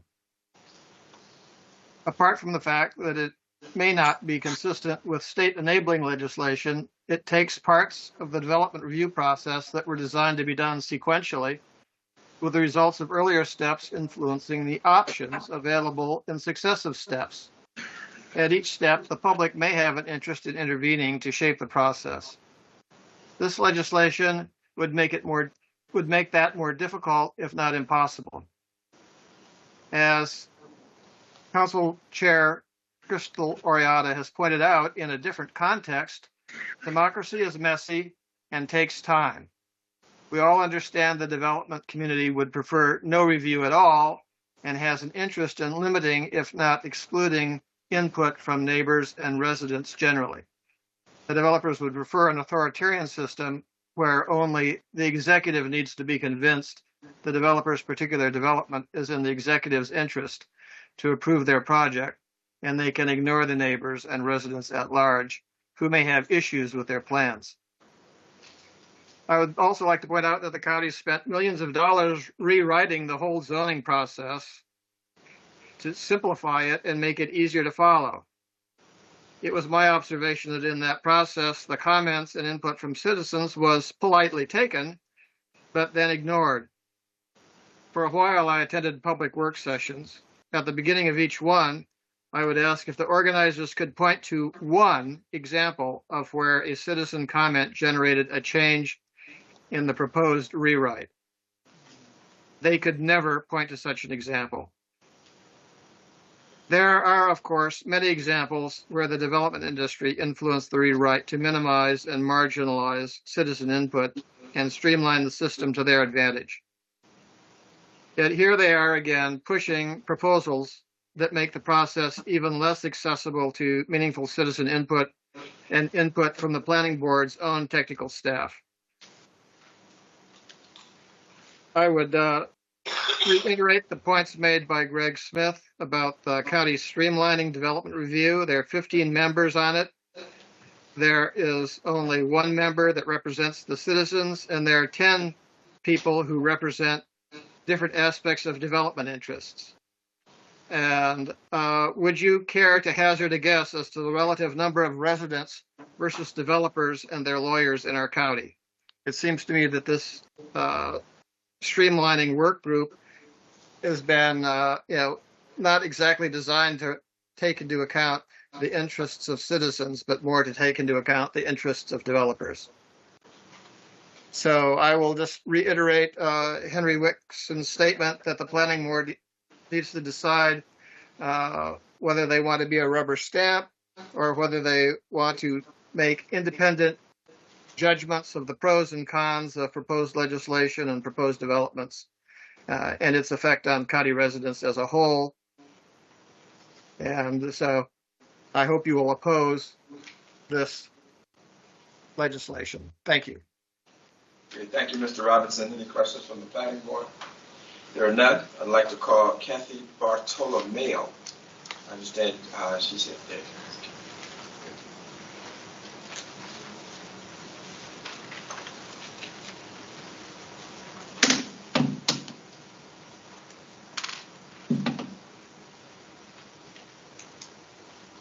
Thank you. Good afternoon, and thank you to this meeting. Good. You can just speak into the microphone, yeah. Just so that you know, right? You can take it out if you like. I think this will be good. Okay. Good afternoon, and thank you for the planning staff's report. I ask you to oppose LDR 153 to 2026 for the following reasons. We're covering more of our land with asphalt and cement. As I travel around the county, I see huge townhomes developments without trees or playgrounds. Consider two examples, Largo and Westphalia. And I look at the huge trucking facilities being built on Conterra and Merkirk and other locations around the county. More land being covered. When I return to Old Greenville, it's such a relief to see a community where tree cover covers as residents walk to the stores, community center, faith center, pharmacy, numerous playgrounds and schools so they can navigate without even a car. We're facing hundreds of wildfires daily across the nation, not just in Canada. So far this year, we've had 43,145 fires that burned more than 4.5 million acres across the United States, exceeding the 10-year average for both the number of fires and acres burned. Extreme weather days are increasing. So it's important how we build and how we protect our environment and our quality of life. This bill would not allow the protection of our residents, tax ratepayers, our natural resources, and public health, public safety, and physical integrity. Let's protect the overburdened communities.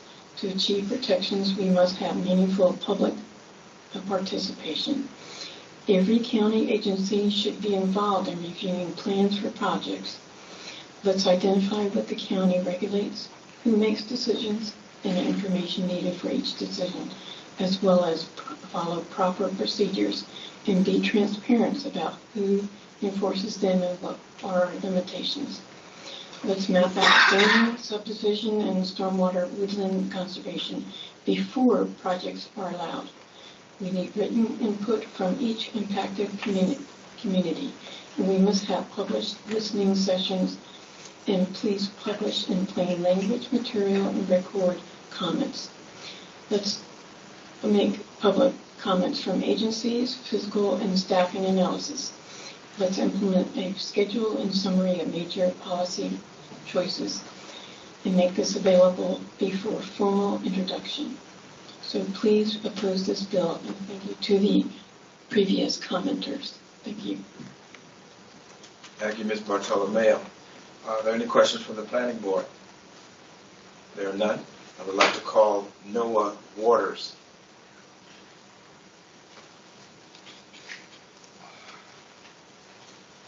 Good afternoon, planning board. My name is Dr. Noah Waters. I'm the previous mayor of the town of Eagle Harbor. The town of Eagle Harbor is one of only 7 predominantly African American municipal communities remaining in these United States of America. It's located right here in Prince George's County. So to give reference, I hear you talk about proper zoning for public benefit. And thank you for your comments, sir, and I hope you take the recommendation of your staff. This, in its essence, removes, how can you proffer zoning for public benefit and remove the voice of the people? LDR 153-2026 does exactly that. It's incredible, and there's much more at play. So, to give a little background, I'm the son of a Methodist minister who marched with Dr. Martin Luther King. And in my hand is a book about Prince George's County from 1696, its inception. The trials and the errors and the hard work and what people gave of themselves. Some people died for you to sit in these positions. And there's a lot more involved in this than just doing what you're here for to do. But recognize Prince George's County as having a position of hegemony.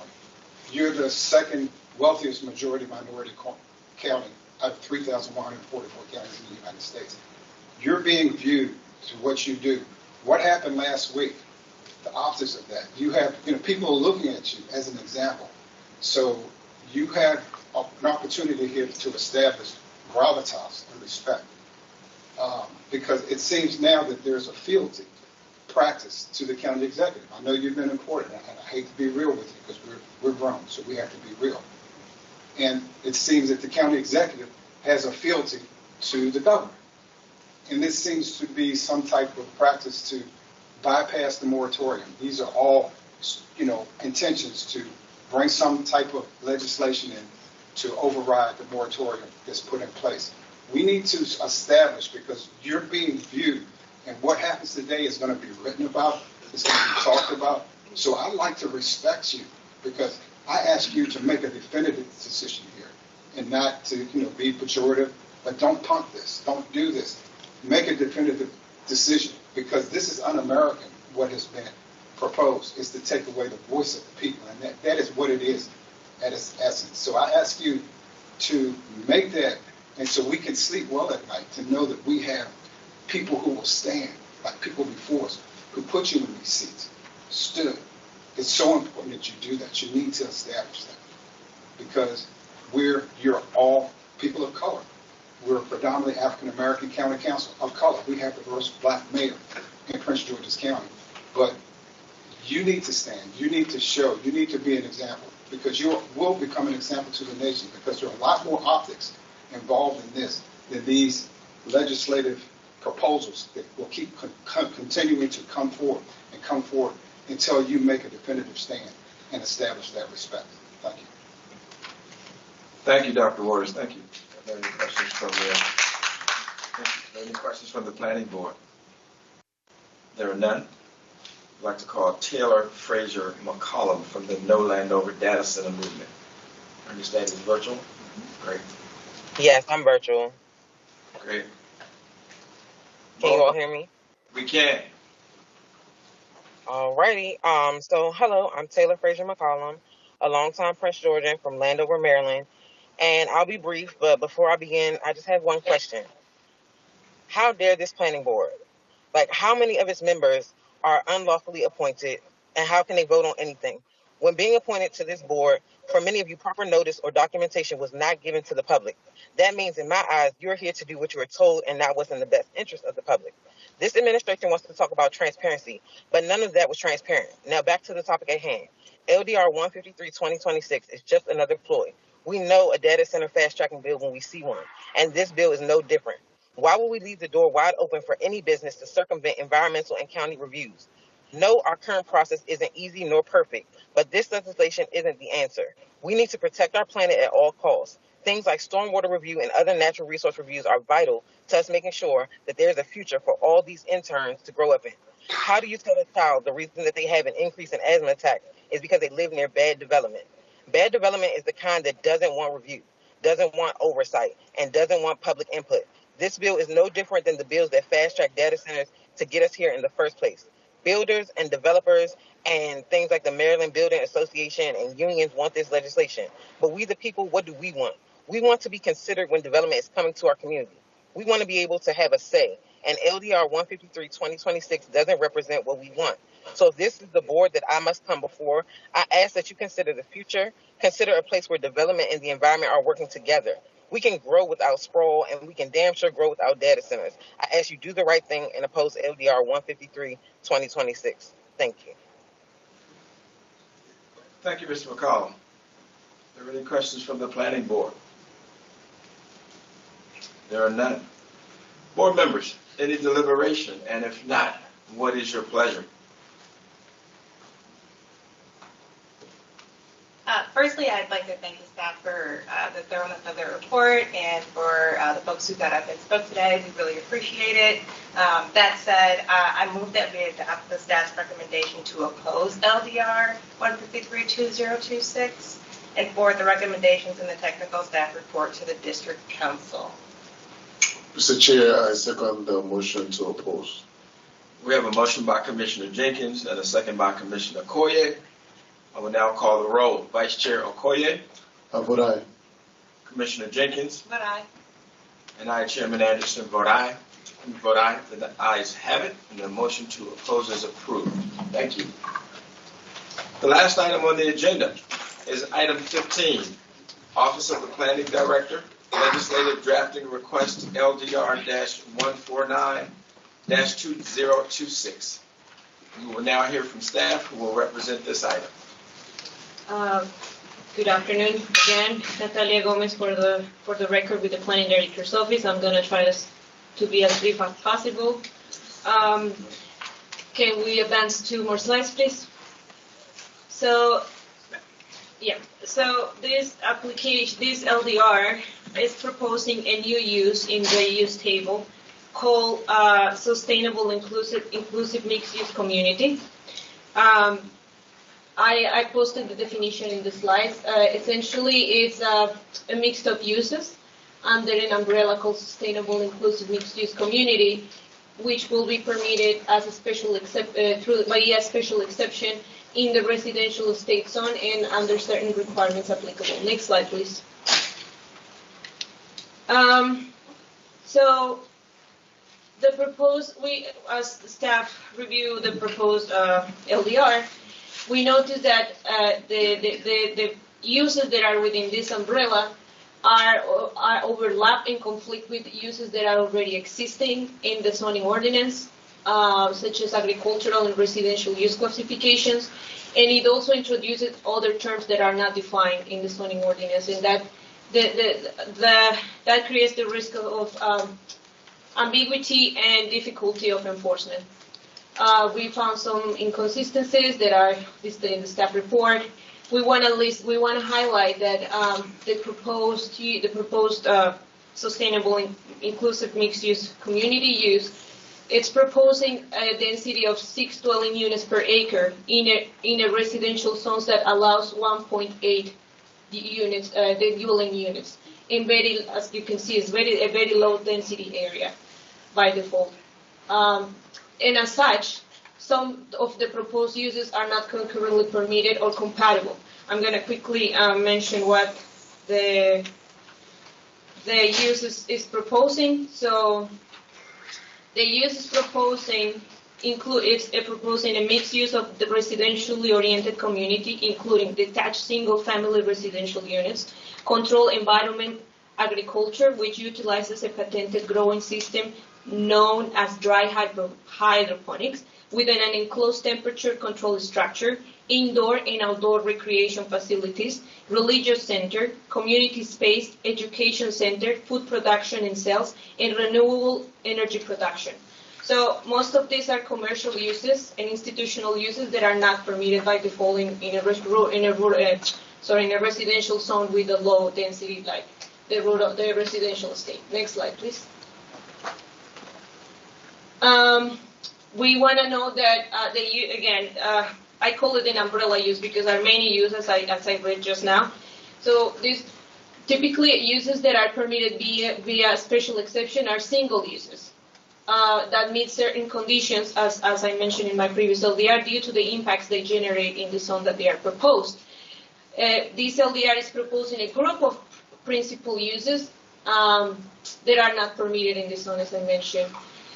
We also noticed that when an application goes through a special exception, there need to be standards that it can be confronted with. That, as I mentioned, that there need to be standards that help mitigate this type of uses. And we noticed that the proposed bill doesn't have, it lacks of standards for minimum lot size. These are just the general, but there are more. Lot size, setbacks, lot coverage, building height, open space, among others, parking, and especially in other inconsistencies, given the amount of principal uses. It's like a mixture of uses that really require a list of determined standards that not only the planning department, but all the other agencies like the Department of Permitting and Enforcement will need to do their permitting process.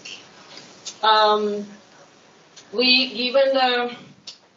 the history of the bill that you will hear later, probably, we think that this is a property specific amendment, text amendment, and I highlighted at the end of the slide that text amendments should generally establish standards of county-wide applicability rather than create regulations designed to accommodate a single parcel. So that's our stand when we think that an LDR is a property specific text amendment, and I wanted to highlight that. Given the use that is proposed here in the mix of uses and the standards that are listed in the bill, we consider that we insist, actually, I wanna reiterate, and I'll expand in my next slide, that this could be more, this bill is more characteristic of what a planned development rezoning is. And we just had one, you just approved one today, CMA 25004, and you had a very lengthy conversation and explanation from Mr. Haller, from Mr. Warner, and the People's Council about what planning development zones are. Next slide, please. And we think, just to give you an example, the application that you approved today, it's proposing an increase of density from 1.08 dwelling units to 2.45.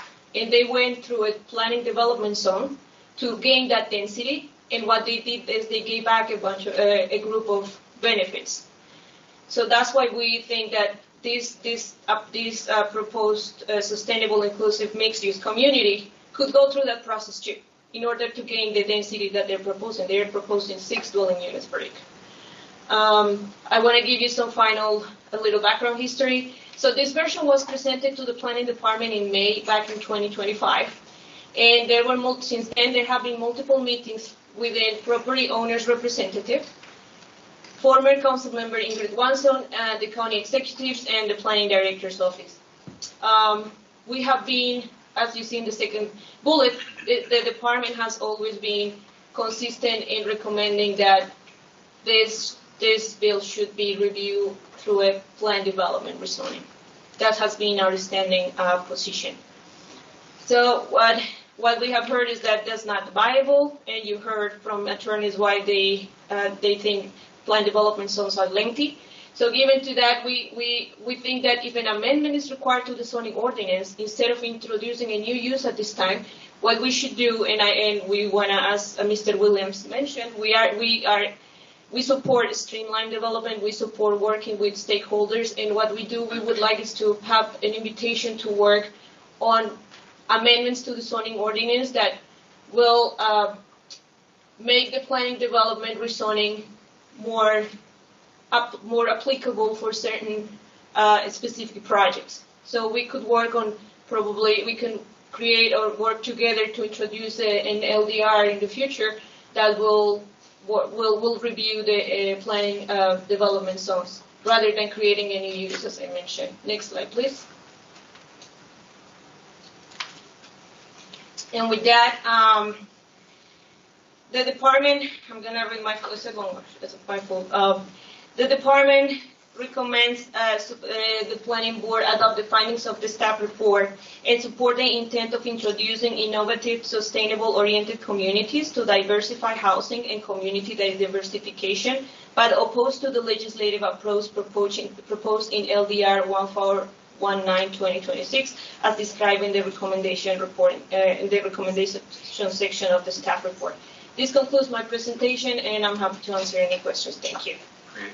Thank you. Thank you. Are there any questions from the planning board? See, there are none. We will now take testimony from those who signed up to speak on this item. Each speaker will have 3 minutes. I'd like to first call Edward Gibbs from Gibbs and House. Good afternoon, Mr. Chairman, members of the planning board. Pleasure to be here this afternoon. Edward Gibbs, attorney with offices in Largo. And I am here testifying on behalf of Judah Temple AME Zion Church, my client, who has an interest in this legislation if it moves forward in that direction. And let me just say that I'd like to express my thanks to Councilmember Adams for his initiative in bringing this LDR forward to where it is today, and to creating the opportunity for a transformative use of this nature to present itself and to be created here in Prince George's County, because nothing like this exists today. Nothing. This bill, if it ultimately becomes a bill and is ultimately approved, it allows a sustainable mixed-use community, but not the typical mixed-use community that you're accustomed to seeing. This is not a Woodmore Town Center. I did Woodmore Town Center for dirt. This is not that.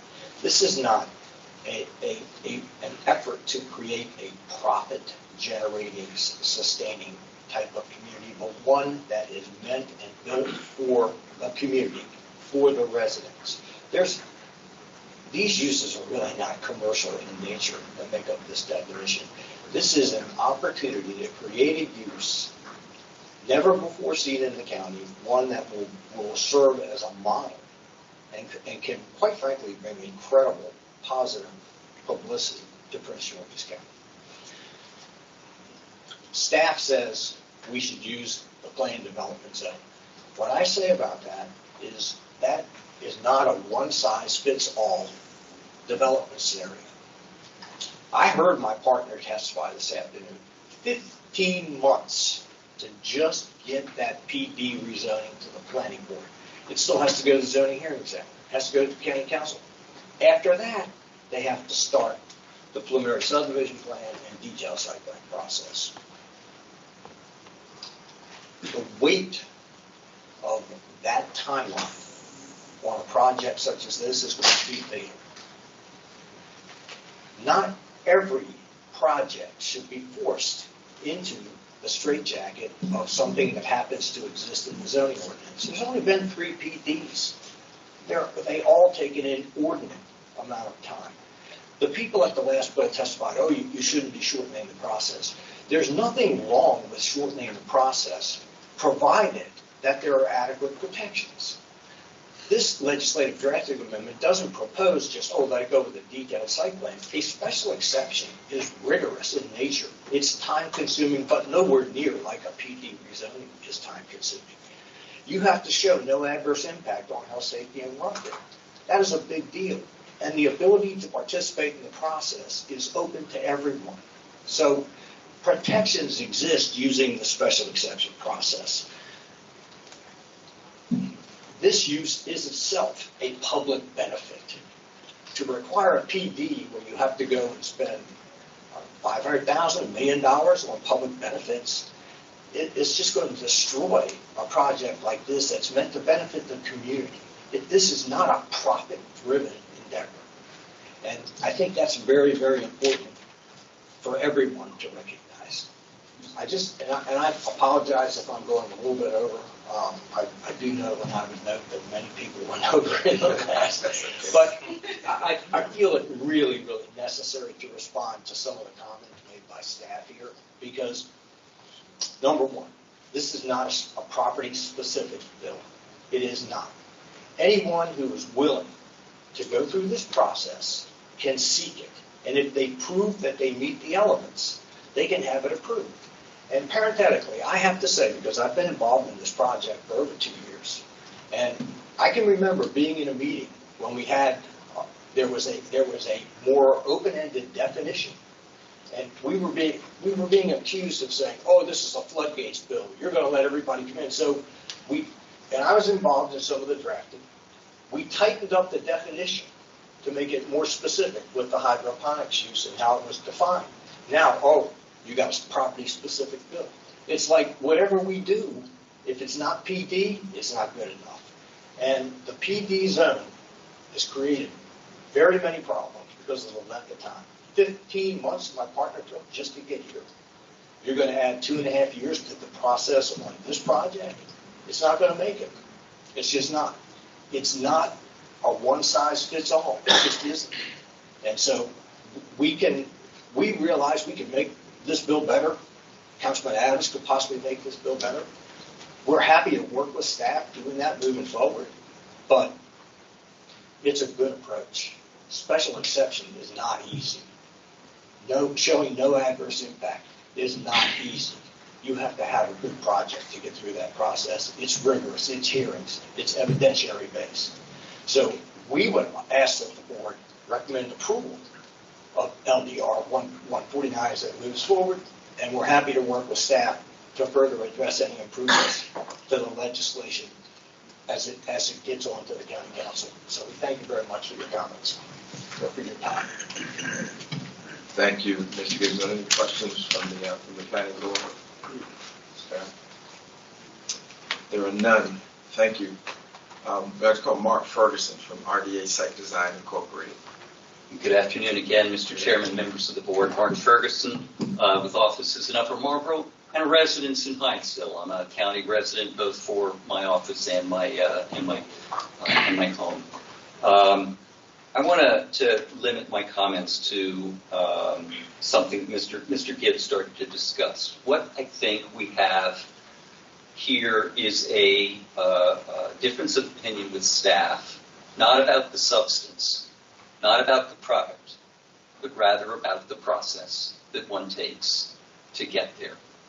And I think it's understandable why staff would make the arguments that they have because they have to administer the ordinance. But process, Mr. Chair and commissioners, isn't free. You've heard many people today speaking on the legislative amendment that is right before us, which I would say is probably pretty ill considered. What you have before you here in this bill doesn't take away any of the protections, doesn't take away the early review of a natural resources inventory, doesn't take away the early review of the stormwater concept plan. The special exception process is arduous. It's thorough. It has many opportunities for public input, both in a pre-development situation and in multiple hearings. And it has a strict standard for approval. The public interest will be upheld, even with the creation of a new use and routing that through the special exception process. So we understand staff's position, but it's one that will hurt this project and the other couple of churches that wish to do the same thing. We have submitted, attached to Mr. Gibbs's letter, some amendments that do address many of the really substantive and good observations that the staff made about the legislation. There is opportunity to improve the bill, but the substance of it is strong, and we ask that you do approve it. Thank you. Thank you, Mr. Ferguson. Any questions from the planning board? There are none. I'd like to call Scott Moore from Judah Temple AME Zion Church.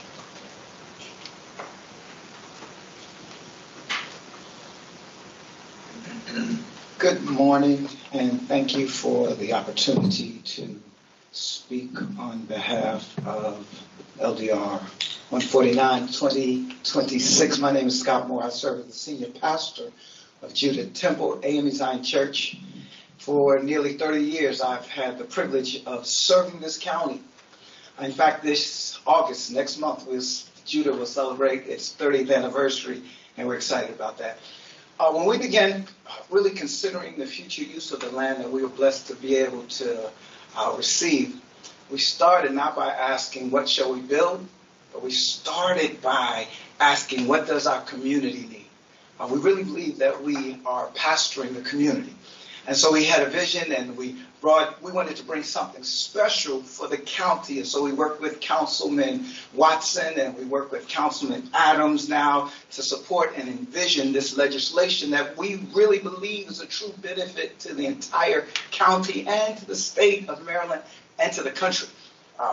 We also took the steps of going to the Bowie Council, and we presented out of courtesy, and we got a unanimous support from the county. We were so humbled that they unanimously supported us and said they were going to recommend this to the Prince George's County Council.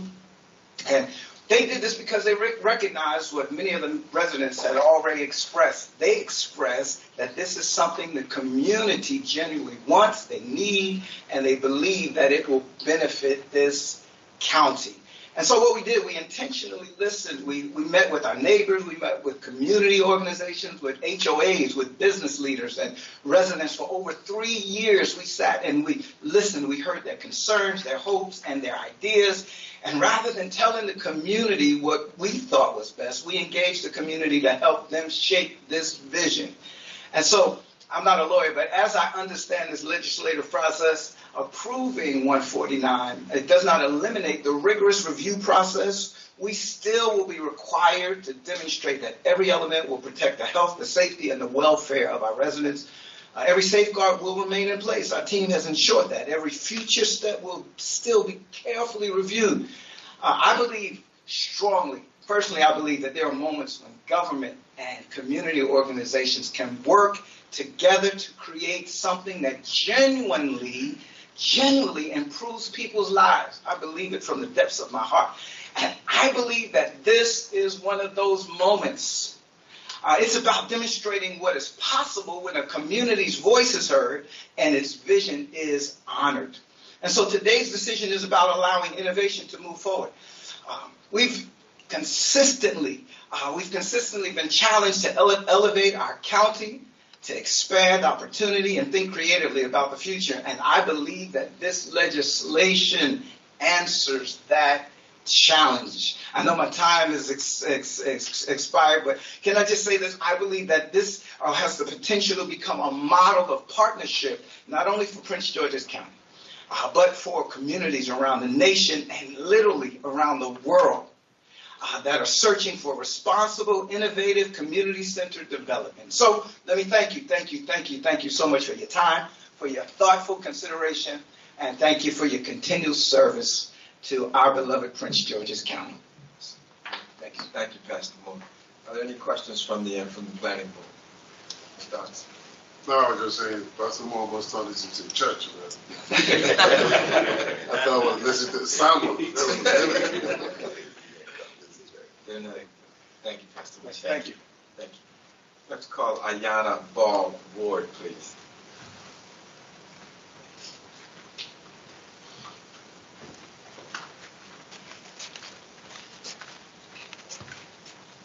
Good afternoon, everyone.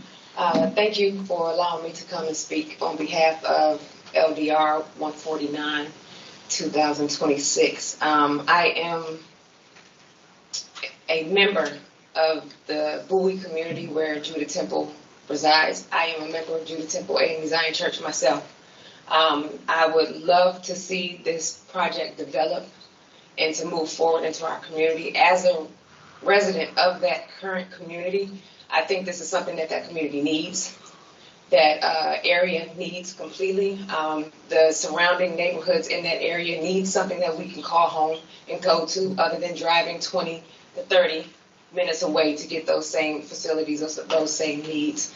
I would love for you all to consider this amendment and move this project forward. Thank you.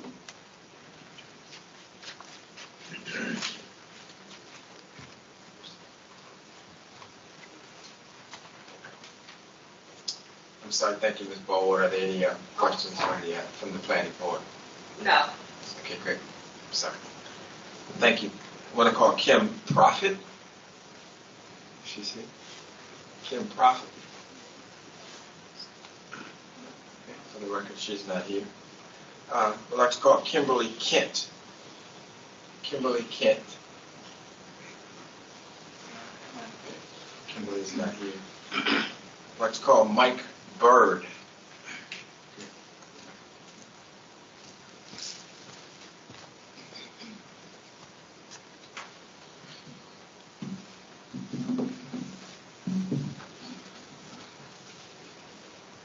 All right. Good afternoon, Chairman Anderson, distinguished board members. For the record, my name is Michael Bird. I live at 2201 Darnell Court of Woodmore Estates, which is a subdivision located across Church Road in close proximity to Judah Temple. I and my wife, with our 2 children, have lived in Woodmore Estates since December of 2004. My entire family has been involved within the Bowie community, from participating with athletic offerings of the Bowie Boys and Girls Club, Girl Scouts, and Cub Scouts. In all of these organizations, myself and or my wife have held various leadership positions in our attempts to give back as much to the community as possible.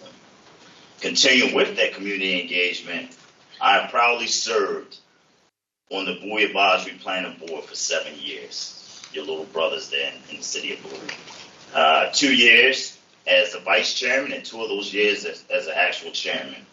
With that being said, I'm intimately familiar with the Prince George's County zoning ordinance and the county's 2035 general plan.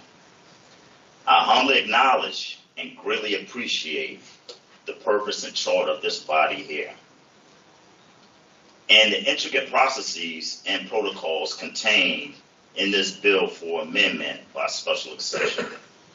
I'm also aware of the lineage of the planning and development process within the county.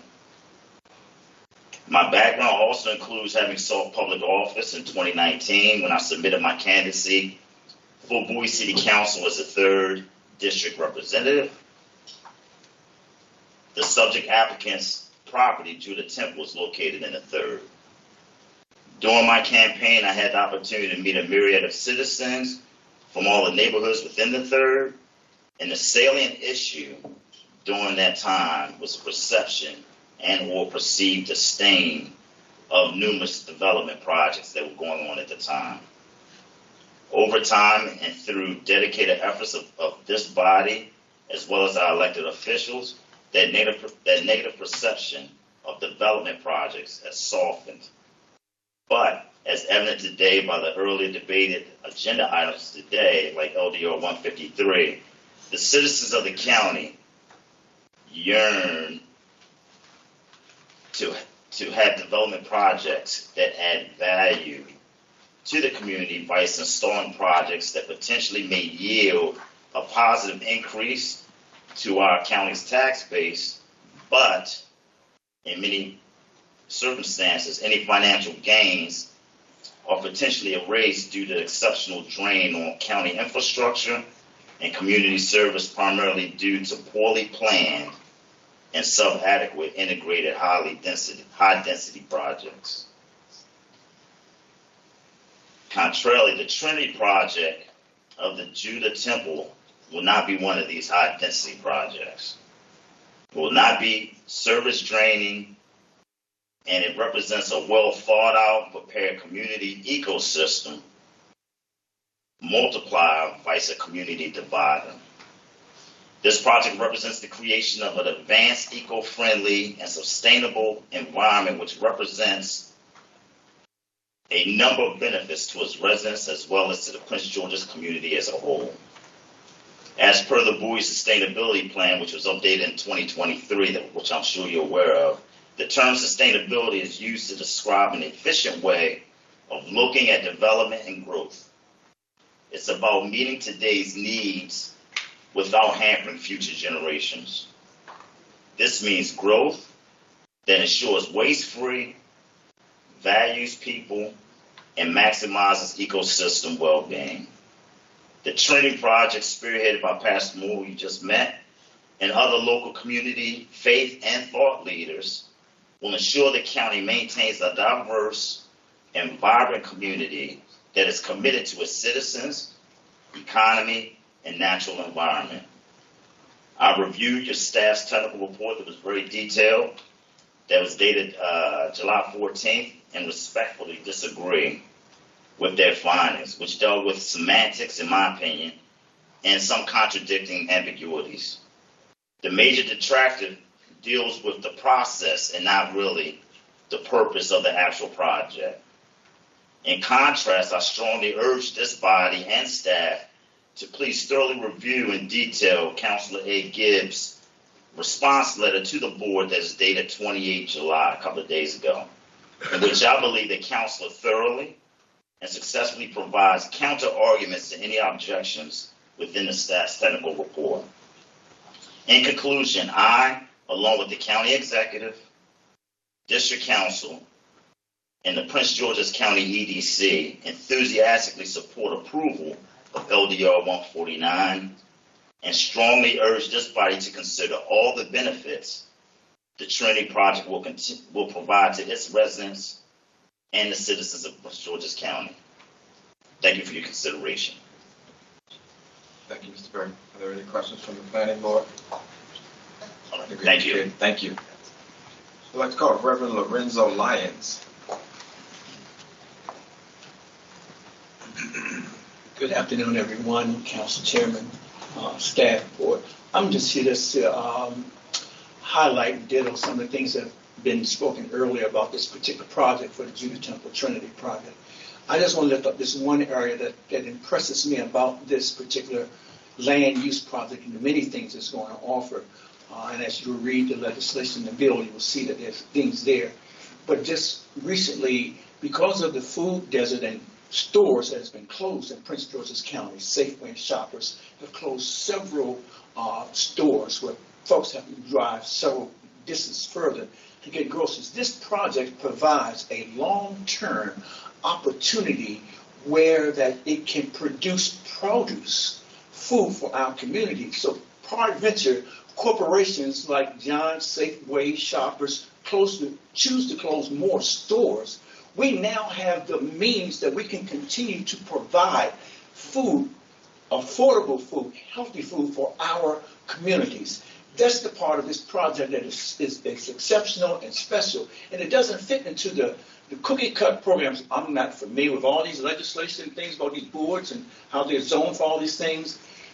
Yes, it falls into the land development, but the use is something exceptional. As Pastor Moore indicated, it will be an innovative gem for the county and for the state if we can move forward with this project.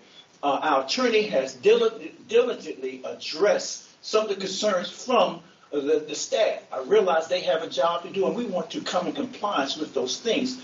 But the greater thing I believe here is that there will be an opportunity for our community to maintain the people who need these resources to have access to these particular resources. We have 5 public schools in this area who have agriculture type programs. It would be a phenomenal feat that they could come in partnership and learn these new technologies from the Dutch company that has this innovative technologies to allow produce and land use of growing sustainable food for our community. Again, you can look at the 5 schools of Suitland, Highland Park, and Fairmont Heights. But these students could come and learn the processes of this new innovation and offer all types of technology jobs, biotech, all types of technologies embedded in this program. So I just want to lift that up, and I pray that as a council, taking advice of your staff, as well as some of things we're trying to do to address their concerns,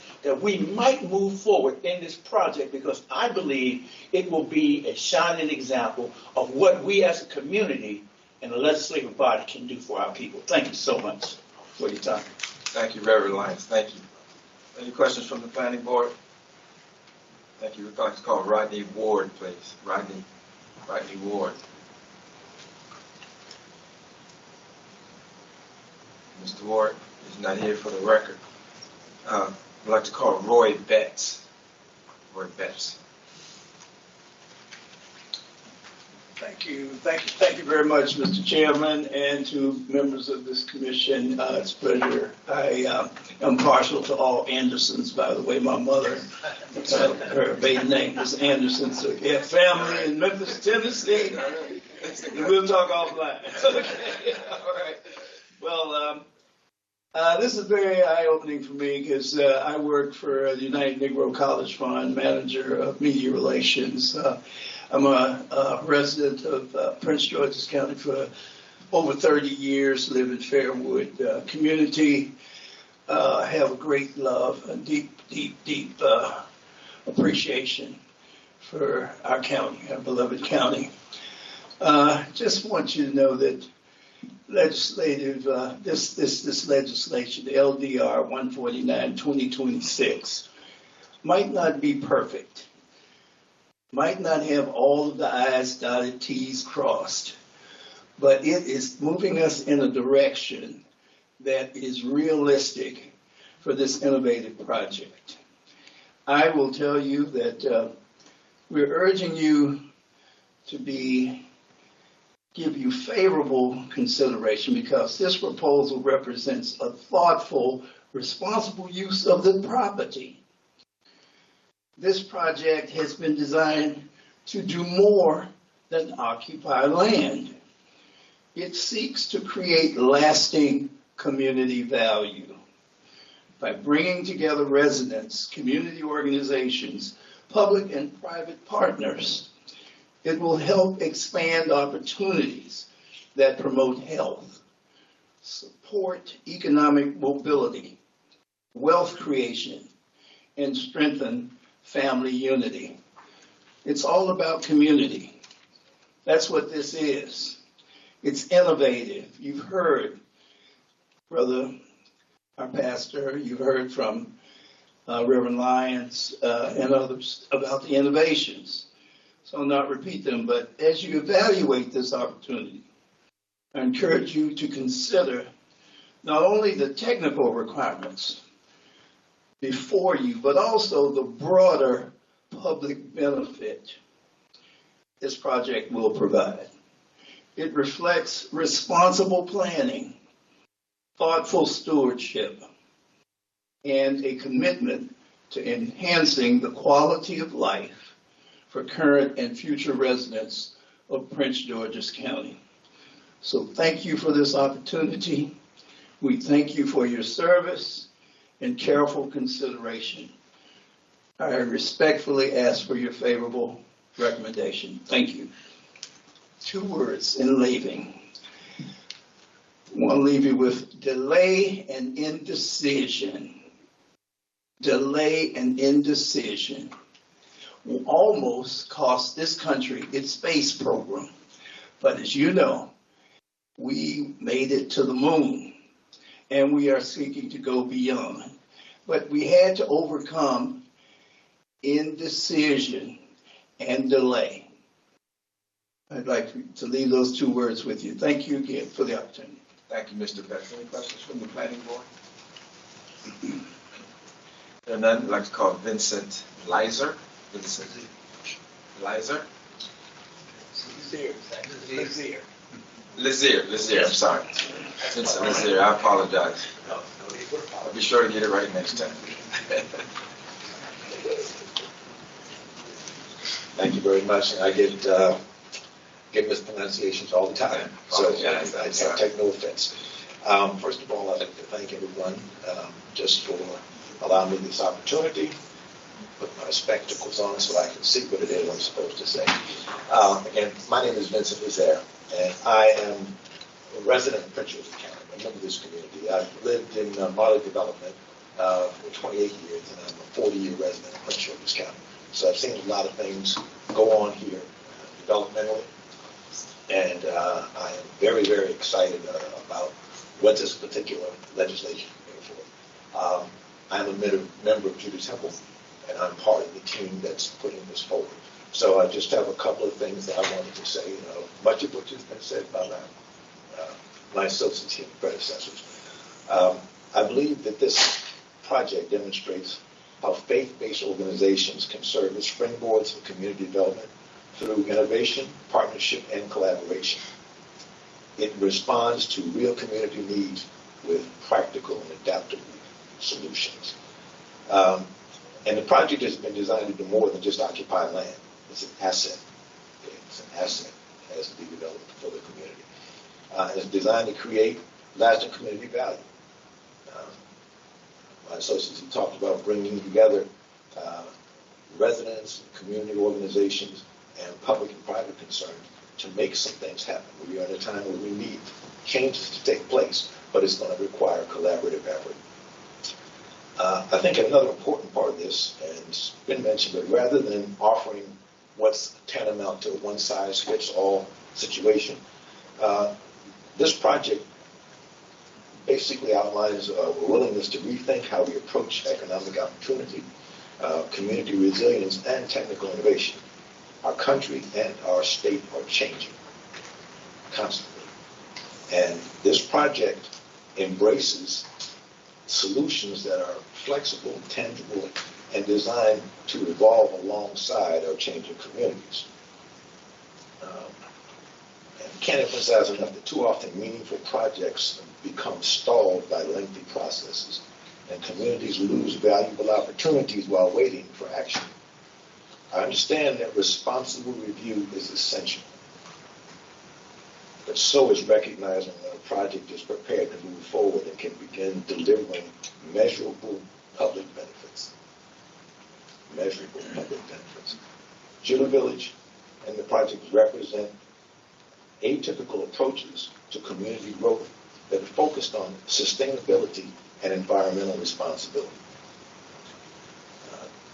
This growth can be achieved by providing year-round food, by providing multi-generational housing that's consistent with the surrounding area. We vetted things with our neighbors around here, so this is not going to be some eyesore or perceived eyesore. It also provides a community center for activity and media services and the like. And just as importantly, it'll provide a place of worship as Judah Temple, as a church has done for some 30 years. So I look at what has been provided and what we think the project provides as being atypical, but I think it reflects exactly what a special exception use is, okay, what it's for. So I ask it, again, as you evaluate this opportunity, to look beyond just the technical requirements, but also consider that broader public benefit. And again, I ask you that you basically support LDR 149-2026, and we do what's necessary to speed this process through and expedite its development. Thank you very much for your time and your service. Thank you, Mr. Lizer. Any questions from the planning board? There are none. I'd like to call Eleanor Wixon. I understand she is virtual. Eleanor Wixon. Hello. Hey there. And good afternoon again. I have to say I oppose LDR 149-2026. This proposal is spot zoning 2026, and I am very disappointed that it's even been introduced. LDR 149 is clearly designed to benefit one applicant and only one. This extremely targeted legislation will give permission for the intrusion of an indoor-outdoor multiplex of completely disparate uses.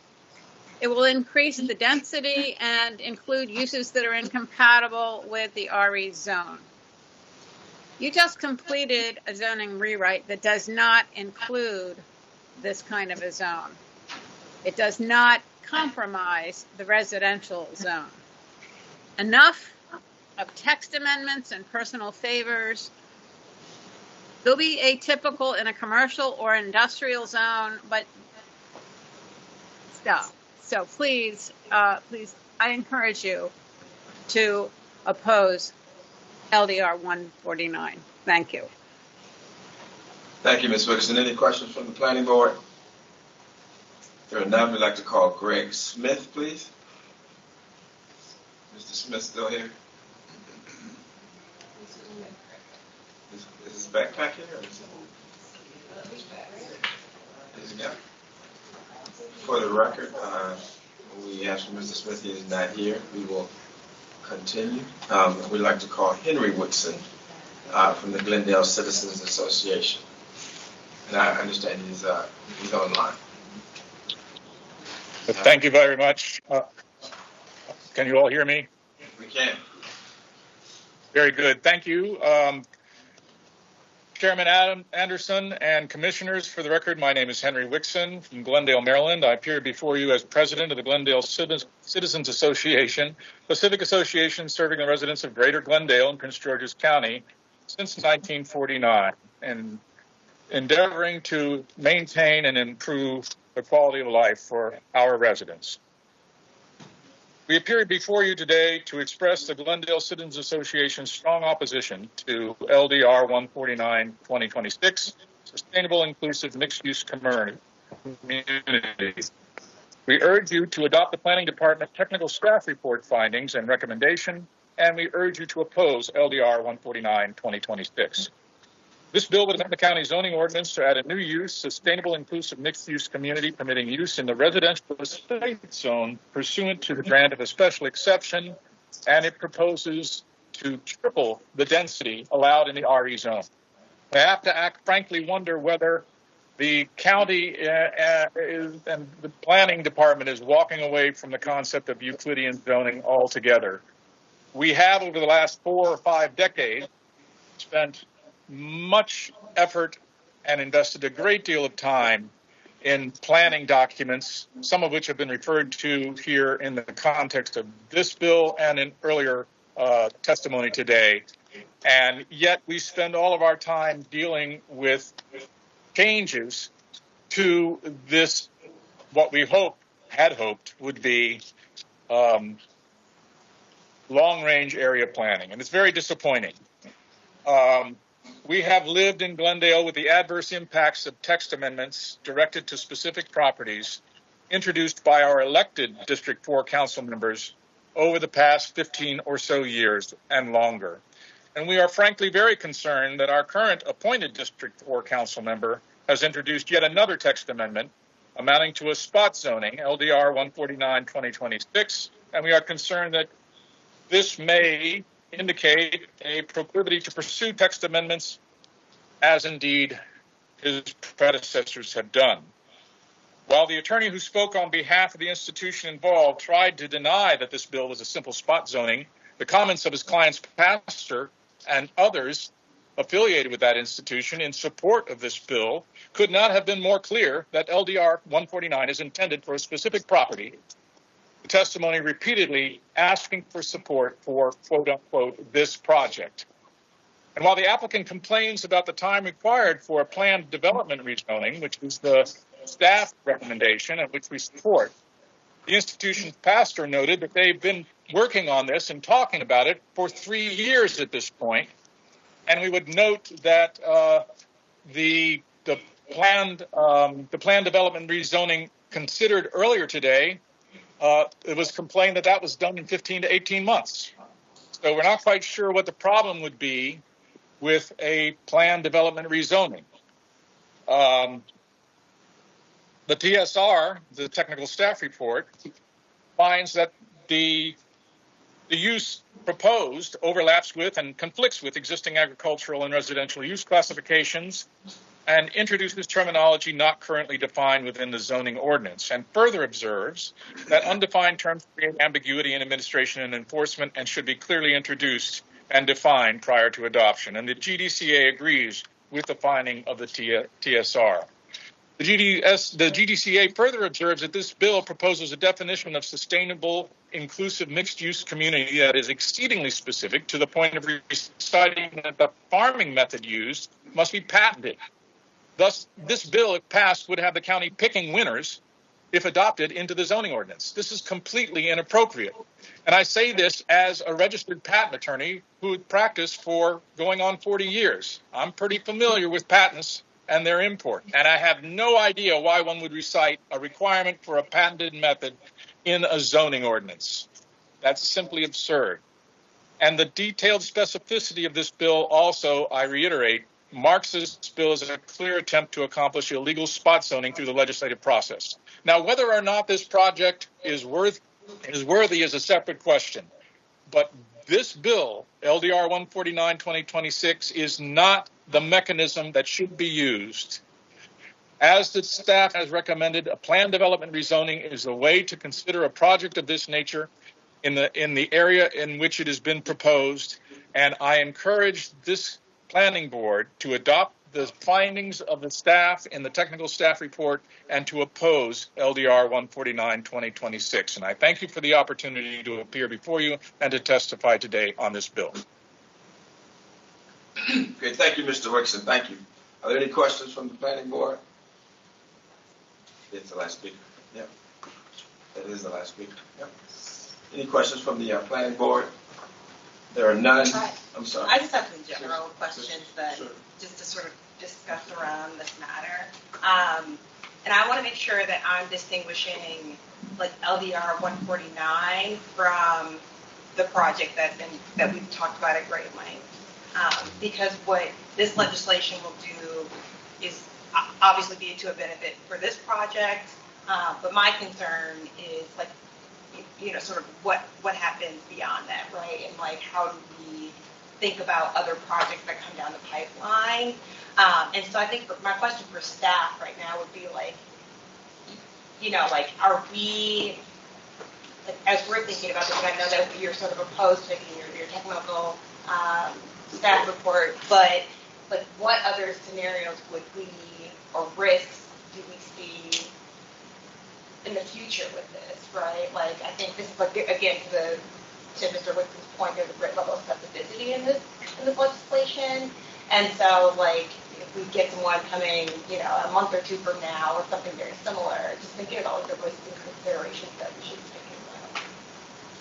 So I cannot talk to the risks of the legislation yet because that will. So what we are seeing, and based on what is written, there are uses that are proposed. There are institutional and commercial that are not suitable for low-density residential areas. Right. So more than risks, I would talk about impacts, and that's what we as the planning department see when we process an application. So we try to see how you're going to see that our zoning ordinance talks about consistency through uses throughout the county. So we use that lens, consistency lens, and we use the Plan 2035 to see consistency. The zone where this is one of the situations. First, this use is introduced to only one single zone. So that's speaking of consistency throughout countywide. Secondly, the residential state zone, which is where the zone that this use is proposed to be applied to, the special exception, went through a lengthy rezoning process, not only through the rewrite, and maybe Council Warner may probably may interject me if I'm not correct, but it went through a lengthy process, not only through the rewrite, but through the rezoning plus to the other plans, master plans and region plans. Is that the correct term? Yeah. So, and those plans included community input.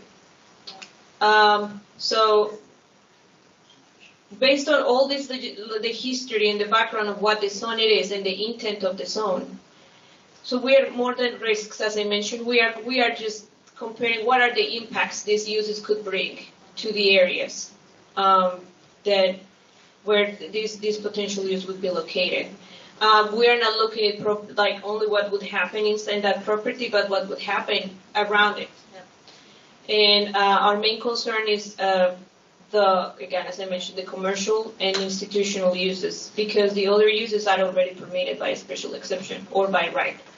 As I mentioned, we support the innovative, bringing innovation, and this is what we need. And part of the rewriting of the zoning ordinance is to bring a diversity of uses and innovate. It is true that we need to work on what technology changes and other uses that will contribute to our county. We just think that this is not a proper manner. It will need significant work. As I mentioned, we're happy to work together. And maybe at that working sessions or future conversations, we could technically evaluate the risks that you are mentioning, because those are risks that we cannot only mention. We need other agencies to bring also their saying of what they think the risks could be. For example, climate related. Although this is a sustainable bill, there is still climate related issues, enforcement, it's particularly enforcement issues that need to be seen. Yeah. And that's what I think I heard throughout, sort of your reporting and then the testimony as well. It's just sort of like, it's not a super tight legislation, right? And so like there still needs to be some refinement. Like so I think to your point, like that I kind of worked with the official just to refine that legislation. But I'll open up to my colleagues too if they have any questions or thoughts. I'm reading Edward Gibbs' response to technical staff report. Did they answer your questions? Yeah, I think you have 1, 2, up to 7 clarifications. Did you guys address those questions? We did not address these questions because of the timing that the memo was submitted. It was almost close to the deadline, and staff did not have enough time to address them. But I am happy to go through them if it's the board's pleasure. Wait, Mr. Chair, if you can we allow Mr. Gibbs pick 2 out of those 7 and see if we can address them? We can. We can.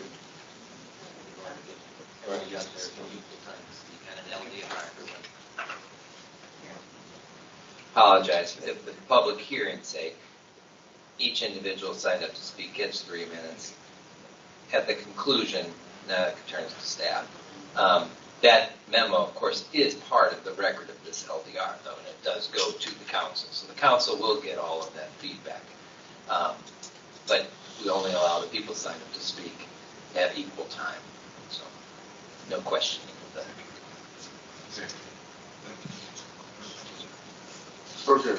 So I think what I've gathered here is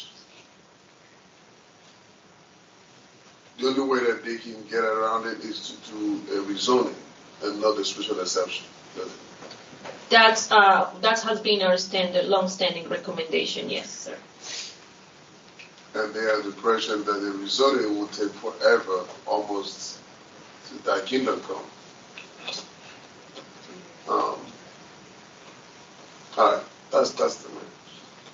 But the language there is like it's upwards of 2 years, right? That doesn't mean that it's going to take 2 years, right? If all things, all ducks are in a row, that process could happen quickly, quicker than 2 years for the PDU.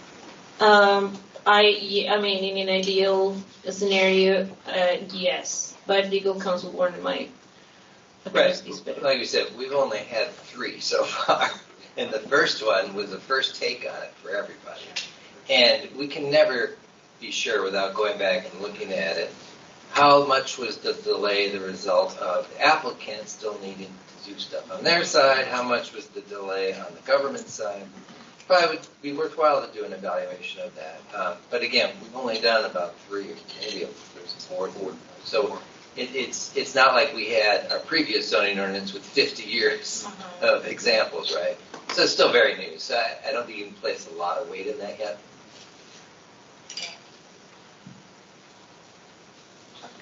I think that answers answered my question in your presentation, so thank you for indulging me in that. And just a question of the, well, have there been any, and I'm sorry, I'm just, pretty brand new in the minutes that we have there any been instances of any previous reviews of this introduction or what we're looking at right now? This So yeah, as I mentioned, last year the conversation started of this LDR between the planning department and council member Watson at the time. So it's been a long-standing history since 2025. Staff presented, it is not me, the planner, someone from the planning department who was the liaison at the time, as I was in maternity leave. They presented some alternatives. They presented a revised version of the bill, but as I mentioned in my staff report and in the presentation, our long-standing position has been always the rezoning, which has been over a year that we have been in these conversations with them. Yes, Mr. Chair, for the record, James Hunt. Yes, Mr. Gomez is absolutely correct. We've been working with the applicant for well over a year, and the response has always been the same thing, to go and to resort to the PD process and recommend the PD process.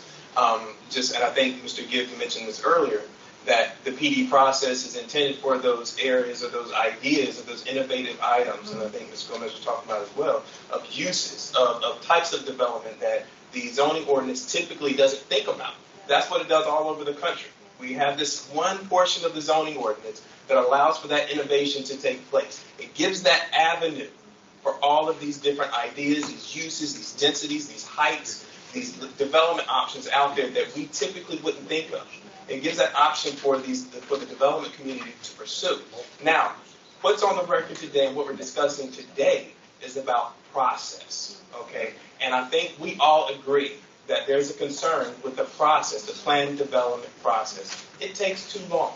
That was mentioned back in February when we had the development charrette with all the folks in the development community about the process. So we're looking into that. The county executive wants us to look at that. The county council, as you heard earlier today in other agenda items, that the county council members are talking about this and their pieces of LDRs that are coming through.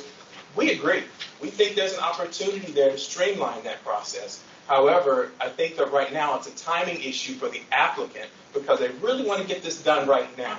The concern for us is that the avenue is there. We need to address the issue because it's not going to be just these, not shouldn't say the applicant, but the developers, the churches that you all heard from today. It's not just about those developments. There are others that are going to be coming forward, not just that type, but others that are out there. Let's fix the process. That's what staff is saying today. Let's fix the process at this point in time. I think that's the bigger key here, and that's what staff's trying to say. Mr. And if I may, if I'm looking for some of this, there are a lot of components that go into not this legislation, but what we have spoken about today. And so I think, to your point about the process, there should be a great level of detail and thoroughness that happens.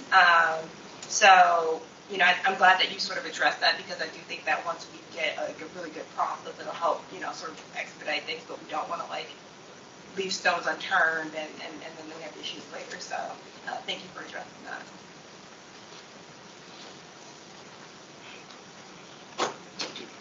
Thoughts? More discussion? Board members, any deliberation? And if not, what is your pleasure? I think, based on this conversation, I move that we adopt the staff's recommendation and oppose LDR 149-2026, and we just sort of move forward with the recommendations and the technical staff report to the district council. Mr. Chair, I second the motion. We have a motion by Commissioner Jenkins and a second by Commissioner Okoye. I will now call the roll. Vice Chair Okoye. Would I? Commissioner Jenkins. Would I? And I, Chair Anderson, vote aye. The ayes have it. The motion to oppose is approved. Thank you. This concludes all the items for today's agenda. I want to thank staff a great deal and others for the day. And I will formally adjourn this meeting. Thank you.